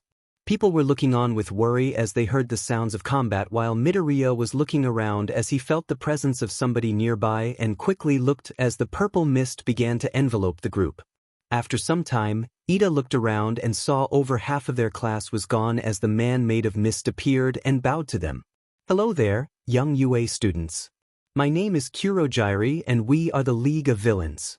He motioned to himself and the crowd. 13 didn't respond as he SCK'd in the villain, but Kurogyri used the pro-hero's quirk against him as he let himself get SCK'd in and then basically tore the hero apart. He then looked as the rest of the students blocking his way as Shoji and Tokoyami were the vanguard while Uraraka and Hagakure were the rearguard, protecting the fallen hero as they were scared, but they knew that their lives were on the line.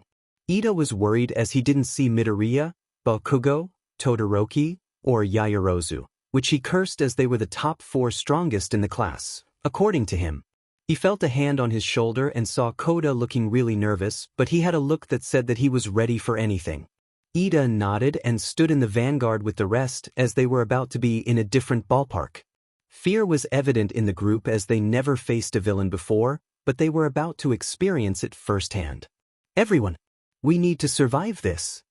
Ida yelled out, and was followed by voices of agreement as they faced Kurogyri and the attack of the villains. Midoriya gained conscious as he looked around, noticing the copious amount of water in his vision, until he saw that he was underwater. He quickly looked around as he then started to swim up, and then sensed something that was coming face to his left.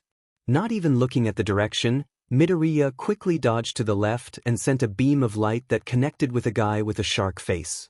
He then was grabbed by something and pulled him out of the water, and placed him on the boat deck. He gasped for breath as he then saw Mineta getting slammed onto the deck with a loud cry in pain. He then saw Thu getting onto the deck as she looked at Midoriya and smiled as she then turned to the purple-haired boy with a glare. Thanks for that, Tsu.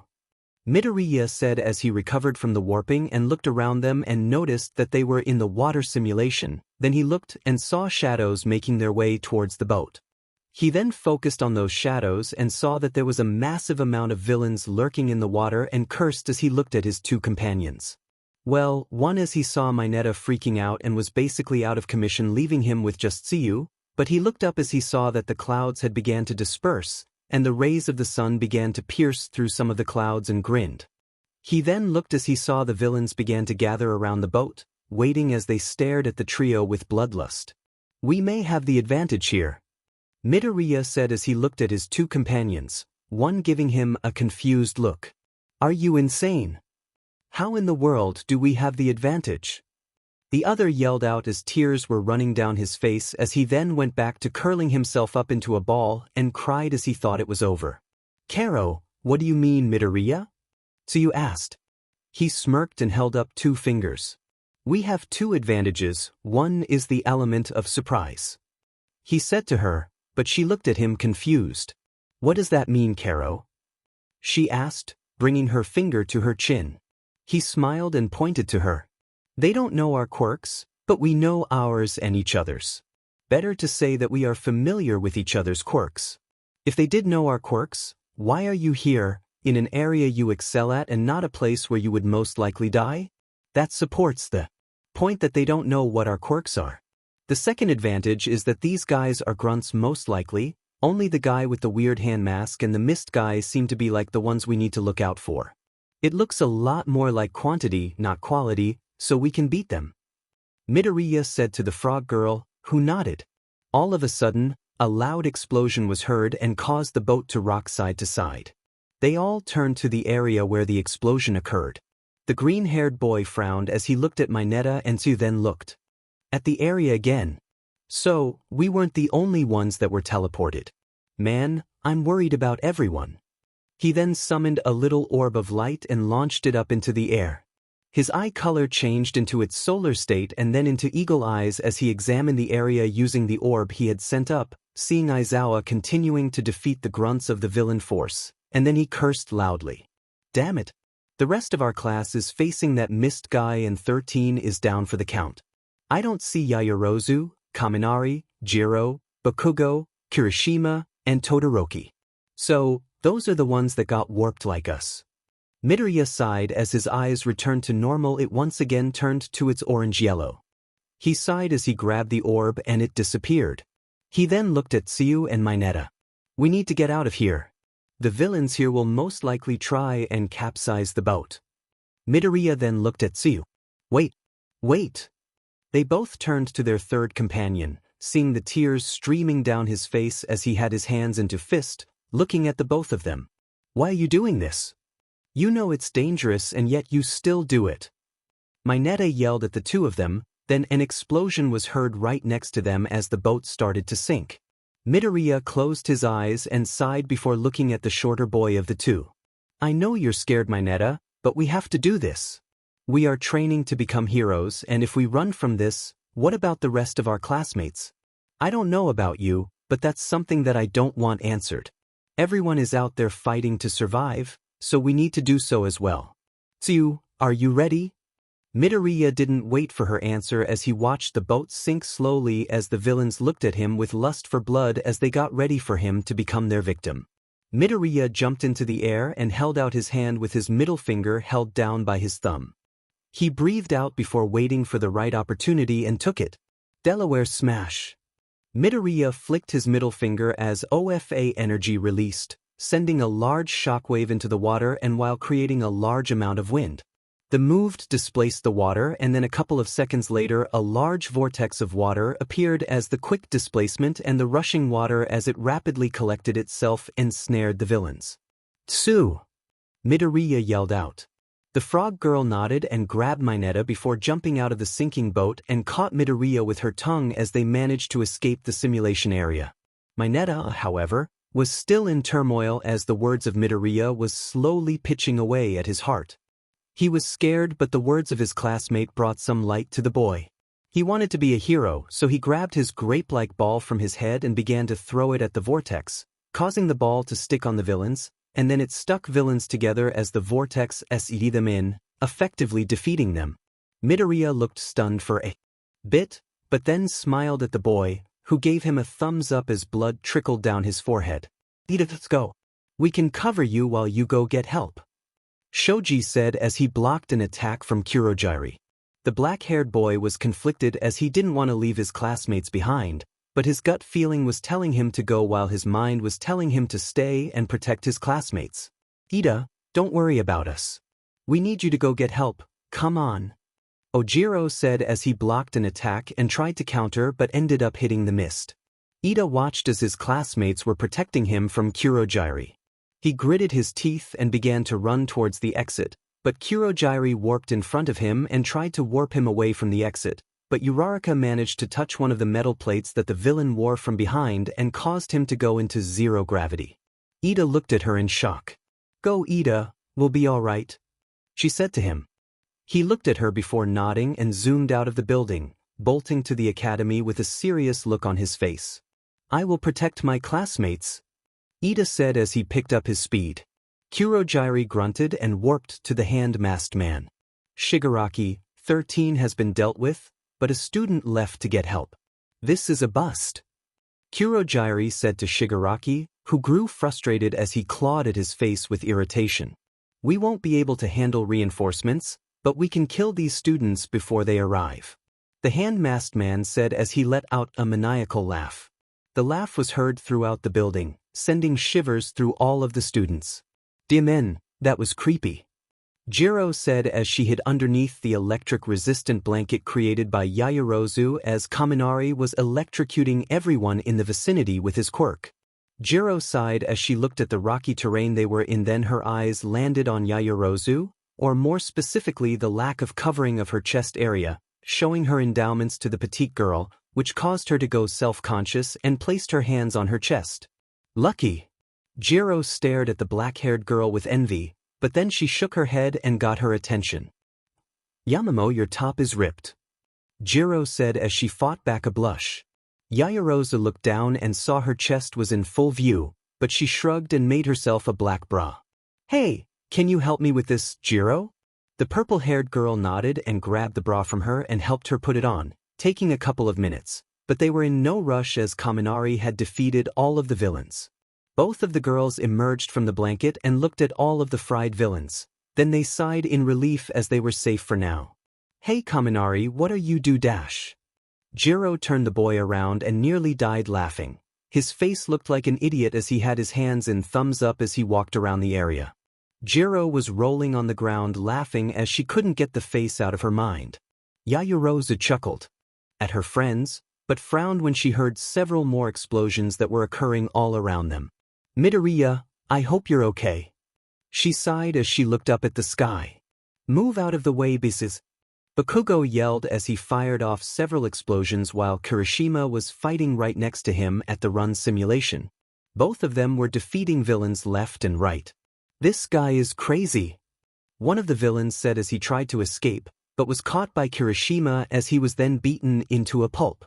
They continued their fight through the area as more and more villains just kept on coming and coming. The F out of my way. Bakugo yelled out and launched a massive explosion, knocking out the majority of the villains that were there. A feral grin appeared on the blonde's lips as he continued to massacre the forces of villains in his way, and with Kirishima taking out the stragglers, they were an unstoppable force that penetrated the villain forces with ease. The hell is this kid? Ice covered the entire area as Todoroki looked at everyone passively as he froze everything in his path. Many of the villains tried to attack the boy, but were soundly defeated as all he did was freeze them. He walked past the numerous amount of villains that he froze and turned to one of them. Why are you guys here? Todoroki said, causing the villain to gulp as he saw the growing of ice behind the boy. After a couple of seconds, the villain cracked and told him that they were planning on killing All Might, which caused the boy to look at him before freezing the villains and leaving the area to gain more information on the situation, and he decided to go to the middle of the building. Midoriya, Mineta, and Tsuyu were hiding behind some bushes as the battle was raging on. Mineta was hyperventilating as he hid behind the bush. The other two were scouting the area and found a better spot to hide, so they managed to sneak their way over to there, and now they were even closer to the stairs where most of the class was there. We're almost there. Just got to keep on going. Midoriya said, but all of a sudden, a loud crash was heard. The three of them hid as they peeked and saw that Aizawa was pinned to the ground by a mysterious black figure with its brain visible and a beak. Following it was the ringleader of the attack as he looked at the pro-hero with a sinister grin as he knelt next to Aizawa. What happened? I thought that you were going to stop us, Eraserhead? Shigaraki then started to laugh loudly as the beast still had Aizawa under his foot. Midoriya had sweat beading down his forehead as he felt uneasy about that thing that had his teacher pinned. The green-haired boy felt his heartbeat increase as he didn't know what to do as he needed to get to safety, but that thing was something that needed to be handled right away as almost none of Class 1A was able to beat it if it beat a pro-hero. He bit his thumb in irritation as he was trying to come up with plans, but was having no luck in doing so, which set him off a bit. That was all interrupted as the hiding spot that they were using was thrown to the side as Midoriya was now face to face with the hand mask man. The green-haired boy cursed inward as he didn't notice the presence right next to them as Shigaraki smiled down at the students. "Ah, I see you'll be my first kill of the day." He suddenly appeared in front of Tsuyu, catching Midoriya off guard as the villain slowly closed his hand around the girl's face, which caused Midoriya to react. "Get away from her," he said and launched a Detroit smash at Shigaraki, but felt nothing as his fist collided with the beast thing. What made the boy surprised is that his punch did no damage to the creature, except for making it mad as it screeched and whacked Midoriya across the chest, sending him flying into the wall. The boy coughed out and grunted as he wasn't able to react in time with the barrier, but he grew even more fearful as he was about to see Tsuyu get killed as he saw Shigaraki decay a piece of metal with his other hand, and then he imagined Tsuyu doing the same. He gritted his teeth as he rushed forward and tried to attack the villain, but once again was blocked by the beast. He cursed as he didn't see a way through this, but then saw Aizawa still moving as his quirk was activated, and then he followed the teacher's gaze to Shigaraki, which gave him the necessary things for him to save his two companions. "Apotheon!" Midoriya shouted and produced the solar bow. He pulled the string back and inhaled. A large amount of energy appeared as orange and yellow aura appeared around the boy as his hair gained a tint of orange. Once he felt that it was enough, he let go of the arrow and it collided with the beast, sending it right into Shigaraki, who had placed his hand on Tsuyu, but his quirk was erased by Aizawa. The two of them crashed into the fountain area, giving Midoriya enough time to grab Aizawa and handed him over to Tsuyu, who was still shaken up from what just happened. The boy noticed this and placed both of his hands on her shoulder. Mineta, we need to get Mr. Aizawa out of here. Please, get him to safety." She nodded slowly as she picked up their homeroom teacher, and she was about to leave, but turned to Midoriya. "Karo, what about you?" she asked him. "I'll try and hold these guys off, just go," he shouted as he saw the figures emerging from the fountain area and got ready as he held the bow in his hands, charging it up for another shot. Tsuyu looked at him before nodding and made her way to the top of the stairs, but Kurogyri appeared in front of her and Mineta. "I'm afraid that you guys can dash." Midoriya launched several arrows at the villain, nicking the metal plates, forcing the villain to get behind his mist, but that allowed Midoriya to close the gap and sent a ray of light directly to Kurogyri's weak point, sending him flying. He nodded to Tsuyu, who nodded back and ran up the stairs with Mineta in tow. Midoriya watched as they made their way to the top and disappeared after they reached the top. He sighed, then turned back towards the villains. "Kill that beefy." He heard Shigaraki's voice and a loud screech was heard. Nomu was barreling towards him. Apotheon hummed in his hand as he began to shoot rays of light at the beast, creating several wounds on the beast, much to Shigaraki's shock as Midoriya was laying down a barrage of arrows, which were creating cuts on Nomu's body and they weren't regenerating due to the solar power in the arrows. Once Nomu was close enough, he threw Apotheon at Nomu, and it created a huge flash of light, blinding Nomu, Shigaraki, and Kurogyri, allowing Midoriya to quickly grab Kurogyri by the plates and smashed him to the ground. Detroit smash. He directly hit the plates on Kurogyri before he could warp away, dealing major damage to the villain. However, Midoriya ended up getting punched by Nomu as the flash didn't affect the creature and was sent into the fountain, pain soaring through his back and abdomen as he groaned out loud, but he got back up. His hand glowed and he pressed it to his abdomen, then his back, the pain fading away as he felt his energy rejuvenate in him as he glared at the creature. Kurogyri appeared right beside Shigaraki, who was getting more irritated by the minute as Nomu hadn't killed the boy yet. "Damn it, and why isn't he dead yet?" the villain hollered out, which caused Nomu to perk up and then once again charged at Midoriya, only this faster as he shoulder-charged Midoriya, causing the boy to go on the defensive as Nomu started to punch the barrier around Midoriya at a rapid pace, making cracks on the barrier. The boy felt the recoil of the barrier and quickly dispersed it while rolling to the side of the beast and sent a solar beam at him, forcing it back. "Damn it." Midoriya grunted as he was starting to grow tired from all of this. "I can't use OFA as it seems like it can somehow absorb the damage of it, so I'm forced to use Celestial Homage. But it's very tiring after some time." He gritted his teeth and dodged Nomu's punch and fired off several beams of light that pierced the body of it, but it shrugged it off and screeched even louder, forcing him to cover his ears. Nomu used this opportunity to kill Midoriya, but was sent flying back as Midoriya fired off a huge beam of light. He dropped to his knees and panted. He then quickly sent a solar-infused roundhouse at Shigaraki, trying to kill him from behind, and then punched him with solar energy that sent him flying into Nomu. Midoriya then sent a Delaware smash at Kurogiri, who was slowly recovering from the earlier attack, only to incapacitate some more. "Why won't you die?" Shigaraki yelled at Midoriya, and Nomu charged once more at the young boy, but once again missed its punch as Midoriya parried the punch and sent a beam of light into Nomu's stomach, and then held his hand up to the sky and sent a massive ball of light that collided with the Nomu.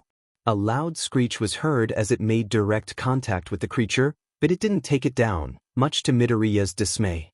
It was even angrier than before as it punched the tired Midoriya, sending the boy into the stairs. He coughed out blood as he impacted the stairs. The rough edges made it feel like he broke some of his bones, but he didn't care about that as he stood up. One of his eyes was closed as he breathed heavily while glaring at the villains. He grunted as he felt very tired from the fight, but he forced himself to continue forward as he sent a wave of light, hitting Nomu and sent it into Shigaraki. And then he clasped both of his hands together. Both were glowing as a beam of light came crashing down on them. "It's not over yet," he huffed out as he saw both of them. He took a step forward, but then a sudden pain shot through his left side as he grunted and got onto his knees as he spat out blood. He wiped his mouth with his pea uniform. "Damn it, I'm at my limit." Exhaustion and fatigue was overtaking his body. He dodged to the left, but wasn't fast enough and ended up getting smashed into the stairs as he groaned in pain as Nomu had him in his hands. He grunted as he tried to escape, but was unable to as he felt too tired to do anything. But he still tried as he sent a beam of light that pierced through Nomu's skin, but the creature kept on strangling the boy. Shigaraki's laugh could be heard as he made his way over to Midoriya, a smug grin plastered on his face. "What happened? Are you too tired to fight? Sad for you." He cackled as Nomu began to crush Midoriya, but the boy relented as he headbutted Nomu and sent a small bright light into the eye of it, forcing it to drop him. He then sent several beams of light that collided with the creature, but it seemed like it was doing nothing. He grunted in pain as he sent a cross wave of light that exploded in the thing's face. He was slowly losing himself as the exhaustion was becoming more and more challenging to combat. He created distance from the thing as he gripped his arm in pain and had one of his eyes open. He wiped some blood that was trickling down his forehead and then he looked up, seeing the scared looks of Yaoyorozu as she had her eyes widened and tears were streaming down her face. Midoriya grunted as he got up and turned to face the villains. This time, even more grunts appeared than before and were making their way over to the top of the stairs. "Damn it, why are there so many of them here?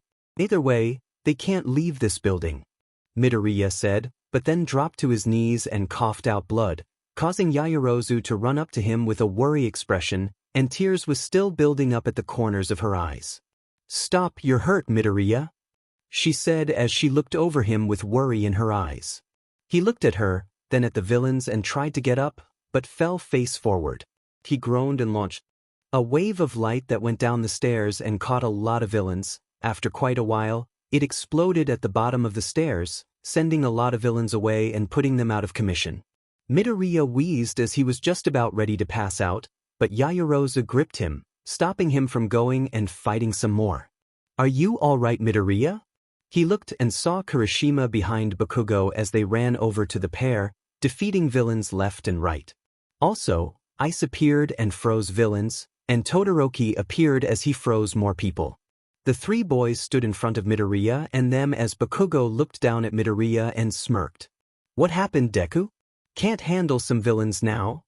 he said tauntingly, which caused Yaoyorozu to uncharacteristically let out a growl as she glared at the blonde, but he didn't notice it as he was too busy looking at all of the villains with a wicked grin.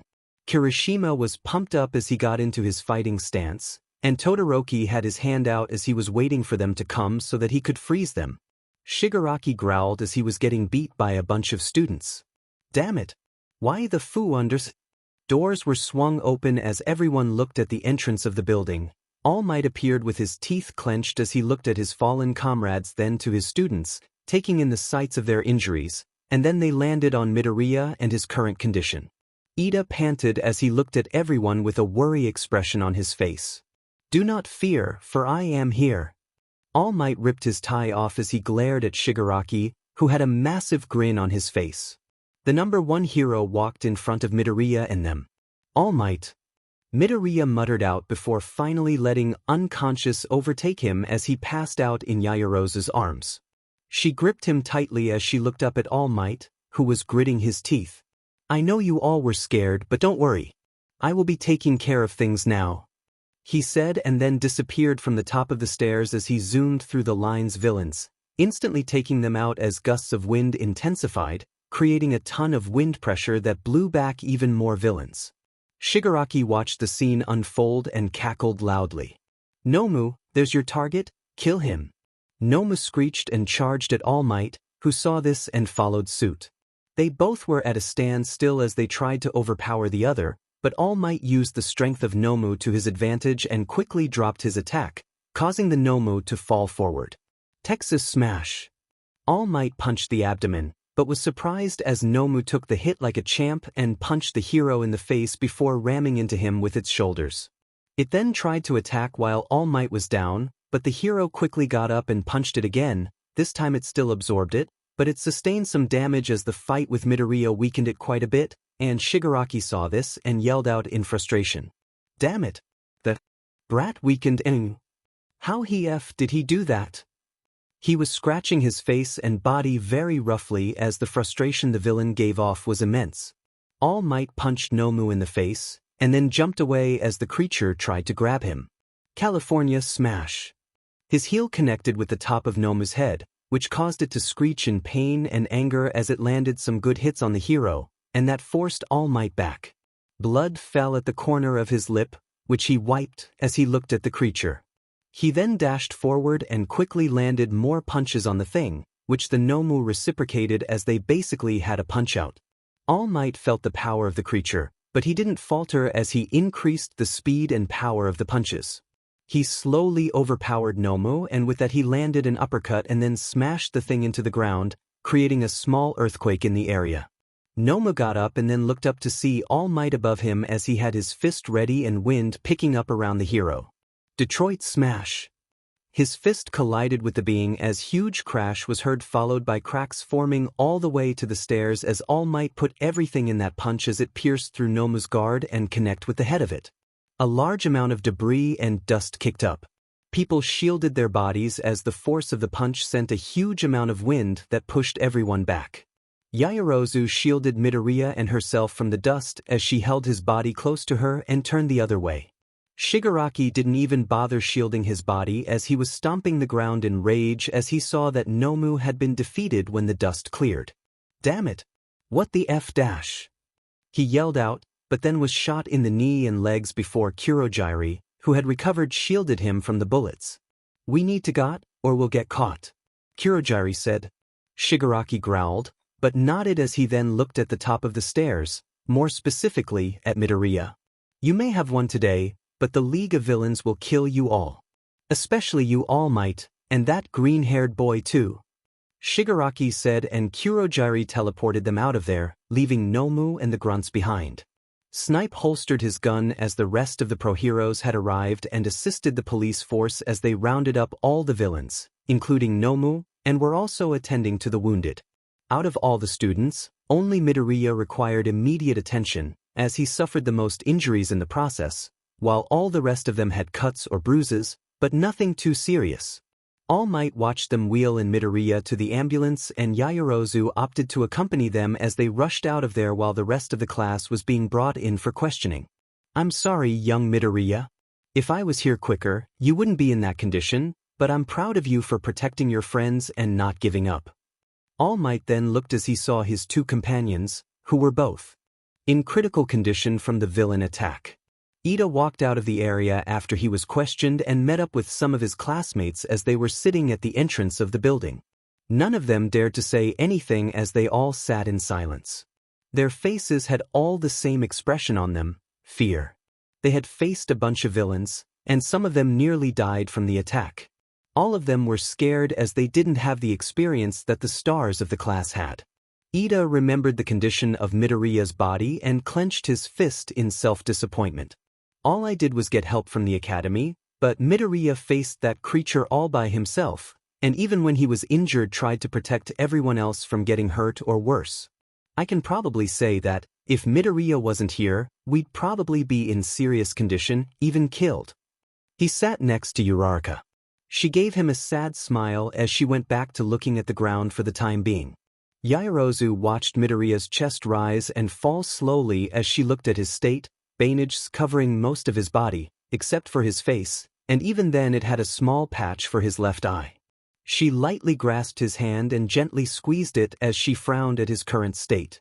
But she then looked at her own hands, and clenched them as tears started to fall from her eyes. I'm so useless. I couldn't do anything but watch as Midoriya was getting hurt from that thing. She looked glumly as she ended up crying herself to sleep at Midoriya's bedside. Several of the doctors, Toshinori, and Detective Tsukachi walked in and they saw the girl sleeping alongside the bed, so they tried not to wake her as the doctors began to check up on the boy's condition before making their way out of the room to check on the two pro-heroes. Toshinori and Tsukachi looked at the boy before walking out of the room. So, he's your successor, Toshi? He will have a rough time from here on out. The detective said as he leaned on a wall and looked at his friend, who was looking out the window in the lobby. I'm sure he will be able to overcome anything that comes his way. You know, he kind of reminds me of you, Toshi, rather if that's good or bad I can't say. Yeah, he does too.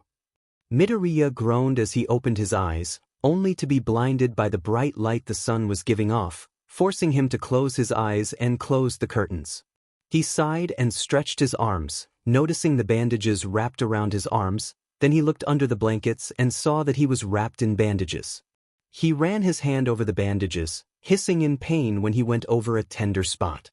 He then looked down at the other occupant in the room, her light snores were heard as she had a frown on her face. He then placed his hand on her hand and started to slowly rub it, causing her frown to disappear, and a smile replaced it as she continued to rest, but now had a peaceful expression on her face.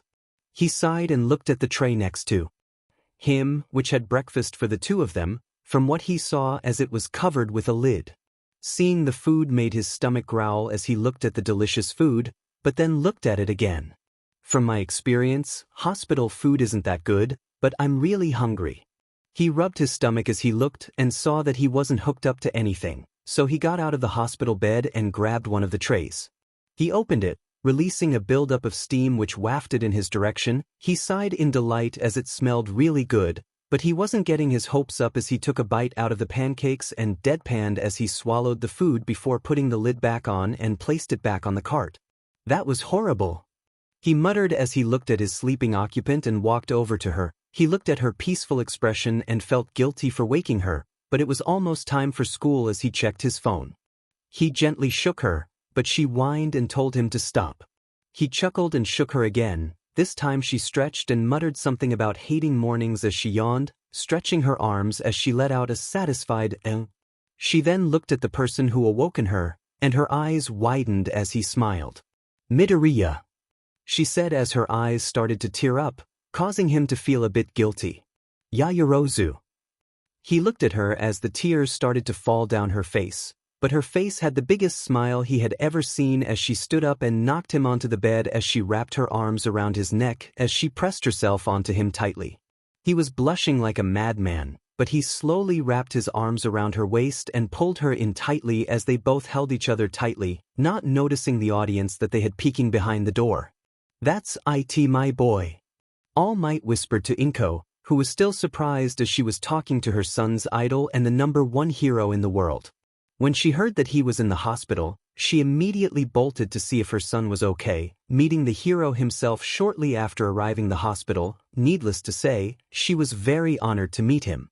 She is very beautiful. To think my son got a girl this beautiful. I'm so happy, she said as she grabbed her handkerchief and wiped her eyes.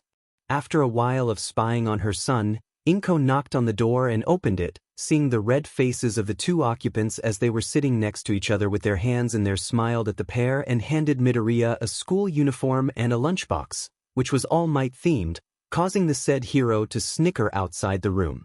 I'm so glad that you're all right, Izuku. And who is your beautiful friend? I assume she's from UA as well. Inko said, and noticed the blushes on their faces grow ever more red. She chuckled softly and looked at Yaoyorozu, who stood up and bowed. Hello, Mrs. Midoriya, I'm Momo Yaoyorozu. Yaoyorozu said as she bowed and smiled at the mother. Midoriya looked at his mother with embarrassment, but couldn't agree on her statement. He then grabbed his uniform and headed to the bathroom in the room. Yaoyorozu watched as he entered the bathroom, and sighed as she sat down on the bed, not noticing Inko's sly smile as she also sat down on the bed and looked at the girl. You like my son, don't you, Yaoyorozu?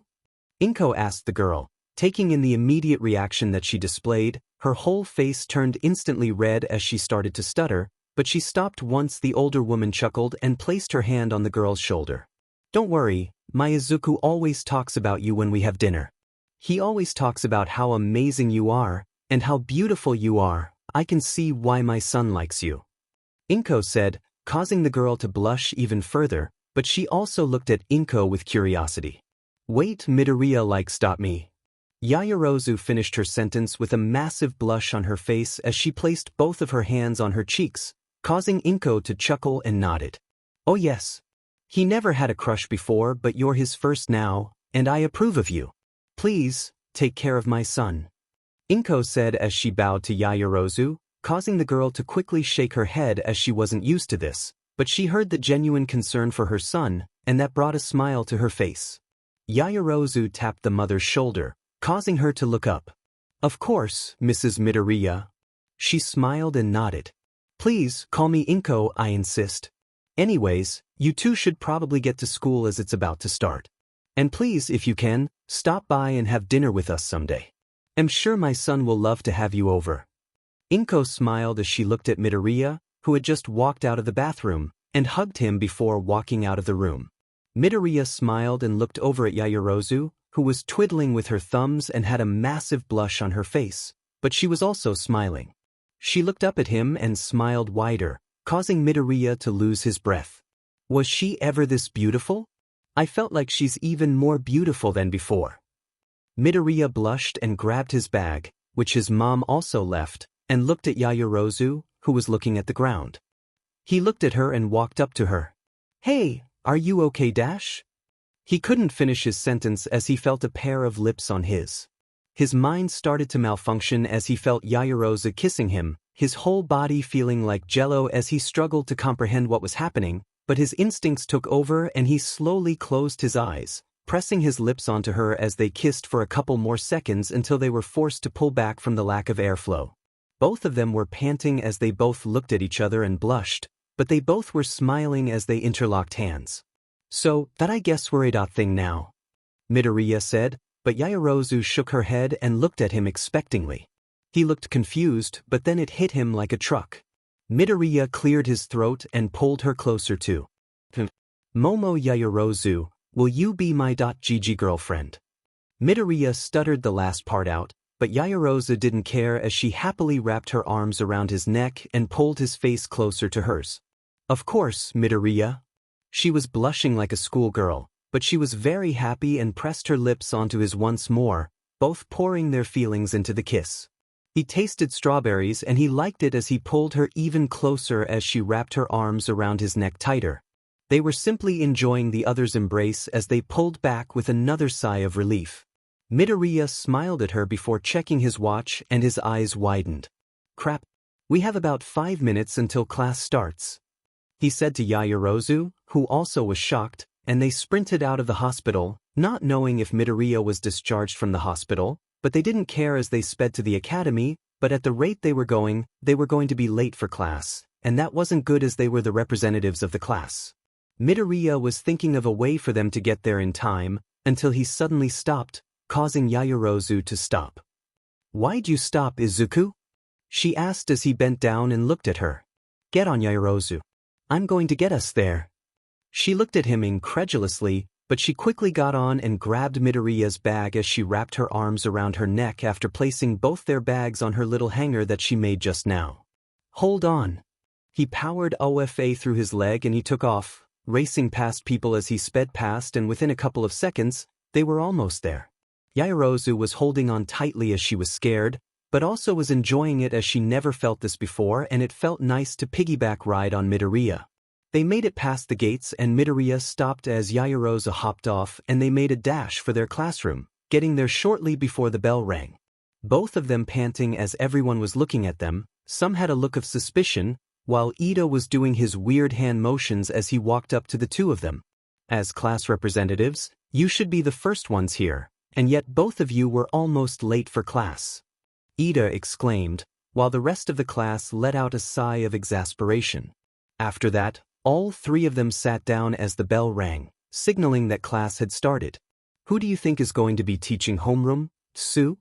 Ashido said as she leaned her chair back to the point where Tsuyu placed her hands on it from going too far back. I don't know, Karo. Mr. Aizawa should still be in the hospital.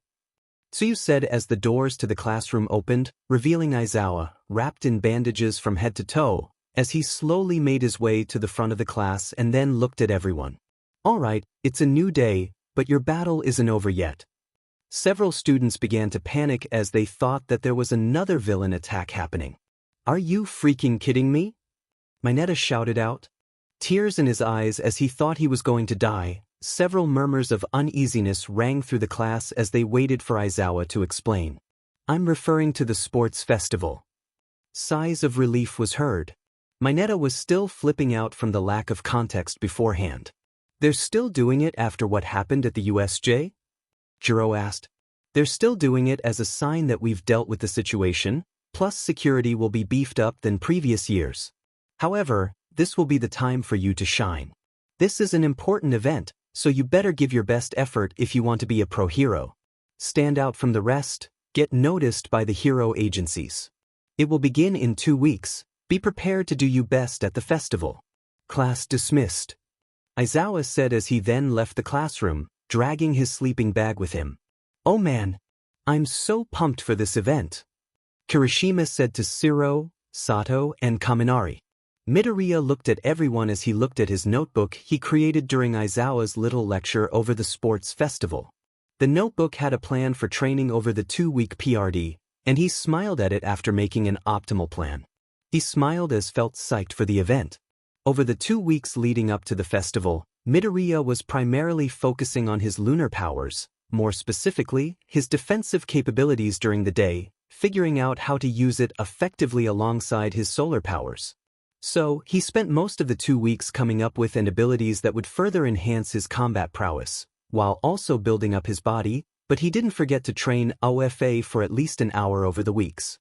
But there was an uneasy tension running through his mind as he trained celestial homage and his weapons as well, but he always had this unshakable feeling that he wasn't tapping into his true potential, and that irked him. Damn it! He yelled out as he watched his moonlight barrier was shattered so easily by a cannon that Yaoyorozu had made as she wanted to help him. The sun was beating down on him as he created another barrier and once again did the exact same test, which also yielded the exact same result. Frustrated, he threw his water bottle as the contents spilled all over the ground, causing his companion to run over to him in concern. She saw him clenching his fist as he looked at the thrown water bottle. What am I doing wrong? Midoriya asked as he went over to his bag and grabbed his notebook for himself and flipped through the pages until he got to his lunar section and looked at everything that he had written down.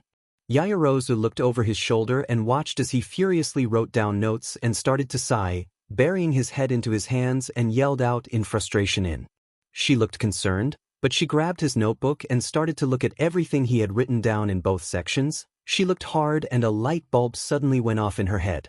Maybe you're thinking this wrong, Izuku. Instead of thinking them as two separate quirks, think of them as a conjoining quirk. You rhetoric in the notes make it seem like you're just pushing one of them away while you're trained. I read in a book that the sun and moon are opposites, but they also complement each other in many different ways. The yin and yang symbol can represent the light and darkness of the sun and moon, respectively. I think you should incorporate both of lunar and solar, with of course the time of day in consideration. Yaoyorozu said. Midoriya looked at her in shock before suddenly picking her up and spun her around, a large smile on his face. She was blushing hard, but had a huge smile on her face as she wrapped her arms around his neck. I can't believe my answer was right in front of me, Midoriya said as he stopped spinning her, but his smile never leaving his face. Yaoyorozu blushed even harder as he let her down and ran over to his notes, and started to rip out pages out of the notebook until she ran up to him alarmed and saw that he had ripped out the pages for his quirk and started to write new ones. After a couple of minutes, he smiled and nodded, then looked over to her and nodded. She saw the intensity in his eyes and smiled at her boyfriend before giving him a serious look and created a whole line of cannons. Midoriya looked at the line, but he kept his focus as he felt a weight has been lifted from his shoulders as he suddenly created a barrier, this time infused with the powers of the moon being backed up by the powers of the sun. His whole demeanor changed as his eyes were now a dance of silver and yellow. The sun started to glow even brighter as he looked at Yaoyorozu and nodded. She nodded and fired all of the cannons, a wave of cannonball rushing towards the green-haired boy, but he calmed his nerves, clearing his mind, and imagined that the barrier was impenetrable. All of a sudden, he saw what appeared to be two figures placing their hands on the barrier and it somehow empowered the barrier. Midoriya focused all of his energy and watched as the cannonball impacted the shield, shattering almost all of them, except for one as he absorbed it and molded it into energy. He disengaged the barrier and didn't even feel tired. In fact, he felt rejuvenated. Izuku! Yaoyorozu ran over to him and leaped into his arms. They held each other, smiles on both of their faces as Midoriya felt the connection with the sun grow, and he assumed his connection with the moon would be the same. He shook his head and smiled as he felt great about his quirk. After letting Yaoyorozu down, he then started to practice some more barriers and began to gauge how wide and large the barriers can be to get a good feel on the parameters. As his solar powers began to develop more and more, Midoriya was able to figure out numerous advantages his quirk had. First, he could make himself invisible by using the sun as a camouflage while he exerted light from his body, and that ends with him being able to be invisible to the naked eye. Second, he also noticed that he was a lot faster whenever he's using his solar powers, and combined with his ability to hide his movements and omit any sound that he makes with his lunar powers, soon he was able to make that into a pretty useful trick. For his lunar powers, he was able to move stealthily anywhere he went and was able to be one with the darkness. He was also able to track anyone once he got their scent, and was able to some amount of control over gravity during nighttime. After that, he kept on figuring out more and more of his quirk, finding out things like levitation, reflection, and refraction to name a few. He also continued his research over the sun and moon, learning that he could also heal with his lunar powers, but they are less potent than solar healing. He also took mental note that he could surround himself with an aura that could protect his body and his mental state as well. He also was discovering new myths and legends about the sun and the moon, however was unsuccessful in finding a lot. He also worked on his weapons training with Yaoyorozu, more specifically the Naginata. She put him through hell as she gruelingly trained him, constantly beating him up as she pounded the basics and techniques. Needless to say, he quickly was able to get the hang of using the Naginata, as it was very similar to a staff, which his girlfriend was a master at. He slowly became better with it as the 2 weeks went by. In secret and at night, he would practice with all might at Takoba and improve his control over OFA. With the help of the calming oceans and the feeling of tranquility the moon had on him helped with the training. He ran the coastline of the beach area with OFA in his legs as he did this almost every night with all might for an hour, and when the weekend after the second week, he solely focused on honing OFA and improving his performance. All Might was watching his pupil's growth with OFA and couldn't be any more proud than he was at the moment as he saw himself in the boy. Master, I couldn't ask for a more perfect successor. I imagine that he will change the course of history and defeat the greater evil. All Might thought as he looked up and saw a shooting star streak across the night sky. The hero smiled as he felt that Midoriya would be the star of his generation and would lead the world into one of peace and unity. The 2 weeks passed as Midoriya waited in Class 1A's waiting room at the stadium where the festival was going to take place, and he felt pretty nervous as he saw the freshmen of the different classes, and needless to say, there was a lot of people. He was playing with his thumbs as he waited for the big reveal of Class 1A. Many of his classmates were preparing themselves for one of the most important events in their hero careers, and some were doing some warm-ups to loosen their bodies from the stress. Midoriya. The green cinnamon bun turned and saw Todoroki walking up to him. Passive-aggressive look on his face. Midoriya stiffened a little as the fire ice user looked at him, and silence quickly swept through the room as people were interested on what was going to happen between the I'm pretty confident that the two of us are the strongest ones in the class, however. Midoriya wasn't interested beforehand, but he was now zoned into what his classmate was saying. That I believe that I will triumph over you, Midoriya, Todoroki said. Several people began to voice their disapproval as the two boys stared at each other. Yaoyorozu looked concerned as Midoriya and Todoroki had a stare down, but it only lasted a couple of seconds as Todoroki disengaged nod started to walk out of the room. Wait! The dual-element quirk user turned and saw Midoriya with a serious look on his face, but also his eyes were now the familiar golden haze, but more pronounced. I don't think that the two of us are the strongest because everyone has their strengths and weaknesses, but I do believe that everyone in our class, heck, even the entire school has something going on for them. And a matter of fact. Midoriya looked at Todoroki in the eyes. I'm winning this festival, so you better watch out. Midoriya left that hanging. Todoroki just looked at him before turning around and continuing out the doorway, but not before saying something to the green-haired classmate. Interesting. After the little scuffle between classmates, everyone was getting ready as the 5-minute warning sign flashed in the room, causing everyone to exit the room and walk towards the designated area. Midoriya was the last person to leave as he shut the door and saw Yaoyorozu waiting for him, alongside Ida and Uraraka. The bubbly girl waved excitedly as the green-haired boy met up with his friends. I'm so excited! Uraraka exclaimed as she had her hands in the air and was waving them erratically. Midoriya chuckled at her actions, but also agreed as he felt the adrenaline pump throughout his entire body. This is going to be a big event, remember to give it everything you've got. This is a huge opportunity to impress the big heroes. Ida noted as they soon caught up with the rest of their class as the roaring cheers from the crowd was booming throughout the hallway. Midoriya's heart began to pound at a rapid pace, but he was excited for the event. Ladies and gentlemen, welcome to the UA Sports Festival. This is a huge event for out freshmen. So, coming now is the Hero Course class, Class 1A. The crowds began to cheer even louder as Midoriya and the rest of the class began to walk out to the center, seeing the massive crowd up in the stands. And now, the other hero class, but with the same potential, Class 1B. Class 1B students began to file out of their entrance. General classes C, D, and E also making their entrance. Followed by support courses F, G, and H. And finally business courses I, J, and K. All the freshman classes are here. The large amount of students were gathered at the center, where a platform was appearing from the ground, and then midnight appeared, much to the boys' delight and the girls' annoyance. The 18-plus hero walked up to the platform and looked over the group of students and had a huge smile on her face. Welcome to the sports festival. Cheering roared as Midnight chuckled and held her hand out for everyone to settle down before she started to speak again. As usual, we're going to start off with a few words from the freshman representative, Izuku Midoriya. Midnight said as she pointed her whip at the young boy, who was shocked and nervous from being called out, but he sighed and nodded. His whole demeanor changed as the air around him changed to something that royalty or someone with high regard carried around them. He got up to the stage and walked up to the mic and looked at the crowd of students. I'll try and keep this short, but this is something that has been on my chest for a while.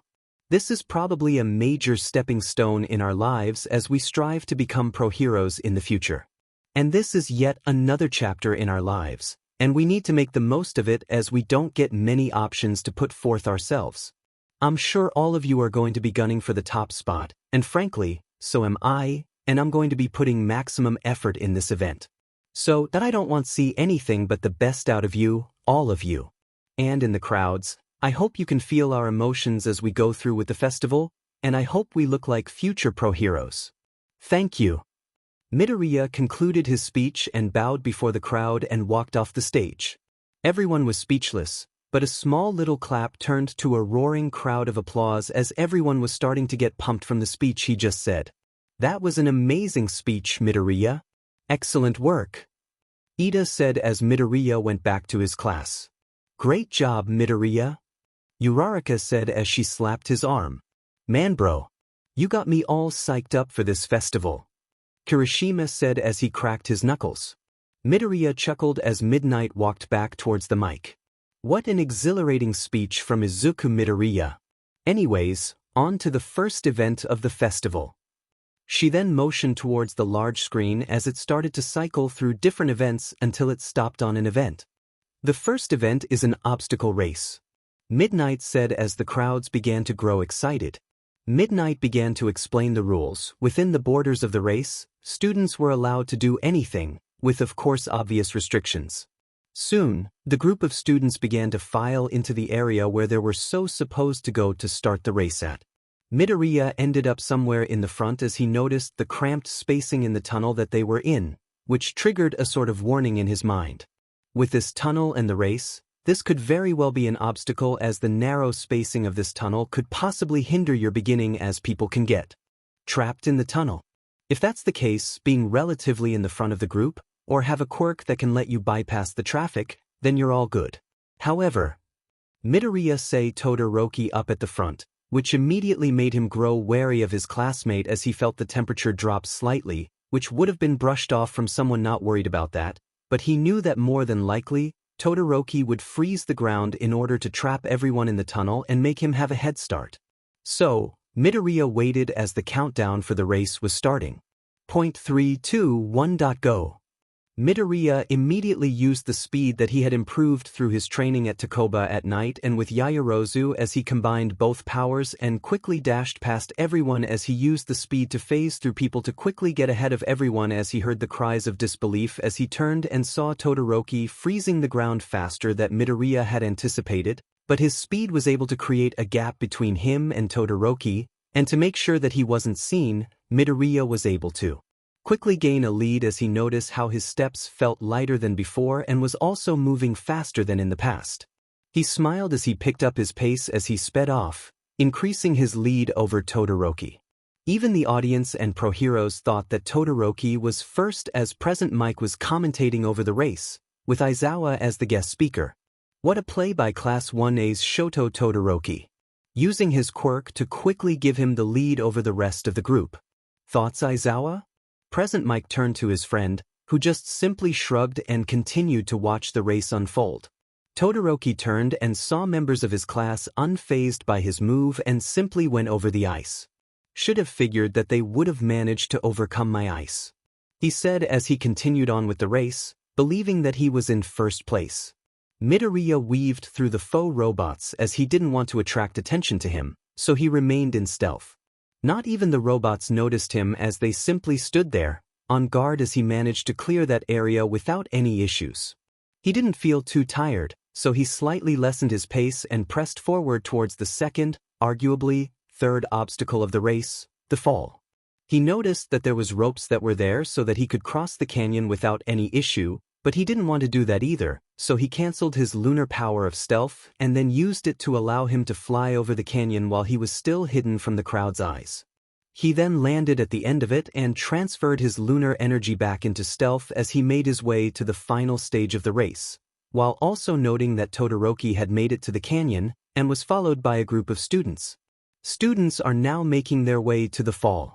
Please watch your step. Meanwhile, Todoroki is breezing through the obstacle and is now onto the final stage, and then we have Katsuki Bakugo catching up to him. Just look at him also breeze through the fall. Present Mike exclaimed as the cheering crowd was getting hyped. Aizawa noticed something as he watched the race. Where is Midoriya at? Aizawa thought as he couldn't find the boy anywhere, and so was Toshinori as he didn't see his pupil anywhere. He calmed himself as he believed that his student could pull through.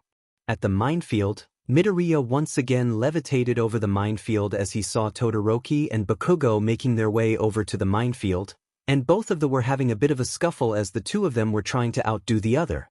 Midoriya disengaged his levitation and quickened his pace as he was waiting for the right moment to reveal himself, and it was about to present itself, and it was all thanks to present Mike. Alright, nearly everyone is at the final obstacle, the minefield.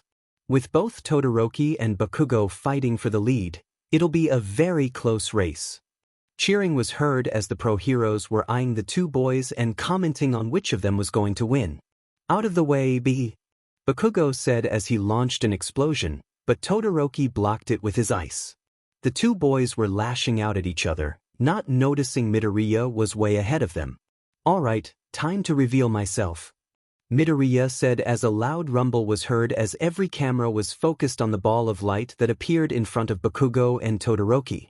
After it dissipated, it revealed Midoriya as he picked up his speed, a small smile on his face as he saw the finish, and stunning everyone in the stadium. W.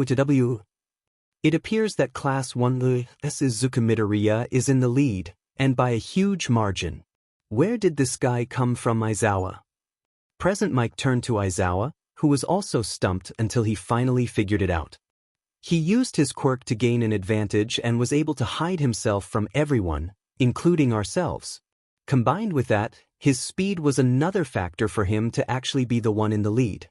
He must have used the situation in the tunnel to quickly get a lead over Todoroki and the rest of the group. Pretty clever.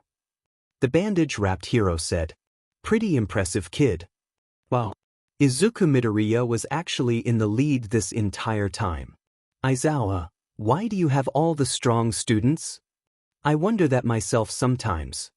The participating students all were shocked that Midoriya had such a huge lead, but both Todoroki and Bakugo were both speechless as they both saw the disappearing figure of the boy run into the hallway to the finish line.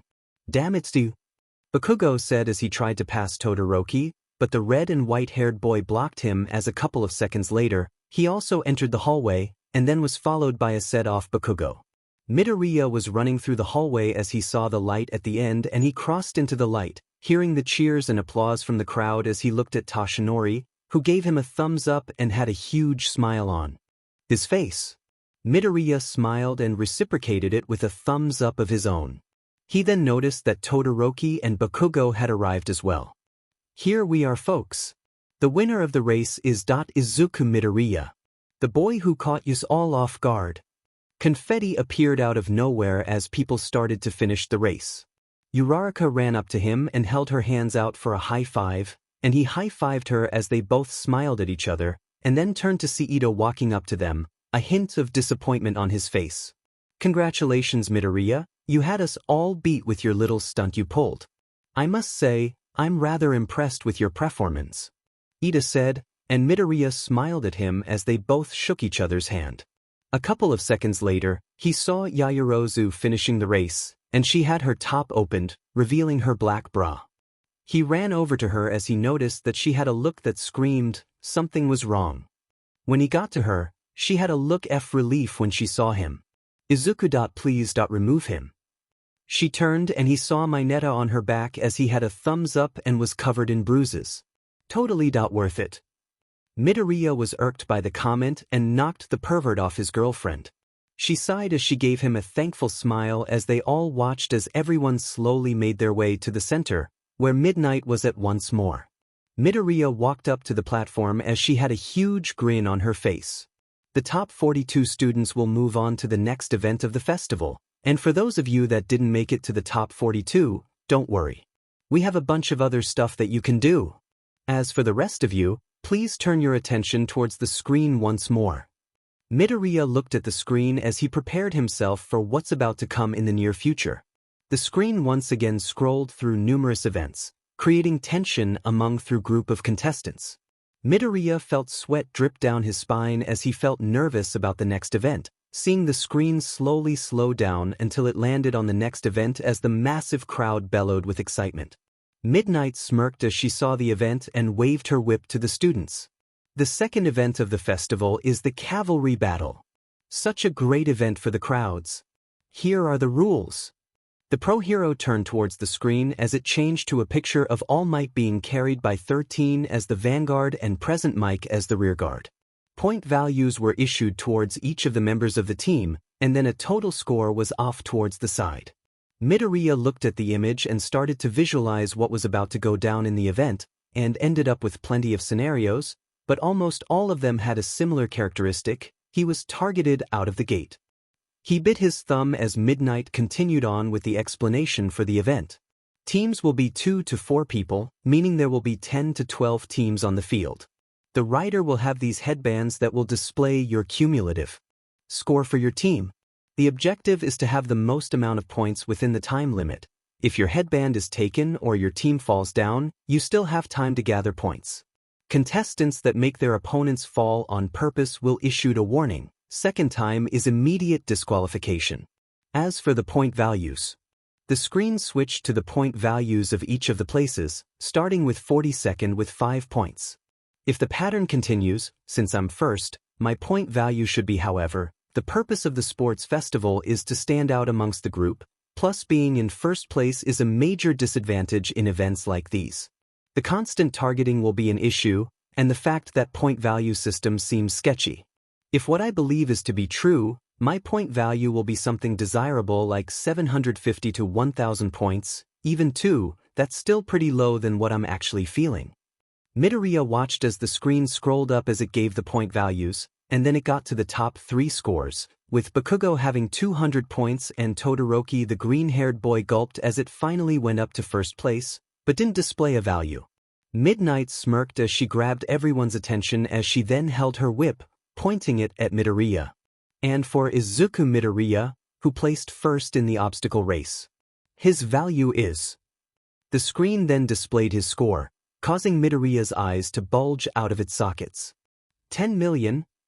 Midoriya exclaimed as he felt bullets of sweat began to form on his back as he stared at the screen incredulously, and then bit on his thumb hard. I see, so that's the condition I have. So my suspicions were correct? But it seems a bit extreme for my value to be that high. I'll expect that I'm the target for everyone, as if they succeed and grab my headband, it's guaranteed first place for that team. Another problem is team composition. Since my value is so high, people will avoid teaming up with me. Also, I'm being stared at. He looked around as everyone looked at him. I see. Since his value is so high, everyone's stares became hostile as everyone began to paint him as the main target for the event. Midoriya then looked at Midnight, who had a devilish grin on her face as a timer appeared on the screen for 15 minutes. Alright, you've got 15 minutes to find your team composition. Ready and go.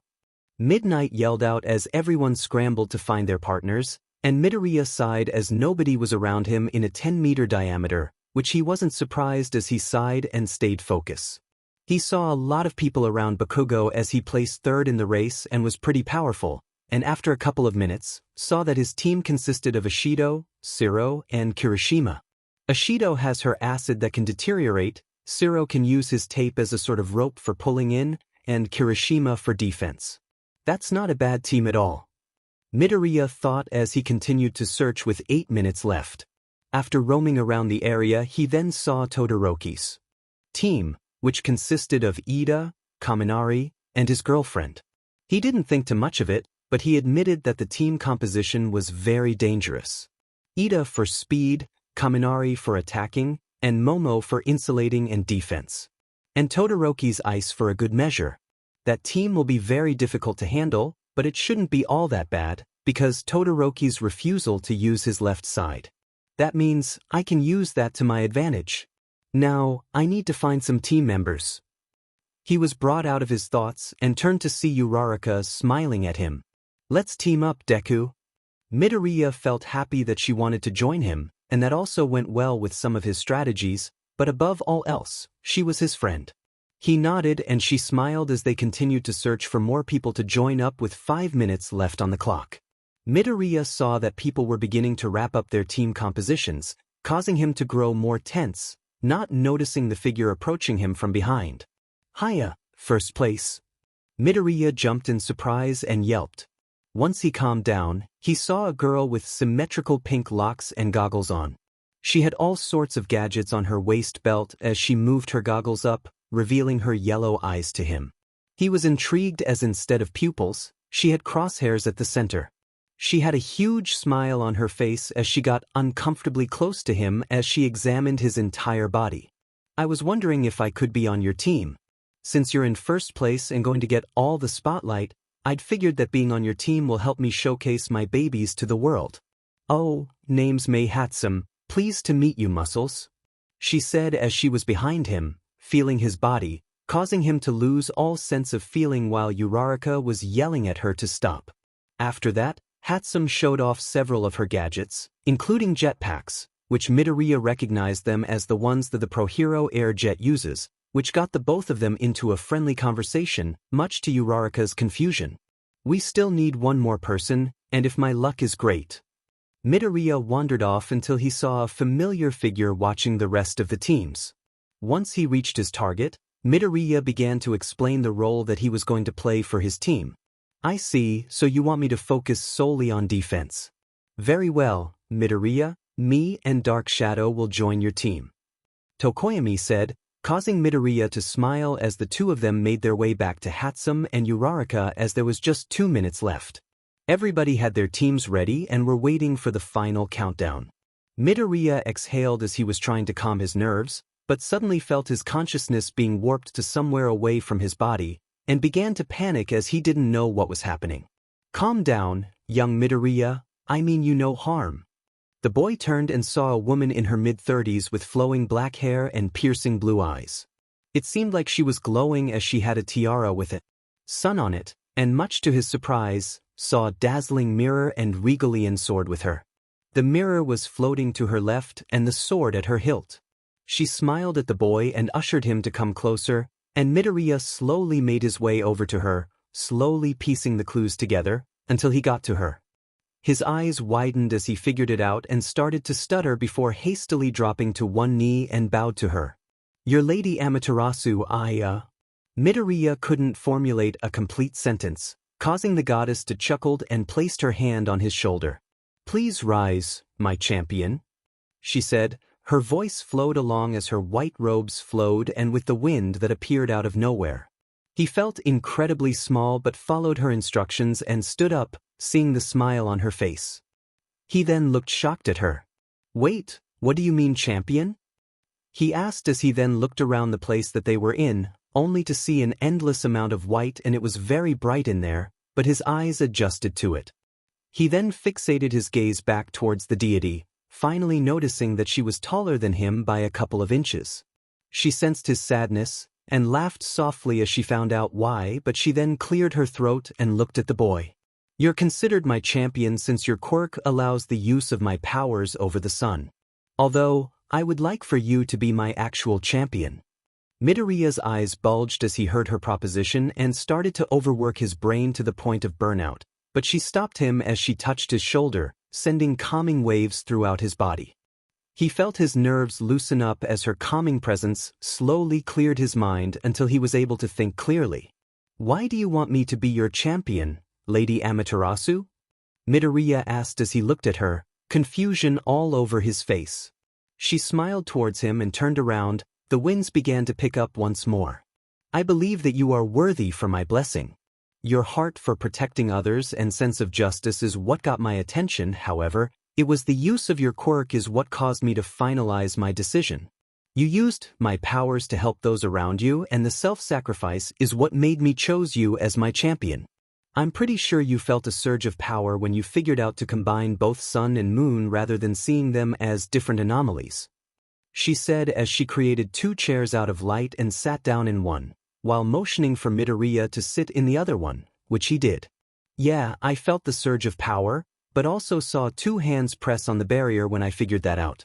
But wait, that you were one of those hands, weren't you?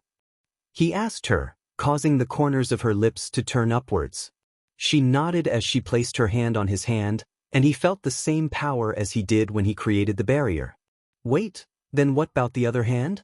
He asked, and then saw Amaterasu flinch at the question, as he felt the temperature suddenly drop. And the air around them was beginning to feel more depressing than anything he had ever felt, not even when he was told that he was going to be quirkless. He looked concerned as the goddess looked down, her demeanor changed into a depressed state. You'll meet him eventually, but let's not get into that. For now, let's focus on the matter at hand. Now tell me your response. She looked at the young boy, who was in deep thought, but he already knew his answer well before she had asked him to give his answer.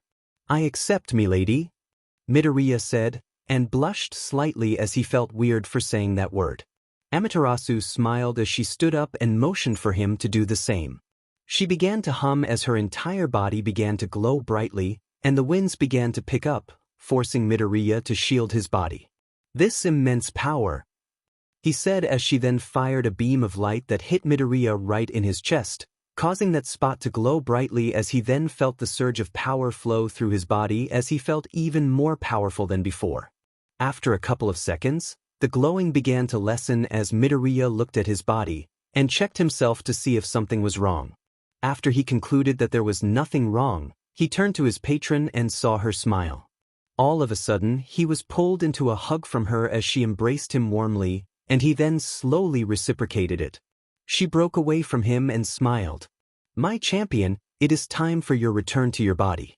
Make me proud, she said as Midoriya felt his conscious return back to his body. He opened his eyes and looked around, seeing the arena and all the teams gathered in a circle as he saw the timer had gone down only by a minute. He looked at his hand and saw that there was a symbol of a cherry blossom on the back of his hand as it slowly disappeared. He clenched his hand as he waited as the final minute was counting down. I am the protector of man and this country, young Midoriya. Now, that title will carry on to you as well. Make use of that power, and banish the evil that would dare harm the innocent. My champion, protect this world. Amaterasu said in his mind as it was now 10 seconds until the event started, and felt the flow of energy course into his body as he felt the warm embrace of the sun, almost as if it was smiling and protecting him. Are you ready, guys? Midoriya said to his teammates. Uraraka nodded as she looked straight ahead, following Midoriya's every command and the plan that he came up with. Hatsum gave him a thumbs up as she held the remote in her hands and her goggles over her eyes. Tokoyami nodded and Dark Shadow appeared, giving Midoriya a thumbs up as well. He felt calm as the final countdown was upon them, and he concentrated energy into his entire body and it slowly enveloped the entire team, causing all of them to be shocked, but saw that Midoriya was doing it. This is a protective field around us, Tokoyami said. Midoriya nodded as his eyes changed, but this time, instead of the orange-yellow tint by itself, now it had a small outline around his iris, making it look like a mini sun. 3, 2, 1. The cavalry battle begins. Now, Midnight exclaimed, causing the crowd to roar with cheering, and just as Midoriya predicted, almost all of the teams went straight for him as a barrage of attacks came directly at them. Midoriya held his hands out and a pulse of lunar energy washed over him as he sprung multiple barriers all around him and his team. The attacks from the other teams were blocked by the barriers, and some of them were even absorbed. Uraraka gave Midoriya a smile as they used the commotion that the barriers caused to move out of their original area to get some breathing space using Hatsum's jetpacks and Uraraka's zero gravity. Midoriya noticed that he was still being chased by Toru's group as Jiro used her boot speakers to slow their progress and unbalance them, but Hatsum stopped her by throwing a device that short-circuited the boots, which earned Midoriya a few spew of curses from the earjack user. Good work, Hatsum. Your gadgets sure are amazing, Midoriya said to the inventor. She looked up at him and smiled widely, and then quickly pressed the remote in her hands to deploy a shield that blocked an attack from an opposing team. Tokoyami then took the initiative to block incoming attacks and used Dark Shadow to gain some distance from more teams. Uraraka then released her quirk as they were now on the opposite side of the area from where they started, seeing that Midoriya's barrier had trapped Bakugos and a couple other teams. He scanned the area, seeing that everyone wasn't focused on them for the time being. Alright kids, 10 minutes left. Midoriya looked shocked as the starting time was 30 minutes. Meaning that they've been dodging and weaving around other teams for 20 minutes, which showed as both Hatsum and Uraraka were panting while Tokoyami had beads of sweat coming down his forehead. He felt a little bit tired too, but he clasped his hands together and tugged at his energy. A beam of light came from up above and engulfed the team, basking them in the rays of the sun and restored their energy and got rid of their fatigue. "Wow, Muscles! Was that your doing?" Hatsum said as looked at Midoriya. Her smile was unwavering. He nodded and then turned to Tokoyami and Uraraka, who had intrigued looks on their faces. "The ability to remove any negative conditions on the body such as fatigue and sickness. I'm once more impressed on your Quirks abilities, Midoriya," Tokoyami said as he then began to watch out for incoming groups. Uraraka noticed that her nausea was gone and she felt completely fine. "My nausea's gone, wow. Deku, your quirk is amazing," Uraraka said. Midoriya smiled, but then noticed that the fighting going on in his barrier grew more and more intense, which forced him to release it as it was draining him of his energy because it's taking damage. He exhaled as he then saw Bakugo's group going straight for them, which caused Midoriya to sweat drop. "Du!" Bakugo yelled out as he jumped from his group and fired off an explosion, but Tokoyami blocked it. Zero then used his tape to reel in Bakugo as the two teams were watching the other for any movements. "Uraraka, Hatsum, now," Midoriya said, and the two girls nodded as the jetpacks powered up. They barely managed to dodge an attack from Todoroki as his group joined in. 5 minutes left. Present Mic's voice boomed over the loud cheering.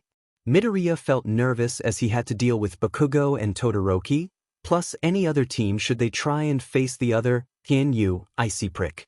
Deku is my target," Bakugo yelled at Todoroki, who just looked at him before sending shards of ice at the blonde, but were easily taken care of by Ishido's acid. Soon, both of them were staring each other down as both were ready to duke it out, but that gave Midoriya just the amount of time he needed as he motioned once again to his team members and with Midoriya's ability to mask the sound of anything, was able to successfully escape the dangers. Tokoyami, up front. Tokoyami quickly blocked an attack that came from Class 1B's Ibara Shiozaki, the vines dancing around Dark Shadow as they tried to get past the sentient, but was unable to as Midoriya launched several blades of light that severed many of the vines. Dark Shadow then was able to get rid of the rest. After a brief scuffle with Class 1B's Tetsu, they managed to repel their attacks and retreated away from all the action. However, Midoriya felt something wrong. "Hatsum, do it now." The pink-haired girl looked confused, but did so anyway and pressed the button, causing the jetpacks to activate and they quickly dodged to the left.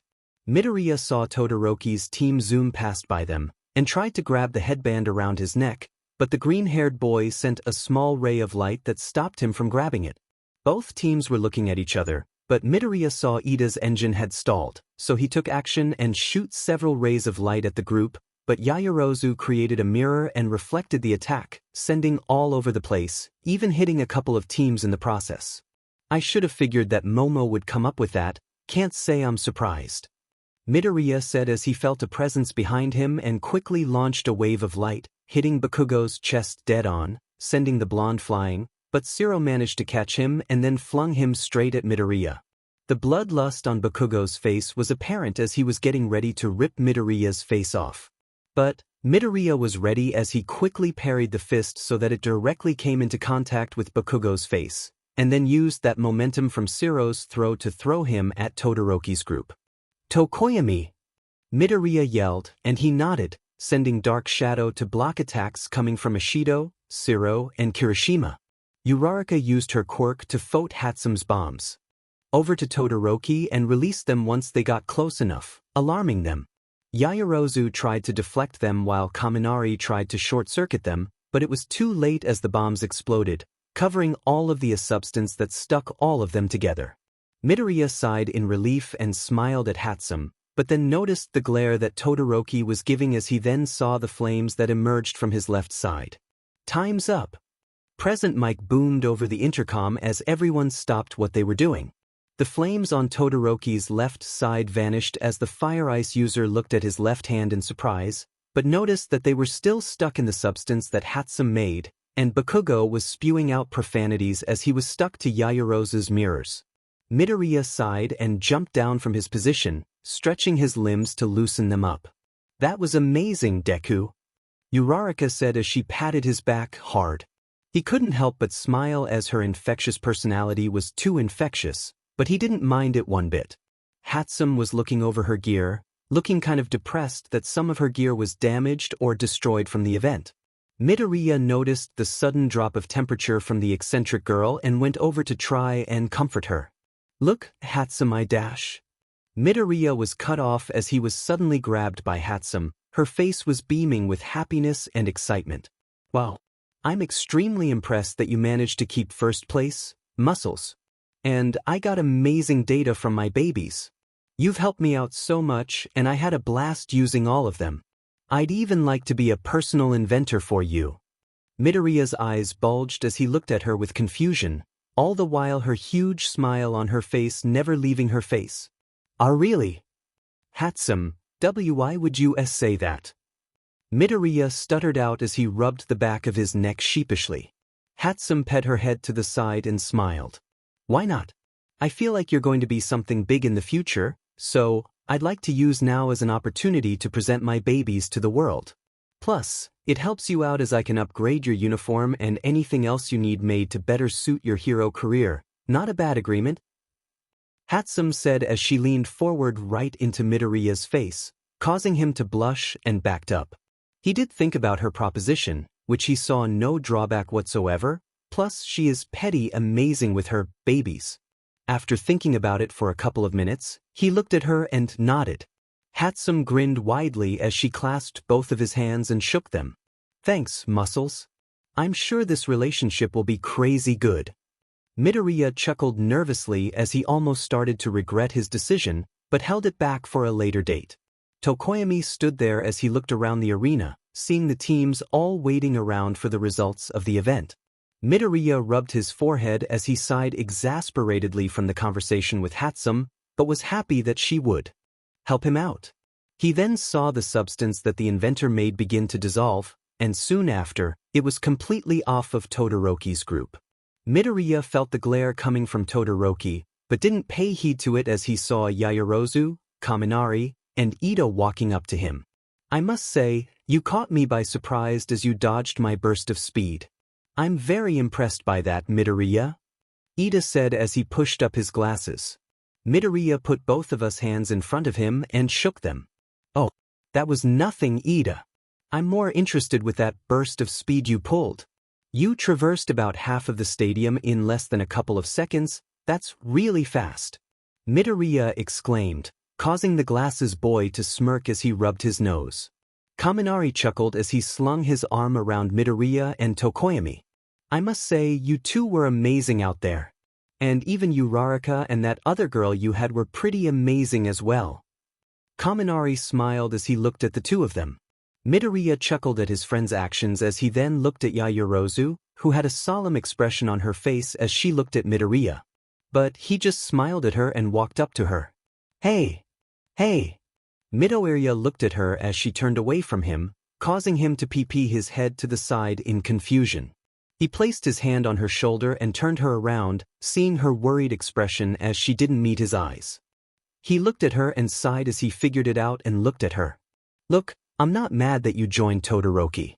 I know you have your reasons of doing so, and I respect that. Plus, I was really amazed on how you thought up of using mirrors to counter my solar powers," he said as a tinge of red appeared on his cheeks as he turned to the side and scratched his cheek. She looked at him stunned before chuckling softly and smiled at him. After that, it was uneventful as people were chatting it up with other people, except for Bakugo as he was yelling out curses at Midoriya and Todoroki for beating him once again. Midoriya just sighed in annoyance as he noticed that the intercom came back on. "Okay, everybody. Here are the scores. In 1st place. Team Midoriya. 2nd. Team Todoroki. 3rd. Team Bakugo. And 4th. Team Shinso. Those be the 4 teams that will advance to the final event of the festival.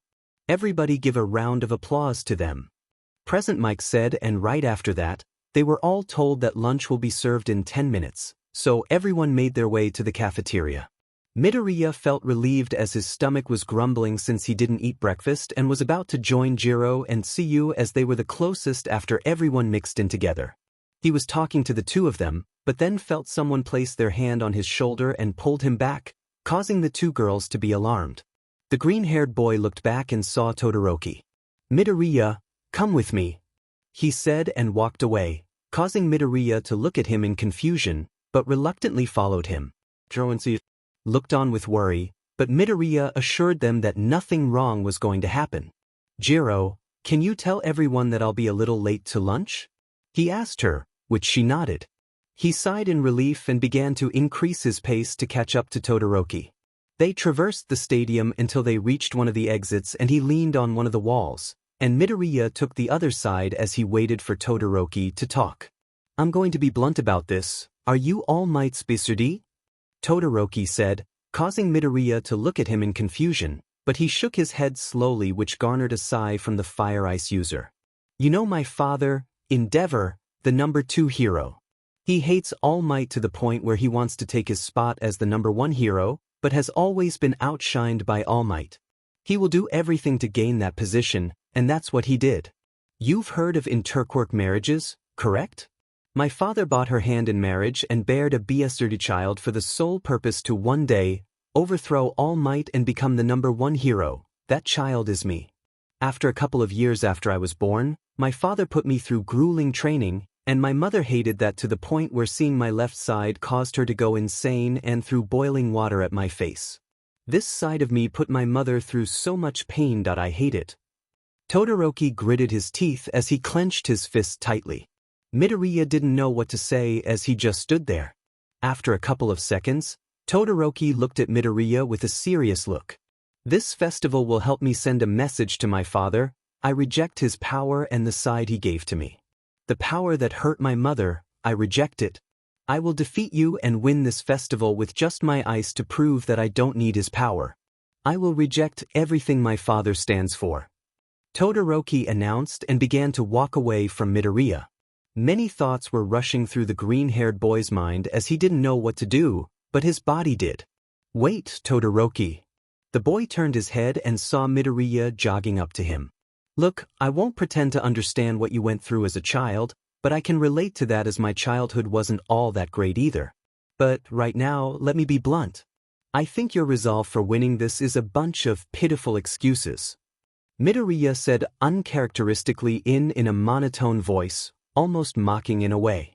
Todoroki suddenly turned his entire body and gave Midoriya the biggest death glare ever, but it didn't waver the green-haired boy. "What did you say?" Todoroki growled out as he glared. Midoriya stood his ground and turned to the side and sighed. "I said exactly what I said.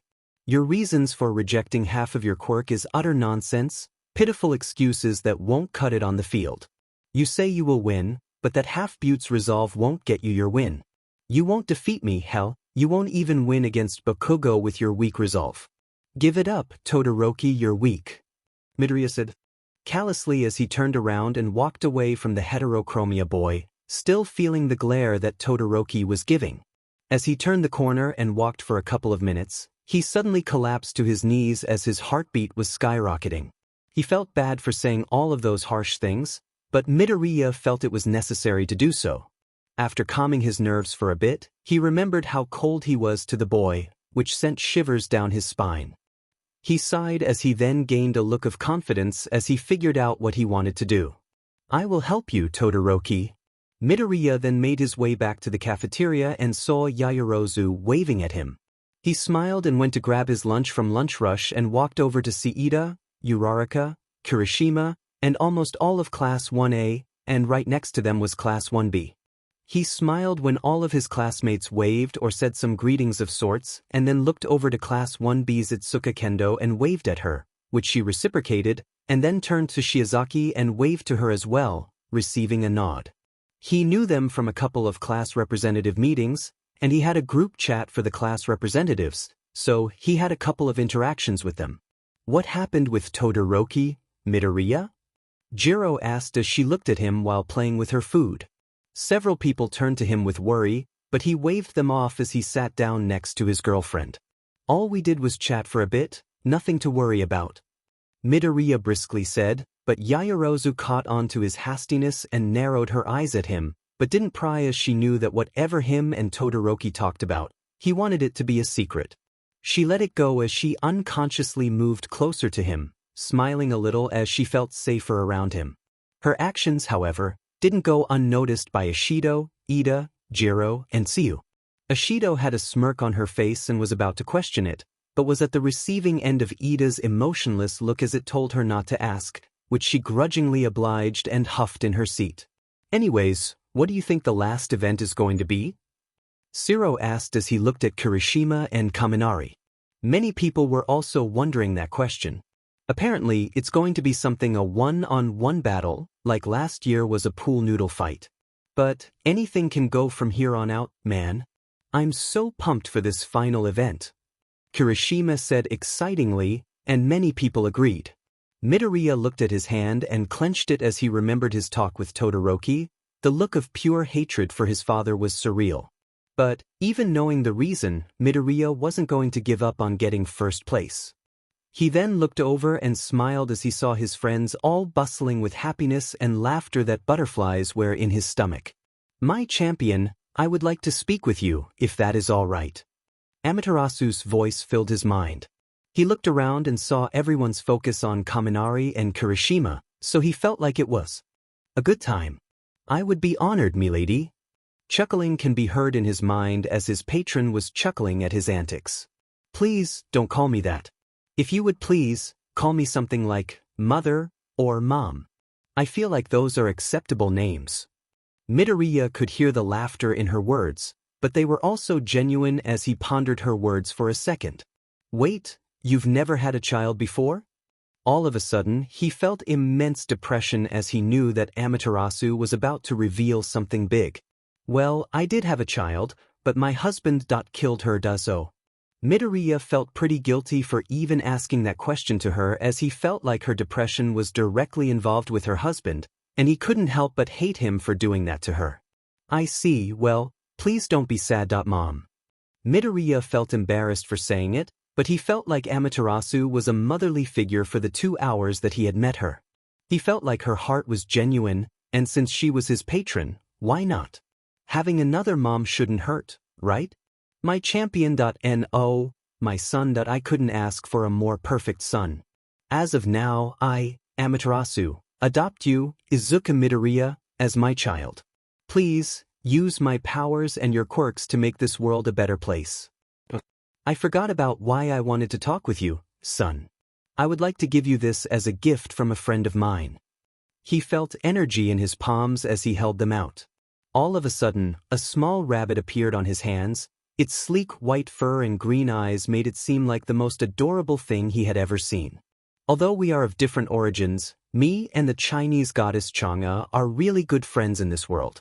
She wanted to give you the jade rabbit as a way to show her appreciation and to help you on your future endeavors.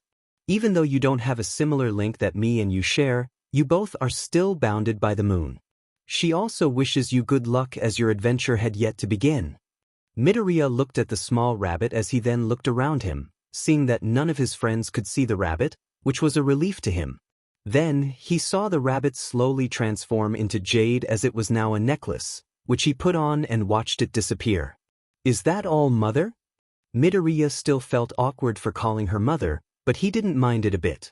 He still loved his real mother a lot, and he wasn't trying to replace one with the other. Actually, son, there is one more thing I would like to give you. A sort of power-up, to put it in lamest terms. It is called divination, the power to temporarily transform into a god. However, please be careful in using it. This power is very dangerous and should only be used when you really need to. You are powerful, but even with your power, you will face opponents much more stronger than you. Utilize both of your quirks, and train to have the ability to protect this world. And do please give this to your girlfriend. I would like for her to have it. Anyway, I'm counting on you. Do your best, my son. Farewell for now. Midoriya felt her leave his mind, and he sighed before feeling something in his pocket. He then felt a tap on his shoulder and saw Yaoyorozu looking at him with a worried expression. Are you okay? You've been spacing out for quite a while now. She asked. Midoriya looked at her, before remembering the thing that Amaterasu wanted to give her. He replayed her words to him before looking at her with a serious expression on his face. "Hey, Momo, can we talk for a moment?" Midoriya and Yaoyorozu eventually found a spot where they could talk in private, and they both found themselves at the gardens near the entrance of the academy, seeing the cherry blossoms in full bloom. Midoriya was fidgeting with his hands as he grabbed the gift that Amaterasu, or now his mother, wanted him to give to Yaoyorozu. So, this is what she wanted to give to her. He eyed the hairpin as it glowed softly in his hands, giving off energy and warmth that felt very calming to him. The sun on it was glowing brightly, as if it was catching your attention on purpose.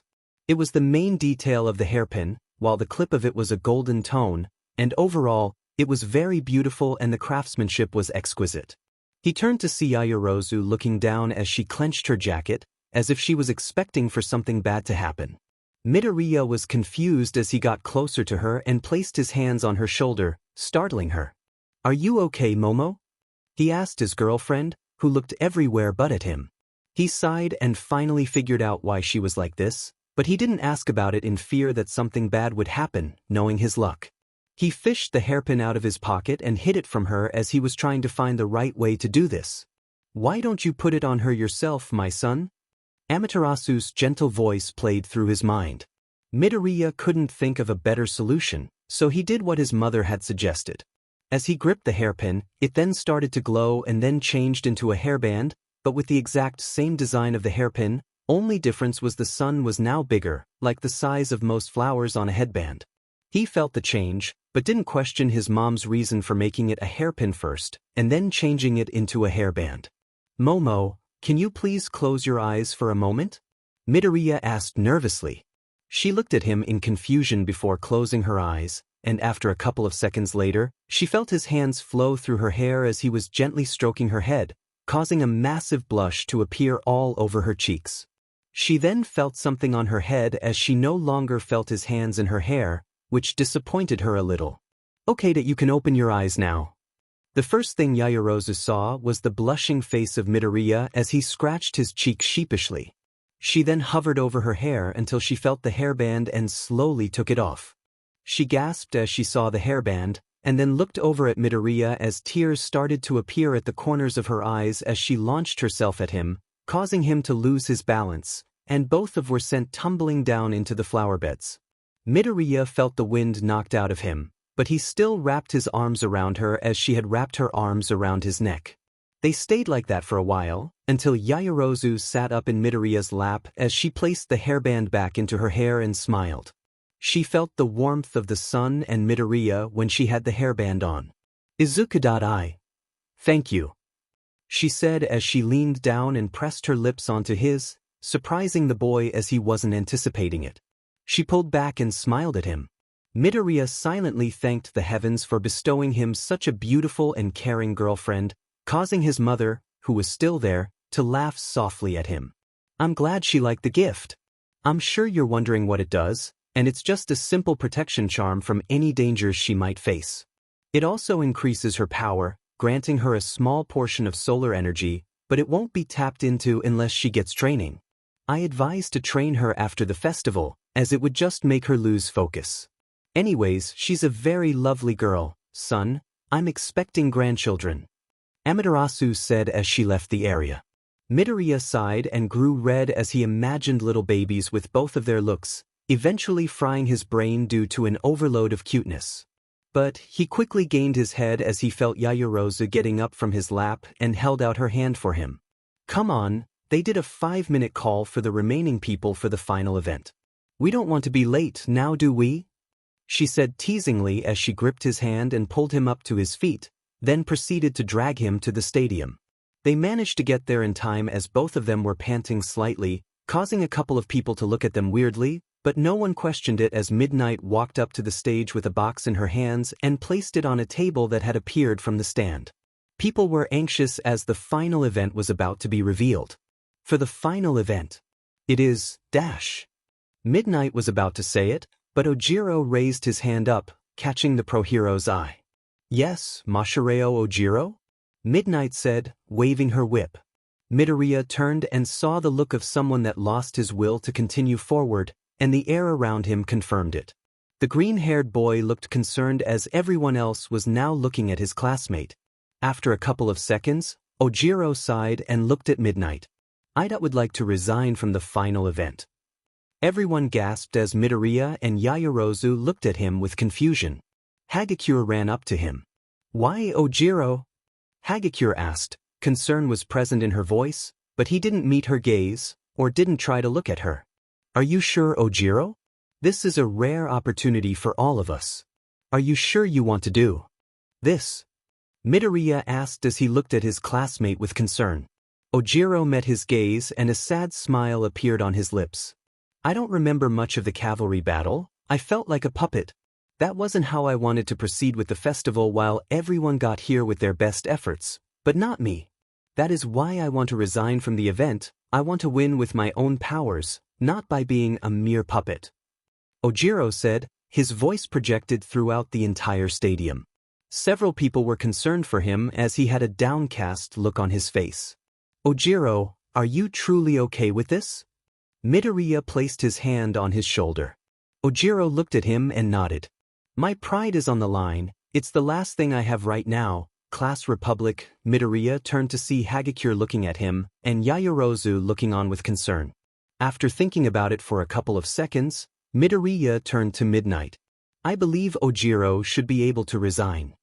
Everyone looked at him like he was crazy while Ojiro smiled at him. Then, someone else stood forward and raised his hand to get everyone's attention. He was from Class 1B and was on the same team as Ojiro. Midoriya then turned to the purple-haired guy with bangs under his eyes and watched as the boy didn't seem fazed by anything. Midoriya narrowed his eyes on him and began to make notes about him. He then turned back towards the Class 1B, who introduced himself as Shota Nirenjiki, also wanted to resign. His reasons were the same as Ojiro's, and told a similar experience about how he didn't remember much of the fight. Midnight was looking at the two boys, and placed a finger to her chin as she was debating on if she should allow it or not, and then saw their convictions and made up her mind. A smile appeared on her face as she pointed her whip at the both of them. "I see very well. I will allow the both of you to resign the event. With their resignation, we will need to fill those 2 spots. Team Kendo, your team came after Team Shinso. Will you please select 2 members to participate?" Midnight turned her gaze towards the orange-haired girl and her team. "Actually, I would like to hand that proposition to Team Tetsu. We were frozen for most of the event while they were working hard. I believe that's not fair on our part, right girls?" Kendo turned to her group, who all nodded, and she then turned to a stunned Tetsu and Shiozaki. "Are you sure, Kendo?" Tetsu asked, and she nodded. Midnight was interested with the turn of events and turned to Tetsu's team, motioning them to pick there. After a small discussion, Shiozaki and Tetsu were chosen.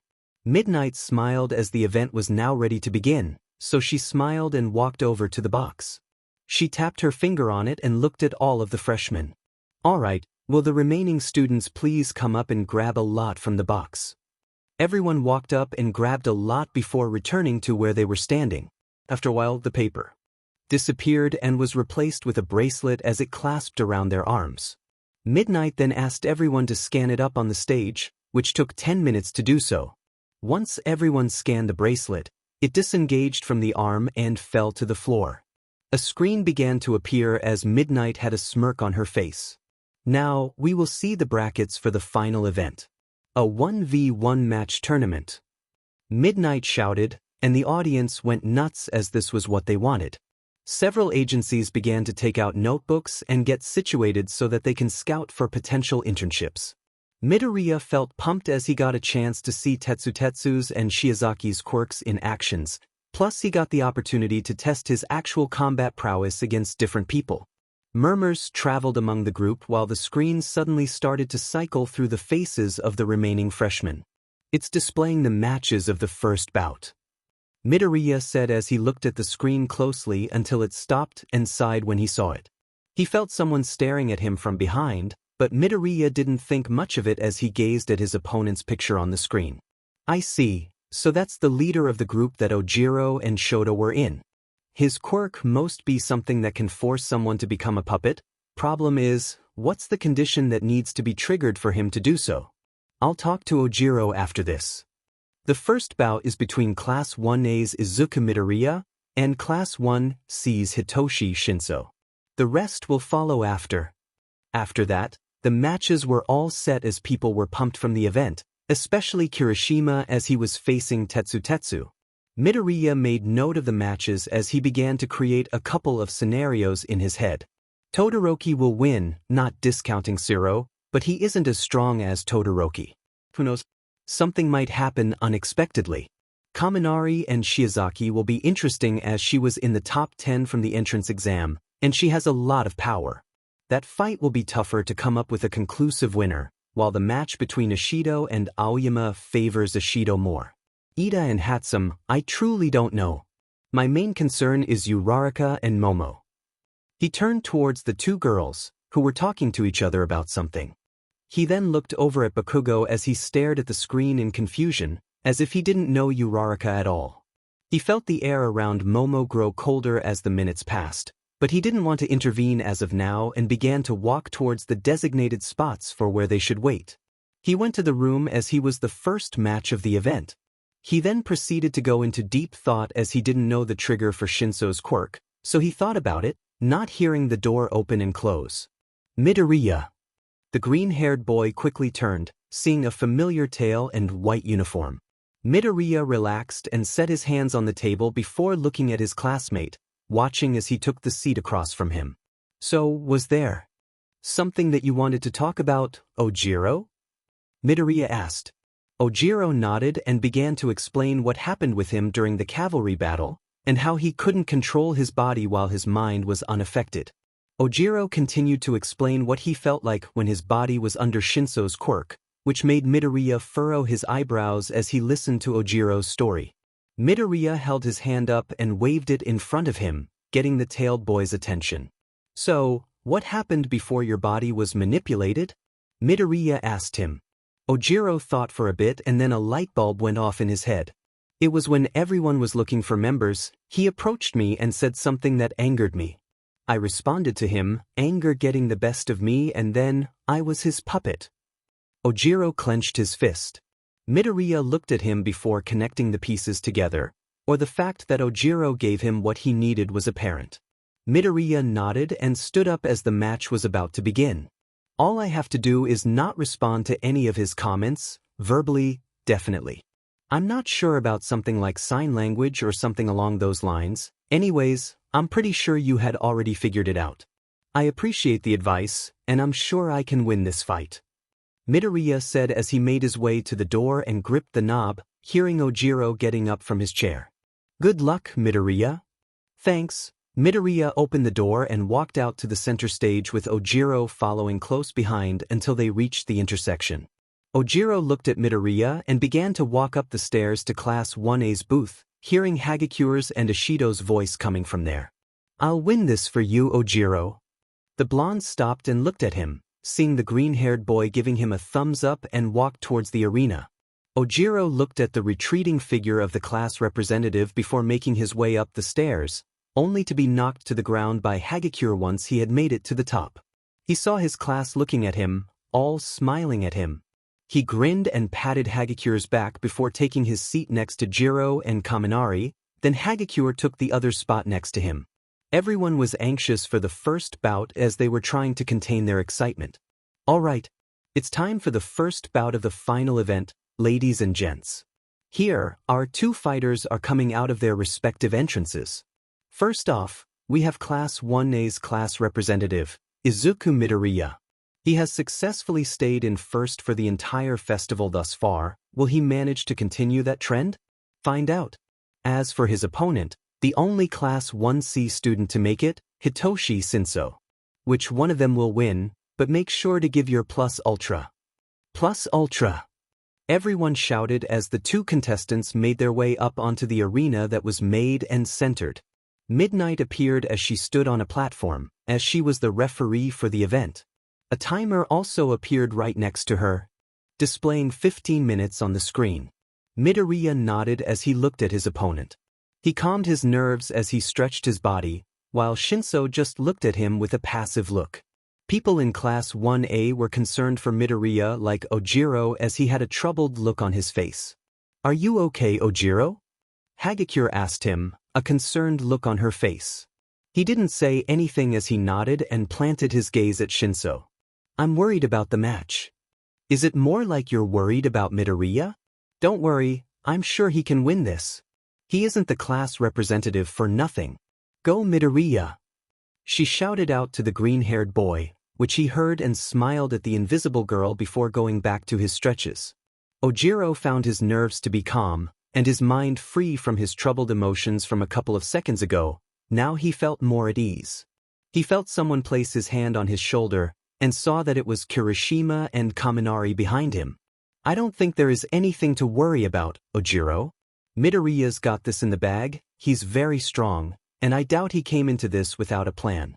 That's not his style," Kirishima said. Kaminari agreed, and people began to chip in with their own little comments about Midoriya. Ojiro smiled and nodded as they all turned back to the arena as the match was about to start. Midoriya finished his stretches and walked to where he was supposed to, seeing Shinso do the same as Midnight waved her whip in the air. "Is everybody ready?" "All right, let the match begin," Midnight shouted, and the cheers of the crowd empowered the excitement that was about to go down. Midoriya didn't move, and neither did Shinso, which caused everyone to look at the two of them confused. Midnight looked between the both of them, but noticed that Midoriya had a calculated look in his eyes, as if he was studying Shinso and his every move. "Well, aren't you going to attack me?" Shinso remarked as he stood in a relaxed position as he eyed Midoriya, who just looked at him as he stood. People were looking on with confusion, while other people were getting impatient. Midoriya exhaled as he then began to walk towards Shinso. His face showed confidence as he took small, choppy steps towards his opponent. Shinso noticed this and felt a drop of sweat fall down his back. "Ojiro, that's name, right? The monkey that resigned when he had a shot at winning, what foolishness!" Shinso exclaimed at Midoriya, but noticed that his opponent wasn't paying any attention to him. Midoriya gritted his teeth as he continued to hear Shinso mock Ojiro for resigning from the vent. As it continued non-stop, Midoriya bared his teeth and disappeared out of sight for a split second until he reappeared right in front of Shinso. The gloomy boy threw a punch blindly, but Midoriya swatted it away before punching him in the stomach and then kicked him out of the ring. Shinso grunted when he came into contact with the ground, sprawled as the kick knocked the wind out of him. Midoriya just looked at his opponent before turning his gaze to Class 1A's booth and held out the thumbs up. "Hitoshi Shinso has been knocked out of bounds. The winner is Izuku Midoriya," Midnight shouted as the whole stadium erupted with applause and cheering. Midoriya exhaled before making his way over to Shinso, who was now sitting upright as the medical team was checking for any injuries. The two of them stared at each other before Midoriya sighed and sat down right in front of him. "Listen, Shinso. You want to become a hero, correct?" the green-haired boy asked, causing the purple-haired boy to look at him and scoffed, turning his head to the side. "Of course I do. I'm going to become a hero to prove everyone wrong," Shinso said. Midoriya raised an eyebrow at him, causing Shinso to sigh and looked at him. "I wasn't born with a quirk like yours, Midoriya. With the quirk I have, people see me as a villain just because I can control someone if they respond. Naturally, those people drive me to prove them wrong and to become a hero without a flashy quirk like yours. Since you've beaten me, that dream will soon die," Shinso said. "I see. Well, if you think that a simple defeat will diminish your chances of becoming a hero, then you're surely lacking in resolve. If you want to become a hero, then you're going to need resolve and the motivation to do so. You have a cool quirk, Shinso, so if you use it like a hero would, then people would start to see you in that light, just saying. Anyways, great match, Shinso," Midoriya said as he sprinted back to his side of the arena and waved at his class as he entered the hallway. "I told you Midoriya was going to win, Ojiro," Hagakure exclaimed, causing him to smile at her. Yaoyorozu had a smile on her face as she made her out of the booth to meet Midoriya in order to congratulate him. Midoriya had Shinso's words in his head as he made his way back towards the waiting room to grab something that he had left there, not noticing his girlfriend running up to him. "Izuku!" Midoriya turned only to come face to face with Yaoyorozu's chest, feeling her wrapping her arms around him as she pulled him closer to her. His face went red as he was pulled even closer to her chest, which felt very soft, and he ended up sighing in relief as it was a nice feeling for him. After a couple of seconds, she pulled away, much to his dismay, and smiled at him. "Where are you going?" she asked as she gripped his arm and looked at him. He smiled and told her that he was going to the waiting room to grab his phone, which he had placed on the table at the far back of the room. She nodded and went with him, holding his arm as they made their way to the room and enjoyed each other's company. Midoriya's face was slightly red as he felt his arm press into her chest, and he was trying really hard not to faint from embarrassment, but he still greatly enjoyed the feeling and that he was spending some time with his girlfriend. Then his mind went to the date they had planned after. Oh crap! I totally forgot about the date. Damn it, Izuku, how could you forget about the date she had asked you? Midoriya was mentally beating himself up over it, which caused Yaoyorozu to look at him with concern and gripped his arm tighter. Izuku, are you okay? Midoriya broke away from his thoughts and looked at Yaoyorozu, seeing the concern in her eyes. He was conflicted on rather if he should tell her or not. He opted to tell her because he didn't want to concern her any further and that they should have trust in each other. He calmed his nerves and gripped her shoulders, which caused her to face him as she grew even more concerned. They stayed like that for a little bit until Midoriya exhaled and looked at her. "Momo, I'm sorry for forgetting about the date," he said solemnly, only for him to get a perplexed look on his girlfriend's face as she furrowed her brows at him and ped her head to the side. Question marks began to appear all around her body as some even bounced off of Midoriya as he felt like he asked something that didn't even happen. Yaoyorozu looked at him with confusion until she went back to when she was mad at him, then she had a look of realization. "Oh, you mean that? To be completely honest, I forgot about that since that was right before the USJ incident, so I don't blame you for it, Izuku," Yaoyorozu said to him. Midoriya sighed in relief before looking at her face, noticing a subtle hint of disappointment as they continued to walk to the waiting room. They ended up passing Shiro as they almost reached the room. Shiro waved at both of them as he walked past them since his match was about to begin. Midoriya felt the confidence that the tape user had, however. He's facing Todoroki. This will be a very difficult battle for Shiro. I believe that Todoroki will win, not discounting Shiro's strength after all. Midoriya watched as Shiro's figure disappeared around the corner. Yaoyorozu looked at him, understanding what he meant, and then looked back at the corner. Still, I kind of feel bad for Shiro.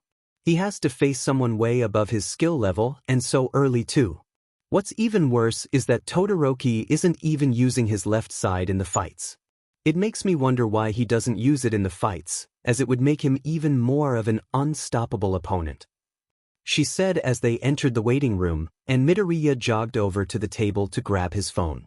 He quickly went through his phone to see if he missed anything and pocketed it when he saw that he didn't have anything urgent.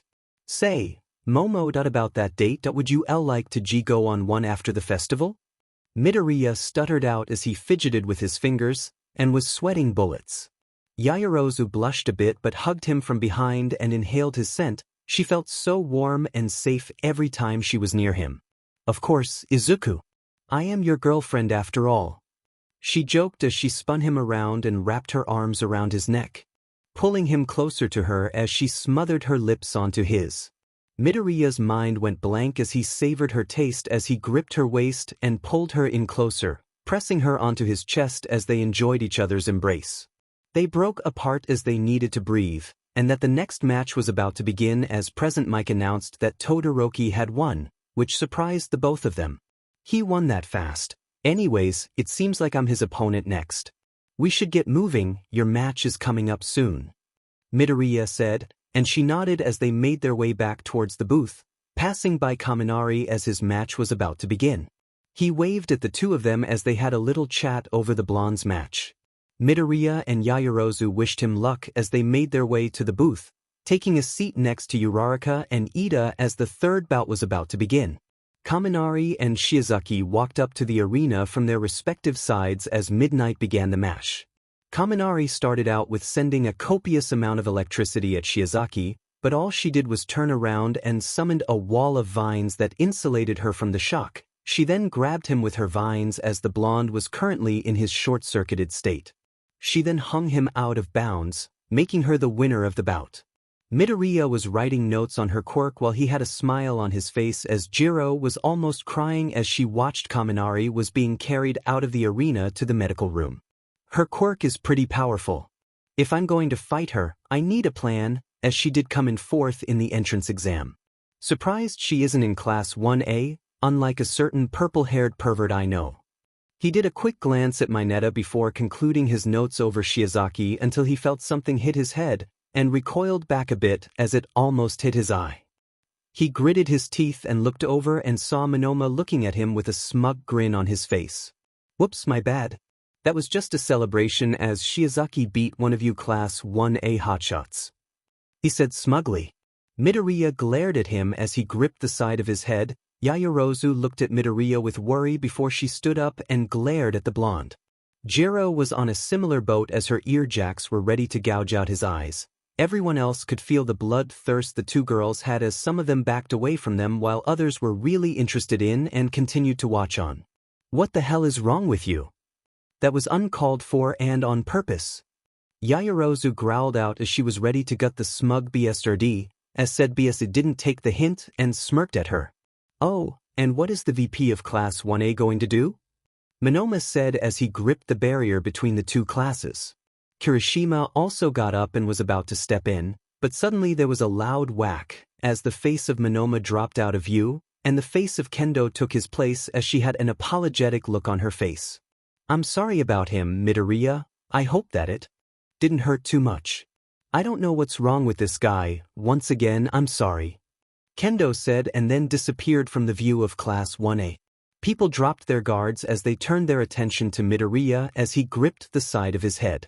Yaoyorozu moved his hand away and saw that there was a trickle of blood on his forehead. She quickly made some gauze and disinfectant and wrapped it after she disinfected it, earning a grunt from the green-haired boy.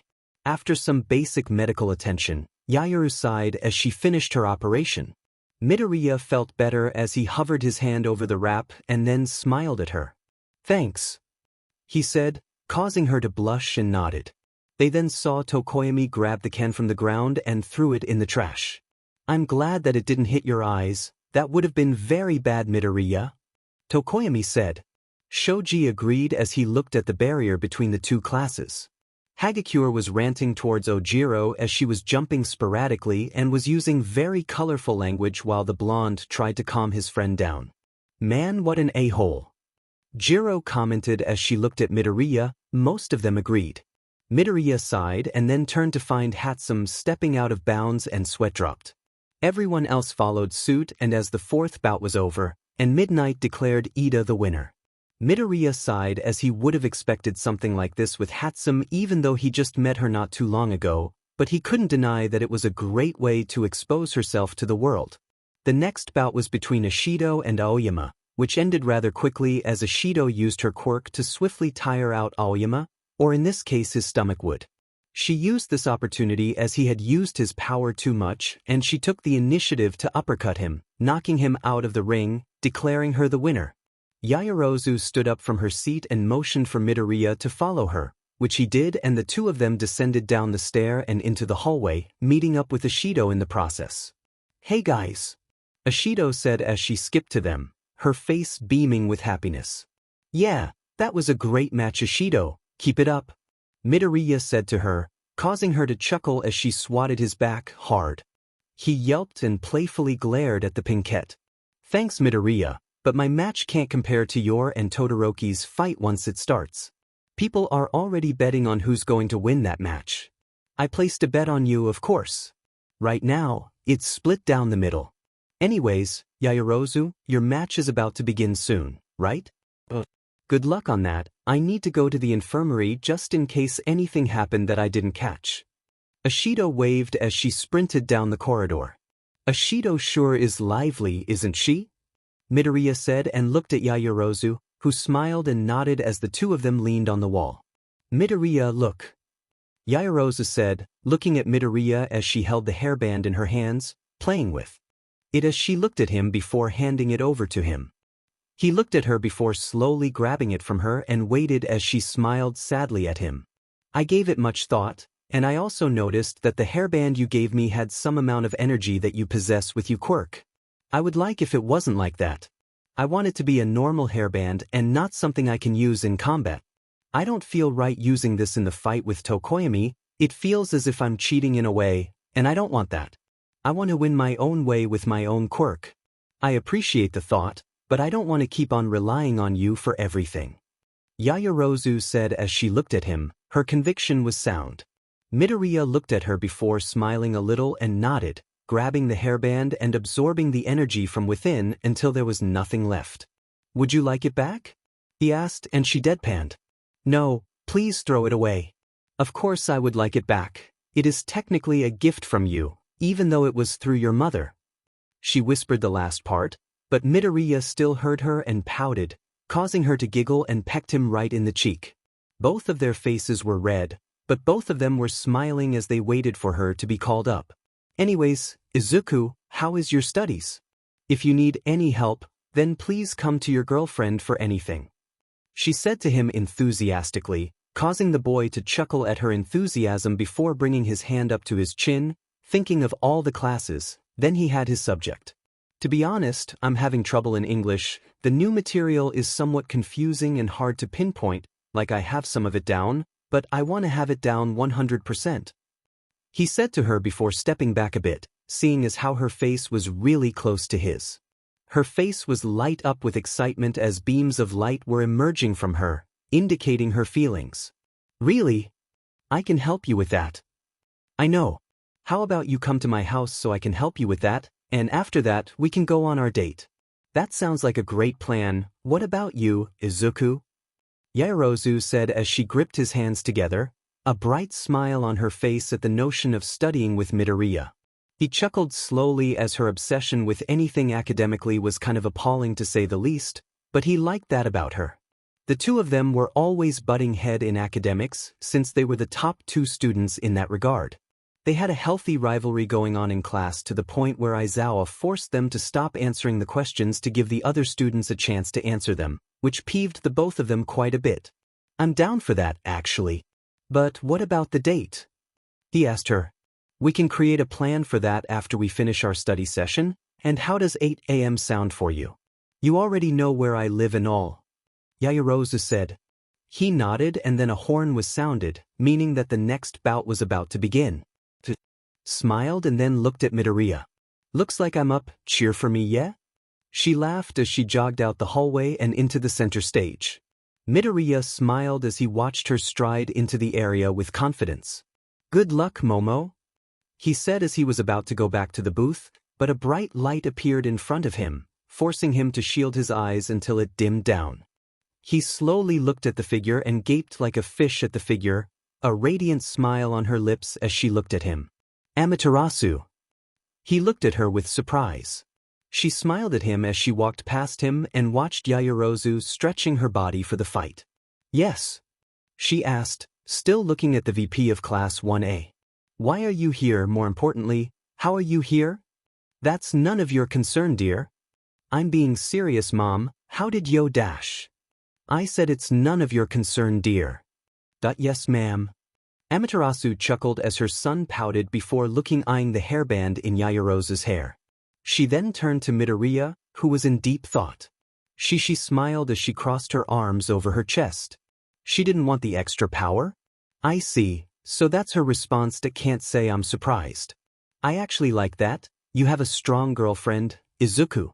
Make sure you protect her, okay? That's my mission for you, to protect her and this world. Amaterasu's tone grew serious as she turned back to Midoriya, snapping him out of his thoughts as he looked into her eyes. Listen, Midoriya, the quirk you possess, Celestial Homage, it allows you to control the sun and moon, and it allows you to use powers that are based around those things, correct? He nodded, and he started to grow weary as she didn't use his given name, instead opted to use his familial name. Your research had pinpointed powers like mine and my husband's, alongside a couple other pantheons. Again, he nodded as he was trying to piece things together to figure out where she was going with it. Midoriya looked at the being with a blank expression on his face, causing Amaterasu to sigh in disbelief before walking over to him, a flame growing in her hand. What I'm saying is, my champion, is that due to your research on your quirk, you were able to increase your knowledge about different abilities and gods that are synonymous to celestial homage. An example is myself. I originally was a part of your quirk, but with your research and studies, essentially you were able to enhance your powers. Amaterasu said, closing her hand, smothering the fire in the process before walking away from Midoriya, but looked over her shoulder and smiled at her champion son.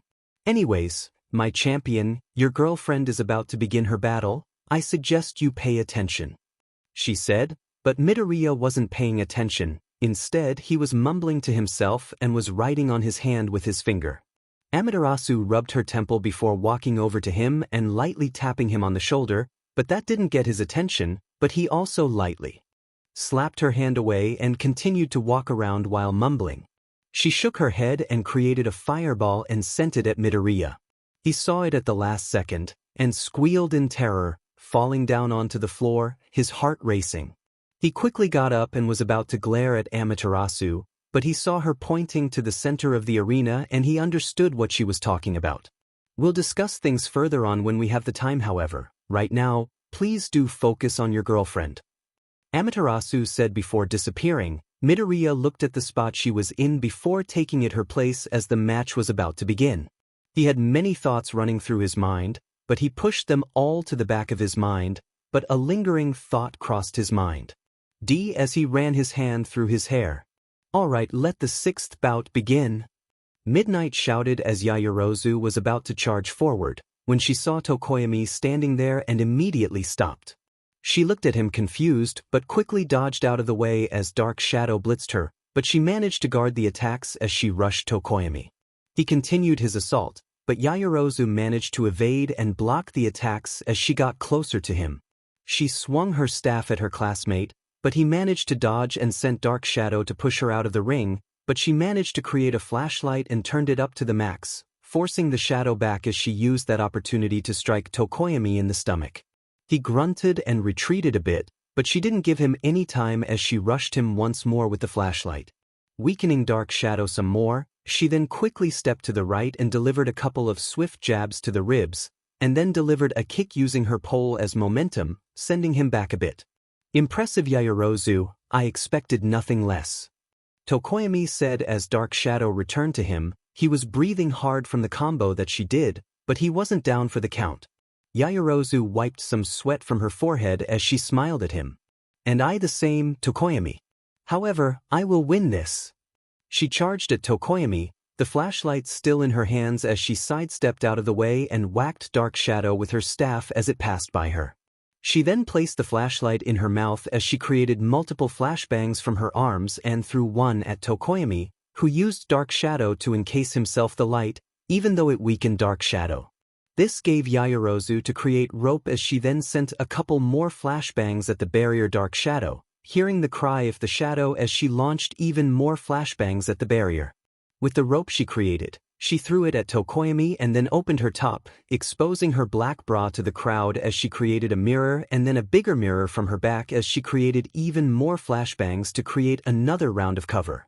Tokoyami was sweating as he felt the light hit Dark Shadow, and he peeped out from a little hole Dark Shadow had made for him and saw what Yaoyorozu was planning. If she manages to finish what she's doing, I'll have no choice but to surrender. Very well done, Yaoyorozu. I can see why you were recommended to the school. However, I'm not done yet. Once the flashing stopped, Tokoyami quickly sent Dark Shadow at her, which shocked Yaoyorozu as the speed of the shadow was faster than she had anticipated and was sent crashing into one of the mirrors she had created, but she managed to hold her ground. She felt blood trickle down her face, but she didn't mind it as she felt the energy from her hairband flow through her body and began to heal her wound. She held her staff as she gripped the flashlight that was in her mouth and threw it at Tokoyami. The light was at its max. Dark Shadow swatted it away, blocking Tokoyami's sight for a few seconds, but it was enough for Yaoyorozu as she created several more flashbangs and threw them at Dark Shadow and Tokoyami at the same time, causing the shadow to weaken even further while blinding Tokoyami. She used the opportunity to get in close and kicked Tokoyami in the chest before striking him multiple times with her staff. Dark Shadow then quickly went over to protect its master, but Yaoyorozu planned for that and sent a couple of flashbangs in advance, intercepting the shadow. But the shadow managed to land a punch at her side, causing her to cough out as she was sent flying to the other side of the arena, almost sending her out of bounds, but she shakily stood up and noticed that Tokoyami had recovered. 2 minutes left. Yaoyorozu heard that, but she stayed calm even though she felt a sharp pain in her side. She breathed in and out before once more getting into her stance, creating even more flashbangs and placed them on her belt that she created. Tokoyami sent Dark Shadow at Yaoyorozu as he wanted to push her out of the ring, but she knew that was his ultimate goal, so she quickly created a big mirror and shined the reflected light at the shadow, paralyzing it for a couple of seconds as she quickly dashed straight for Tokoyami, but he read her and quickly dodged out of her way and broke the mirror using Dark Shadow, then he sent it straight at Yaoyorozu. Knocking her down, and used that opportunity he ripped off her belt. He threw it out of bounds so that she couldn't get them. But Yaoyorozu smiled as she charged once more. This time she held a wooden sword and was even faster than before. Dark Shadow! Tokoyami yelled, sending the shadow, but all of a sudden, a bright flash of light exploded right in front of him, causing him to grunt in pain as his eyes were blinded by the flashbang, and then he heard a couple more go off, presumably to keep the shadow away. She must have planned this out, turning my attention away for just a split second so that she could place a flashbang out of my view. I must say, I'm very impressed by her. He thought before he was whacked a couple of times before. Being thrown out of the ring, a smile on his lips as he landed on the ground, the pain wasn't all that bad as his vision came back to him as he saw Yaoyorozu holding her hand out to him. Are you okay? Sorry about that. She apologized and bowed before him. He waved her off as they looked around. Cheering was heard throughout the stadium. Fumikage Tokoyami was thrown out of bounds, making Momo Yaoyorozu the winner. Midnight exclaimed. People were cheering both of their names as the two of them made their way back to the infirmary. Both of them spotted Midoriya waving at them as he met them at the hallway entrance. Both of you guys were great out there. That was an amazing battle, he said, stars in his eyes as he saw two amazing Quirks at work. Tokoyami smiled and excused himself in order to go to the infirmary. Yaoyorozu smiled as she winced a bit from the pain in her side, causing Midoriya to look on with concern. She waved him off, but he shook his head and placed his hand on her side before chanting a small verse, then her body was engulfed in a light. She felt the pain decrease and then it just disappeared. She looked at him stunned as he gave her a thumbs up with his tongue sticking out a bit. She chuckled a bit and smiled at him.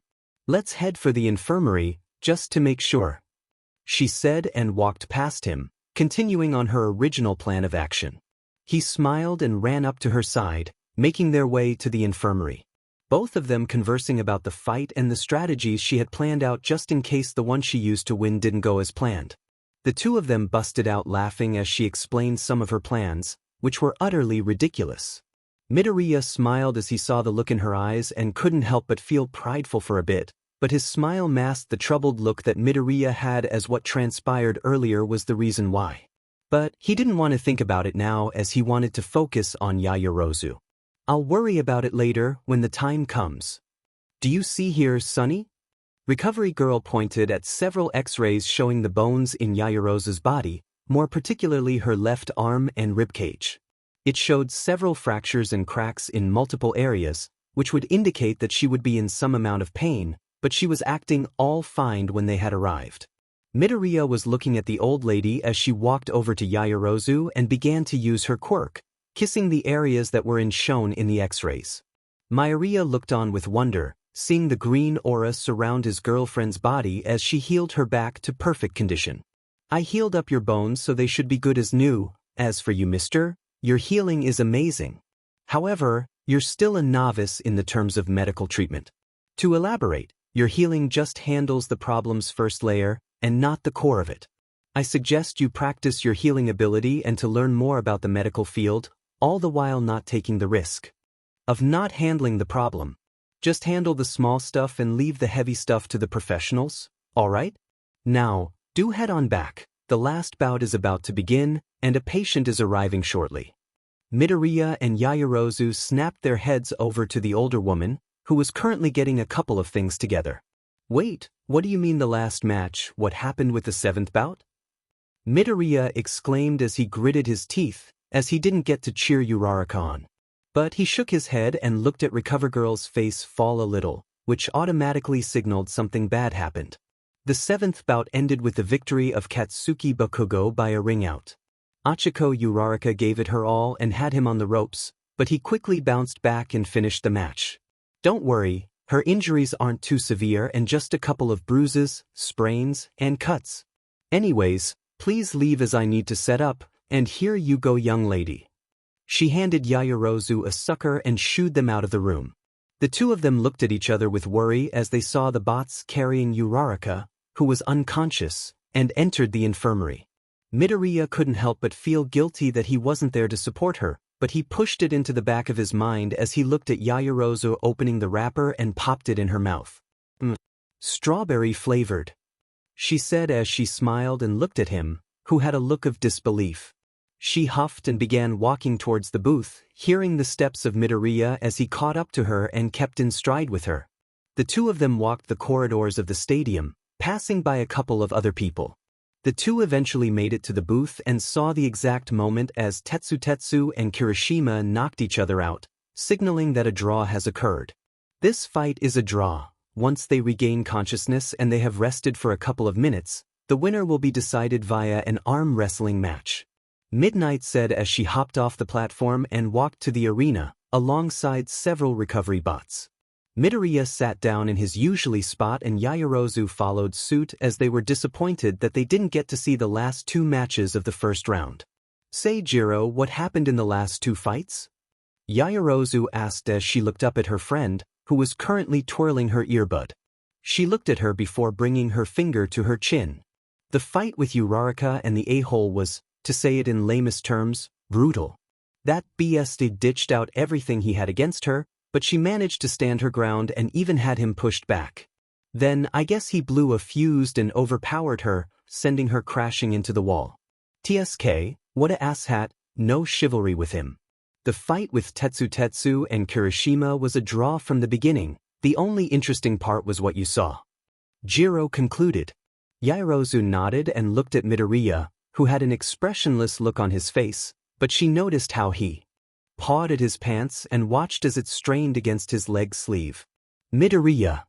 She frowned as she glanced at the blonde, looking rather uninterested at what was going on.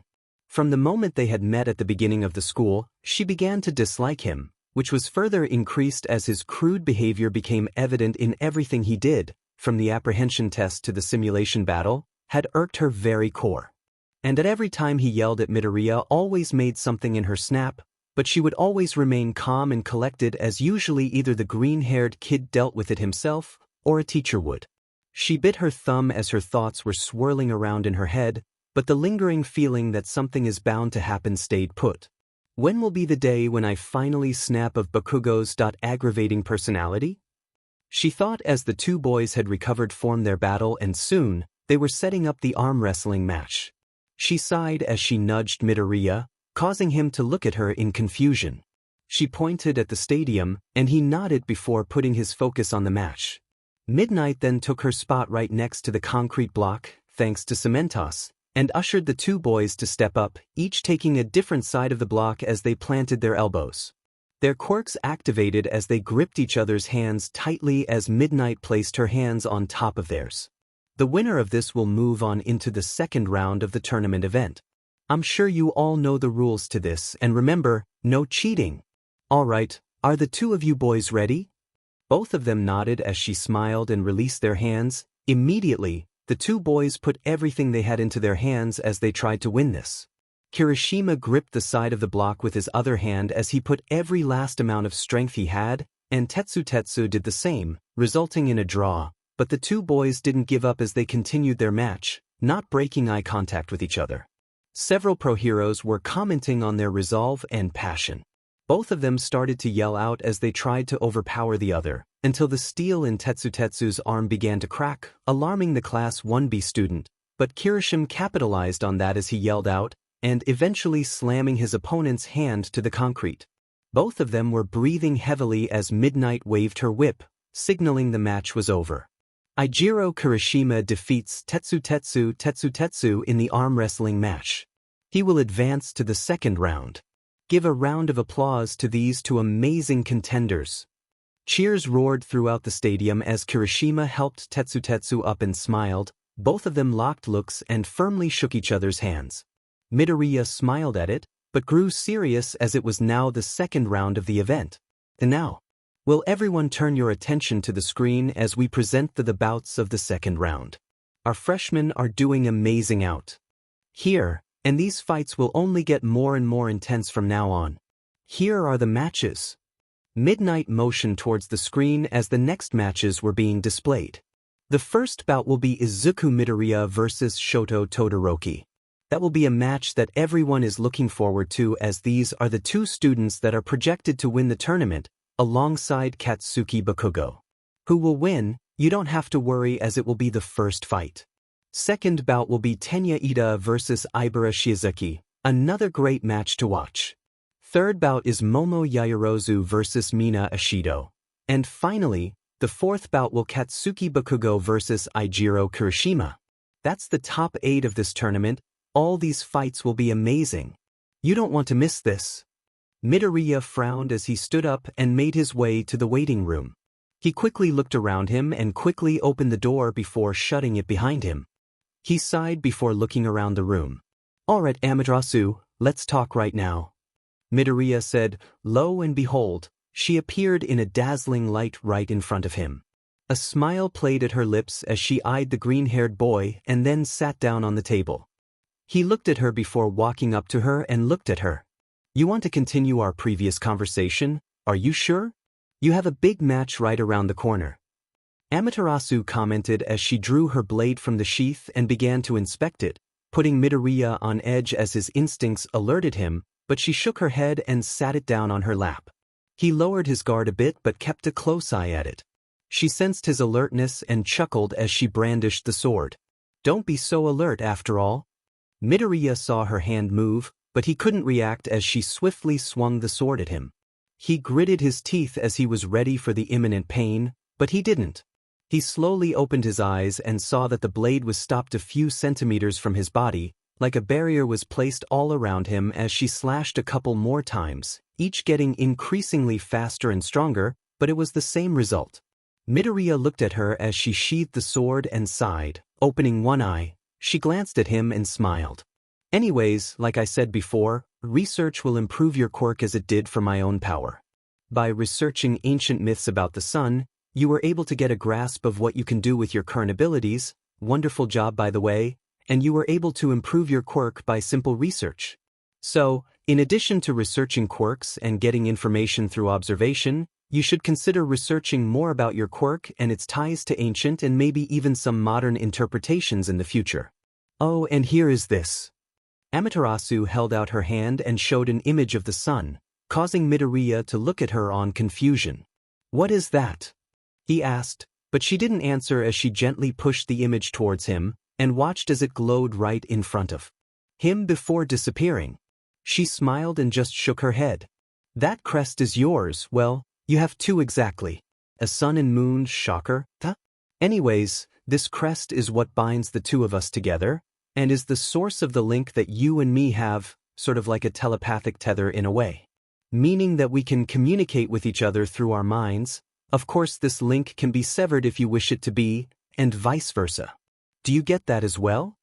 Amaterasu asked, which he once again nodded as he groaned a little as she was telling him the least important stuff, or rather the things that he wanted to be informed of last. As he was about to speak again, she grabbed his hand and began to chant something that he couldn't understand, and all of a sudden, she started to glow brightly. Midoriya instinctively looked away until she returned to normal. What was that? Midoriya asked as he checked himself, until he checked the back of his right hand, the one she grabbed, and on it was a celestial sun just like Amaterasu's, but it was a reddish-purple color and looked more badass than hers. She smiled and disappeared into a ball of light, then Midoriya absorbed it. He looked down at the crest, and felt the heat of it as it glowed brightly before dimming down. I made our pact official, as we weren't necessarily a pact when we first met and also when I made you my champion. We can do the ritual right now, however. This will also be a shortened form of it since it will take too long. Now that it's official, you can now tap into my power, hence the god form, and the ability to temporarily give a boost in your power. I must warn you that the time limit of the form is dependent of the current mastery over it, so basically, you're a novice, so that means the time in that form will be around 3 to 5 minutes depending on your energy and ability to control said energy. However, going overboard can lead to an enormous amount of strain to your body, and excessive times of overusing that power will dissolve your body from the inside out. Now that's something you don't want to experience. Anyways, I advise you to only use that form if you really need to for now. Once we get some time, I can help you improve the amount of time you can stay in that form. One more thing, depending on your emotions, celestial homage will obviously react differently. Sounds pretty usual, right? Anyways, your match is about to begin. I wish you the best of luck, my champion. Amaterasu said before going quiet, causing the young boy to sigh as he didn't get to ask some questions, but he figured that it should wait as his current focus should be Todoroki. Alright, I'm ready for this. He cracked his knuckles and made his way to the hallway leading to the center stage. He saw Toshinori standing there and waved at him, getting one back from his mentor. He stopped in front of the lanky man. What are you doing here, All Might? Midoriya asked him. The hero chuckled and ruffled the green-haired kid's hair, earning a disgruntled yelp as the older man laughed and the boy followed shortly after. After they stopped, Toshinori placed his hand on Midoriya's shoulder and looked at him in the eyes. Kid, you've made me proud. Now, I want you to win this match, better yet, win this festival and show the world what the next symbol of peace can do. Anyways, kid, how is OFA? Midoriya began to fidget with his hands and he began to pace the floor as he looked everywhere but the hero. To be honest, I'm still at 10% and I really haven't been doing hot with it as of late. Midoriya confessed, but Toshinori shook his head and got the boy's attention. Young man, even if 10% doesn't seem that much, you learned to control that much in such a short of time that it's really impressive. It may be small now, but your potential with it will one day succeed even my power, and you will be an even greater hero than myself. Remember, a hero will always strive to improve themselves and their quirks. Alright kid, I've kept you here long enough. Remember to give your plus ultra. The older man held out his arm towards the boy, who looked at it for a bit and then realized what he wanted. Yeah, I'll give my plus ultra. Midoriya fist bumped him and walked into the center stage. A sudden air of confidence surrounded the young man, putting a wide grin on the hero's face as he watched from there. Midoriya made his way to the arena as the crowds cheered for the start of the second round of the tournament. Alright folks, the first match of the second round is about to begin. It will be Class 1A's Izuku Midoriya versus Class 1A's Shoto Todoroki. These two freshmen have been the main focus of this festival as the two of them have maintained their ranking of first and second, respectively. Now the two of them will battle each other to see who will advance into the semifinals. Who will win, who knows? Both of them are complete powerhouses and so strong that it turns me on. Midnight gushed out, causing several people to question her commentary while others weren't bothered by it. Midoriya walked up to the stage and looked up to see Todoroki making his way up the stairs as well. The two boys stopped at their designated place and waited for the match to begin. Finally, I get to show that BSTRD father that I don't need his DMN side to beat you and win this tournament. Todoroki said as ice began to collect at his fingertips. Midoriya just looked at him as he began to collect energy throughout his body, and once more his eyes turned golden, and his hair gained the familiar tint of gold that he always donned when he got serious. Todoroki smirked as the two boys were ready to get the match started, and the crowd liked the tension the two of them were making. Their cheers became louder as people were taking sides in the fight, some even making bets on who was going to win. The Class 1A booth was pretty split on who was going to win, and some were even arguing with each other. I think that Todoroki is going to win, Kirishima. Dude's a freaking badass. Kaminari yelled at the redhead. No, Midoriya has got it in the bag. Bro's a manly man. Kirishima backed up his bro as the two of them continued to argue. They were all split on who was going to win, but the majority were leaning towards Midoriya as he was more likable than Todoroki.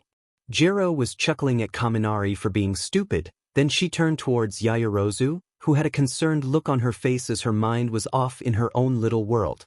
Jiro looked at her before following her gaze to Midoriya and tapped her friend on the shoulder, startling the onyx-eyed girl. Yaoyorozu quickly fixed herself and looked over at the shorter girl. "You wanted to talk to me, Jiro?" she said as she smiled at her, causing the purple-haired girl to frown as she knew it was a forced smile. Jiro sighed and whispered in Yaoyorozu's ear. "Are you okay? You've been staring at Midoriya the entire time. Do you think Midoriya is going to lose to Todoroki?" Yaoyorozu quickly pulled back and shook her head, causing Jiro to raise an eyebrow as she was confused on Yaoyorozu's current behavior. "Are you okay, Yamamo? You're acting strange, out of your usual character. Did something happen?" Jiro questioned her friend, noticing how she would steal glances at Midoriya, and then she started to piece the clues together.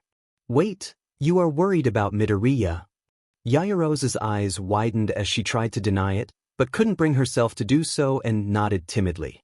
Jiro looked at her in surprise and then grabbed her hand, and the two of them walked down the stairs until they were out of earshot of the other class members. When they reached a good spot, Jiro turned to Yaoyorozu and looked at her expectingly. "Momo." Yaoyorozu's attention automatically zoomed in on her friend as she called her by her first name, which would have made her happy if it wasn't in a situation like she was currently in. After a couple of seconds, Jiro looked at Yaoyorozu in her eyes and with a serious expression on her face. "What is your relationship with Midoriya?" Yaoyorozu's eyes widened a little, which the earphone jack user caught, and stayed silent as her eyes darted all around except for her friend's face. After a couple of minutes later, Jiro sighed and placed her hand on her shoulder. "You like him, don't you?" Jiro questioned, and prayed that her friend would extricate her behavior, but alas, her friend kept quiet as she stood there, gripping the zipper of her top.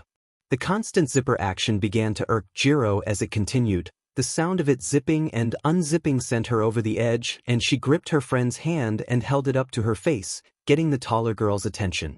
"Yamamo, we're friends, right? Then you can tell me what's bothering you, come on. It's not like I'm going to laugh at you or anything." Jiro joked, trying to lift the mood up, but she saw Yaoyorozu's expression as her face was all scrunched up in worry and concern, and occasionally steal glances out the hallway towards the way to the arena. Jiro huffed in annoyance as she mentally apologized to Yaoyorozu and slapped her friend across the face. Yaoyorozu's face looked shocked as she gingerly brought her hand to her cheek and placed it on the spot where she slapped. Jiro's hand stung as she gripped it and looked at her face, seeing the shock and anger in her eyes. Why? Yaoyorozu had the biggest glare she had ever seen, and she wanted to flee, but she stood tall and glared at her friend. "I did that because you're putting too much thought into this fight. Don't you believe that Midoriya will win?" Jiro yelled at her friend, which caused a vein to appear on Yaoyorozu's forehead. "Of course I believe that Izuku will win. I'm worried about the aftermath of the battle. This fight will be intense, and he will probably obtain injuries in the process. Why are you questioning my concerns? Can't a girlfriend worry about her boy dash?" Yaoyorozu quickly covered her mouth, blushing slightly at what she was about to say, but Jiro smirked as she leaned closer to her. "I knew it, you and Midoriya are dating. Even on first-name basis, too? Wow, you guys have grown that close to each other." Jiro slyly said as she nudged her shoulder, irritating the black-haired girl further. Jiro stopped and chuckled at her friend's annoyance before returning back towards her serious expression. "If you guys are dating, then you should have a lot more faith in him than what you have now. If he gets hurt, it's your job to be there for him when he needs it, and vice versa. You know, he was cheering for you during your match. And I must say, he was very vocal and it was very cheesy, but he cheered for you nonetheless. Come on, we're going to miss the match at this rate." Jiro said as she turned around and made her way back towards the booth. Yaoyorozu looked at the back of her friend and smiled as she quickly caught up to Jiro, and the two of them made their way back into the booth. They took their seats and watched as the match seemed like it was about to start, as both Midoriya and Todoroki were ready to duke it out. "Alright, ladies and gents, the match is about to begin. Are the two fighters ready? Midnight looked at the two of them, and both of them nodded as they got into their stances, their quirks already beginning to appear around them as Midnight grinned widely and held out her whip. 3, 2, 1. Let the match begin. Midnight yelled, and immediately Midoriya rushed Todoroki, sending multiple rays of light right at him. Todoroki countered it by making wall of ice as a loud crash was heard as the rays made contact with the ice, melting some of it. The ice user looked at the area of collision and frowned at it.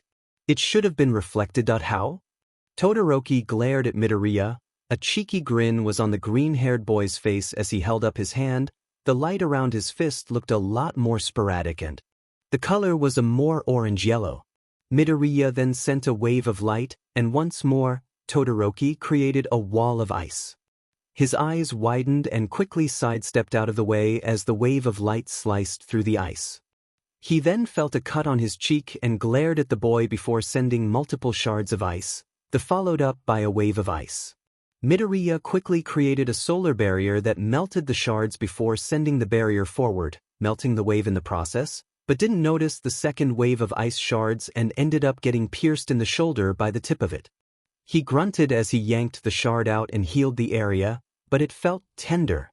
Todoroki charged forward, covering the area around him with ice, increasing his speed and launched another wave of ice, and used the wave to block his movements and exploded the wave with another ice attack, hitting Midoriya's solar barrier.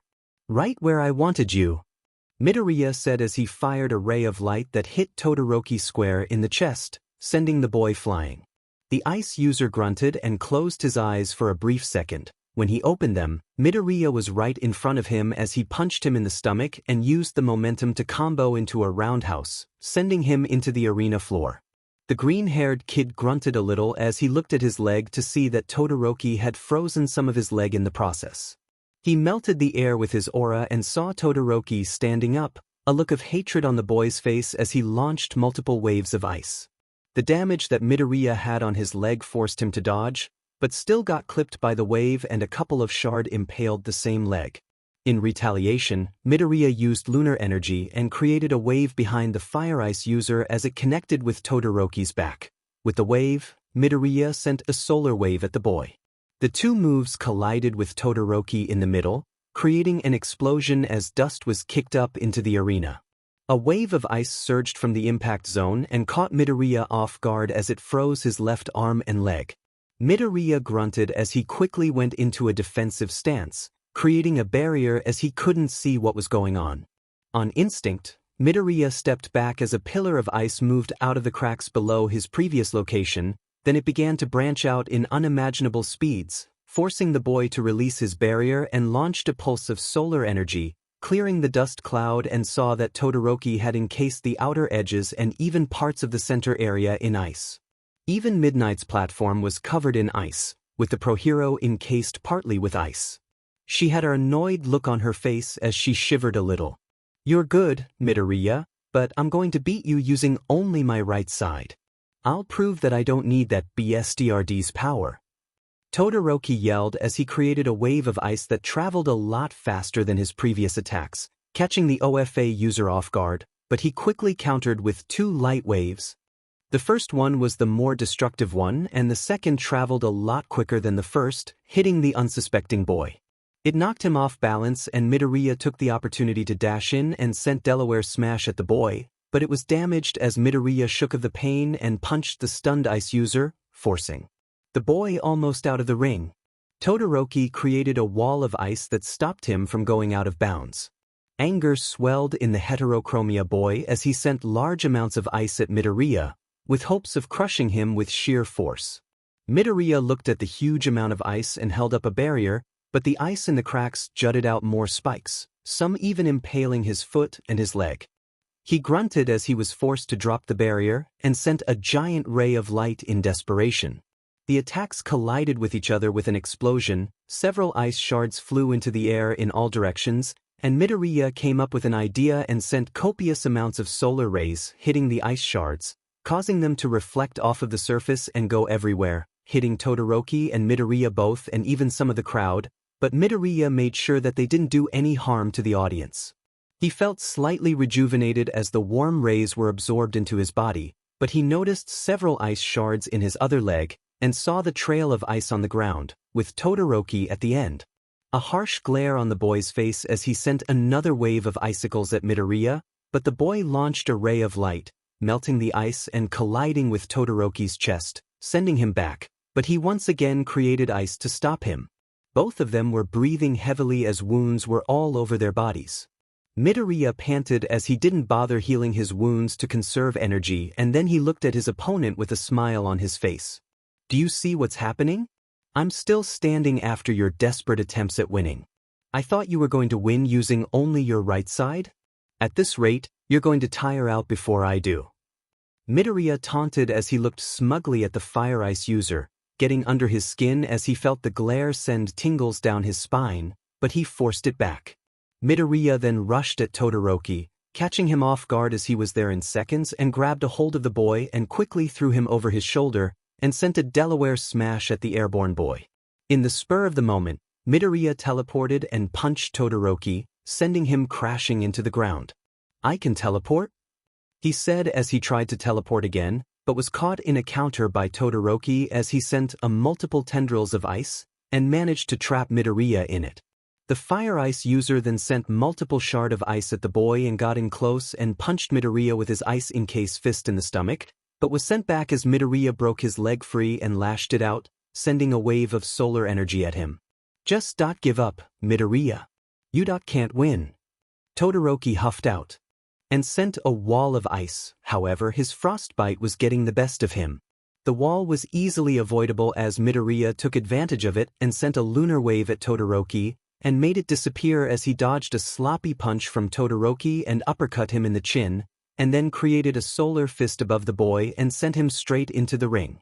Midoriya was feeling the repercussions of using his quirk as he felt his energy decreasing at a constant rate. "Thought I have to finish this and help Todoroki before I run out of energy." Midoriya looked at his two broken fingers and sighed.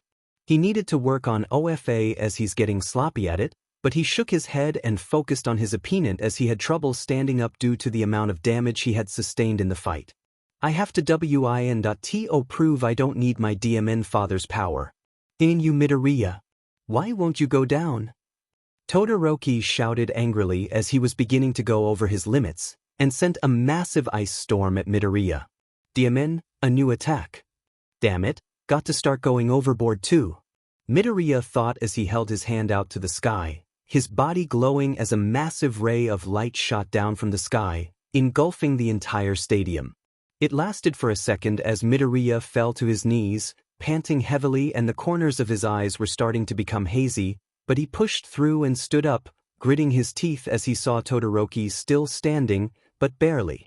A massive glare on the boy's face, almost a look of bloodlust. How come I haven't defeated you yet, Midoriya?" Todoroki shouted as he clenched his hands into fist, not caring that frostbite had appeared on his left side of his body. Midoriya looked at him and shrugged his shoulders, almost in a mocking manner as he looked directly in his eyes. "You want to know why? It's because you're weak. Claiming that you deny half of your quirk and want to be a hero is laughable. Half-butting is what you're doing, and I've never met a hero that half-buttes their work because some lame excuse like their past. Utterly pathetic. If that's how you want to see things, then give up being a hero." Midoriya said, crossing his arms to his chest, and glared at Todoroki, who was seething with anger and roared, launching a massive wave of ice, but Midoriya simply melted it and appeared right in front of him, sending a punch to the chest, kicking his side, and launched a ray of light at him. He was sent flying, but then hit the lunar wave Midoriya concealed and was paralyzed, and then was sent into the arena floor by Midoriya's kick. Todoroki coughed out and stood up, wobbling a bit as Midoriya landed on the ground. "Midoriya.ubstrd. You don't understand how I feel, so just piss off." Todoroki yelled out as he tried to send another wave of ice, but the frostbite zapped his energy dry and fell to his knees, panting heavily. "You're right, I don't understand how you feel, but an idiot uses the past to blind themselves from the truth. Can't deny that your left side is a part of you now, and you can't cast it off. It may be your father's power, but now, it's part of your quirk, Todoroki. Midoriya said as he looked at Todoroki, who had his eyes wide and suddenly clenched his head in pain. Todoroki began to remember his childhood, feeling the pain and suffering he went through because of his father, and the look his mother gave him. He clenched his chest as he remembered everything. "Shoto, do you like All Might?" his mother asked him, and he had the biggest smile on his face, all the while holding up an All Might figurine. He nodded happily as he smiled. "Mommy, I want to be a hero just like him, and a hero to you as well." "That's sweet, Shoto, but you already are my hero." She hugged him tightly, a smile on both of their faces. "You say you want to be a hero, then be one. The past is done, but the present, you can become the hero you want to be.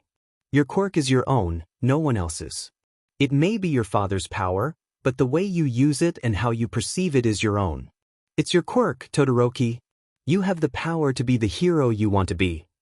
Midoriya yelled out at him. All of a sudden, his heart stopped clenching as he looked at Midoriya's eyes, seeing the conviction and drive in the boy, and smiled softly as he closed his eyes. "Shoto."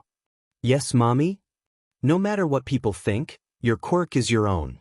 Use it to become the hero you wanted to be, the hero that will make me proud of you." "I see so that's what your aim was, Midoriya.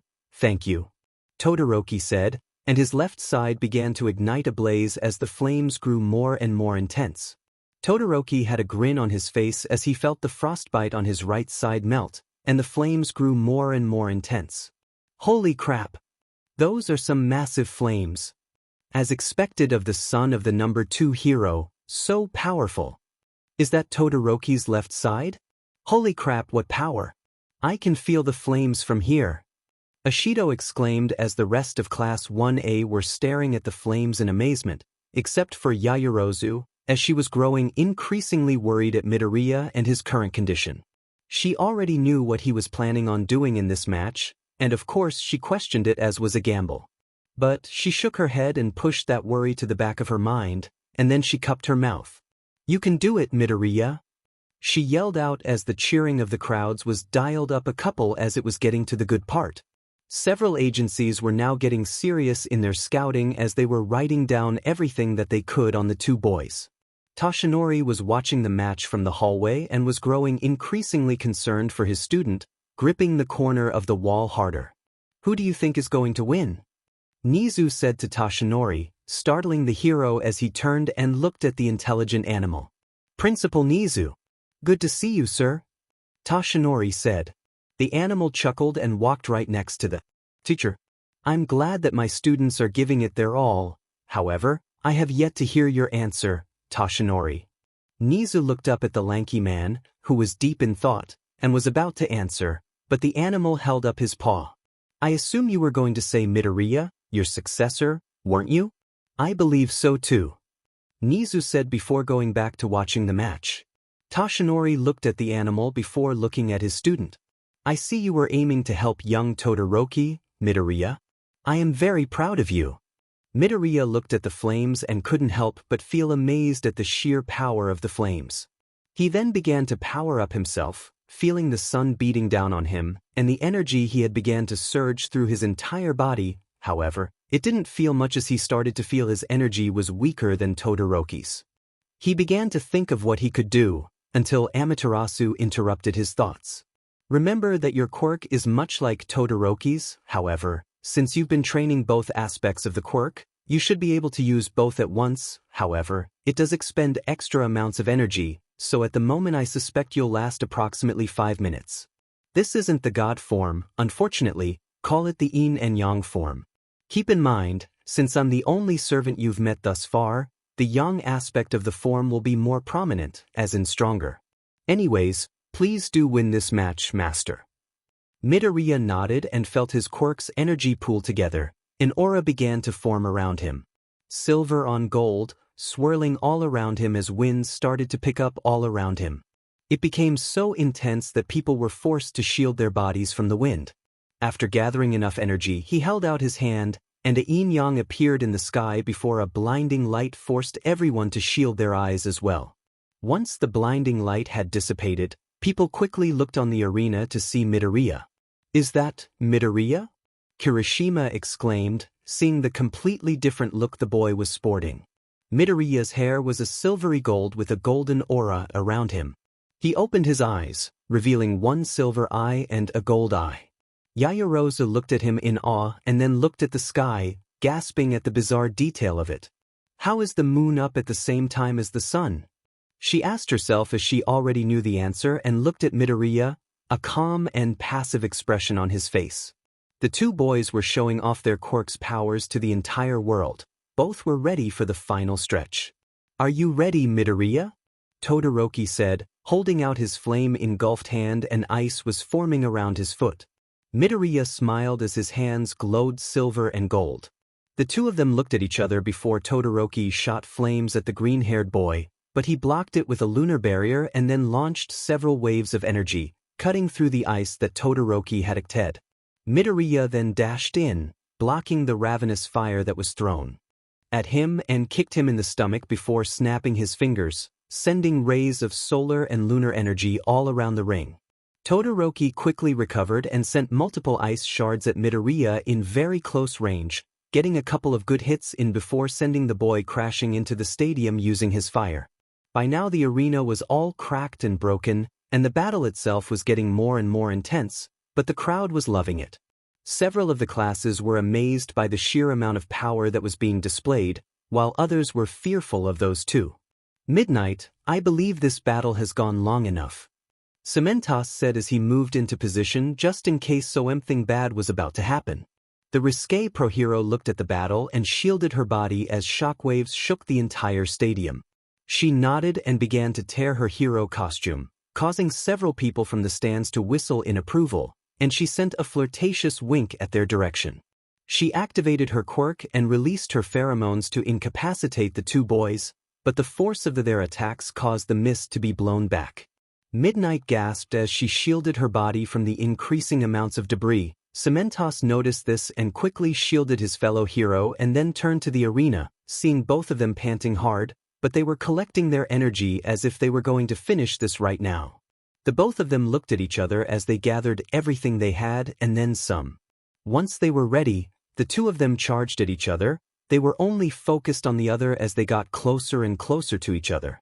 They were about halfway when cement walls began to form in front of them in order to stop them, but they continued to charge at each other, and once they felt like it was the right time, they unleashed their attacks. "Celestials embark!" Midoriya yelled, sending an immense amount of celestial energy as the solar and lunar energies intertwined, creating a sword construct and sent it at Todoroki. Icy flames melt down. With both of his hands, Todoroki joined the fire and ice and launched at Midoriya, a huge wave of engulfed flames of ice at Midoriya, not caring about the cement walls, only each other as the two moves collided, causing a huge explosion to occur as dust was kicked up, and debris from the arena and cement walls were sent flying everywhere. The whole stadium shook violently as people were protecting themselves from the debris. Yaoyorozu created a wall in front of the booth while Kendo shielded her class with her hands while Shiozaki tried to help ease her pain. Once the stadium stopped shaking and everything was calm, the dust slowly started to settle, showing the destruction of the arena. Some more dust was still present, but it too settled, and it revealed an unconscious Todoroki on top of some rubble. Kirishima broke the wall Yaoyorozu created and saw Todoroki, but none of them saw Midoriya, causing Yaoyorozu's heart to sink in distraught as there was no sign of the green-haired boy. She was about to look away, but saw movement from some of the debris and quickly jumped down from the booth, creating a mattress to help with her fall and rushed over to the area. She got there and quickly began to move some of the debris as the movements were beginning to be more and more forceful until she stepped back and Midoriya sprung out of it. Multiple cuts won his forehead as he coughed out. "Izuku," she said and smiled as he looked at her and smiled. Midnight got up and rubbed her thighs before looking at the scene in front of her. She looked at the state of the two boys before sighing and raised her whip high in the air. Shoto Todoroki has been knocked unconscious and is out of bounds, making Izuku Midoriya to the winner of this bout. Midnight said and stepped forward before falling off of whatever she was on. The stadium roared with applause as people cheered Midoriya's name. He looked around and then to Yaoyorozu before seeing his vision suddenly go black as he fell to the side. She saw this and quickly caught him before he could fall on the concrete floor. She then placed him on her lap as she waited for the medical robots to retrieve him. She looked down and saw his beaten face, but she smiled and ran her head through his hair, then placed a kiss on his forehead and closed her eyes. "You did great, Izuku,"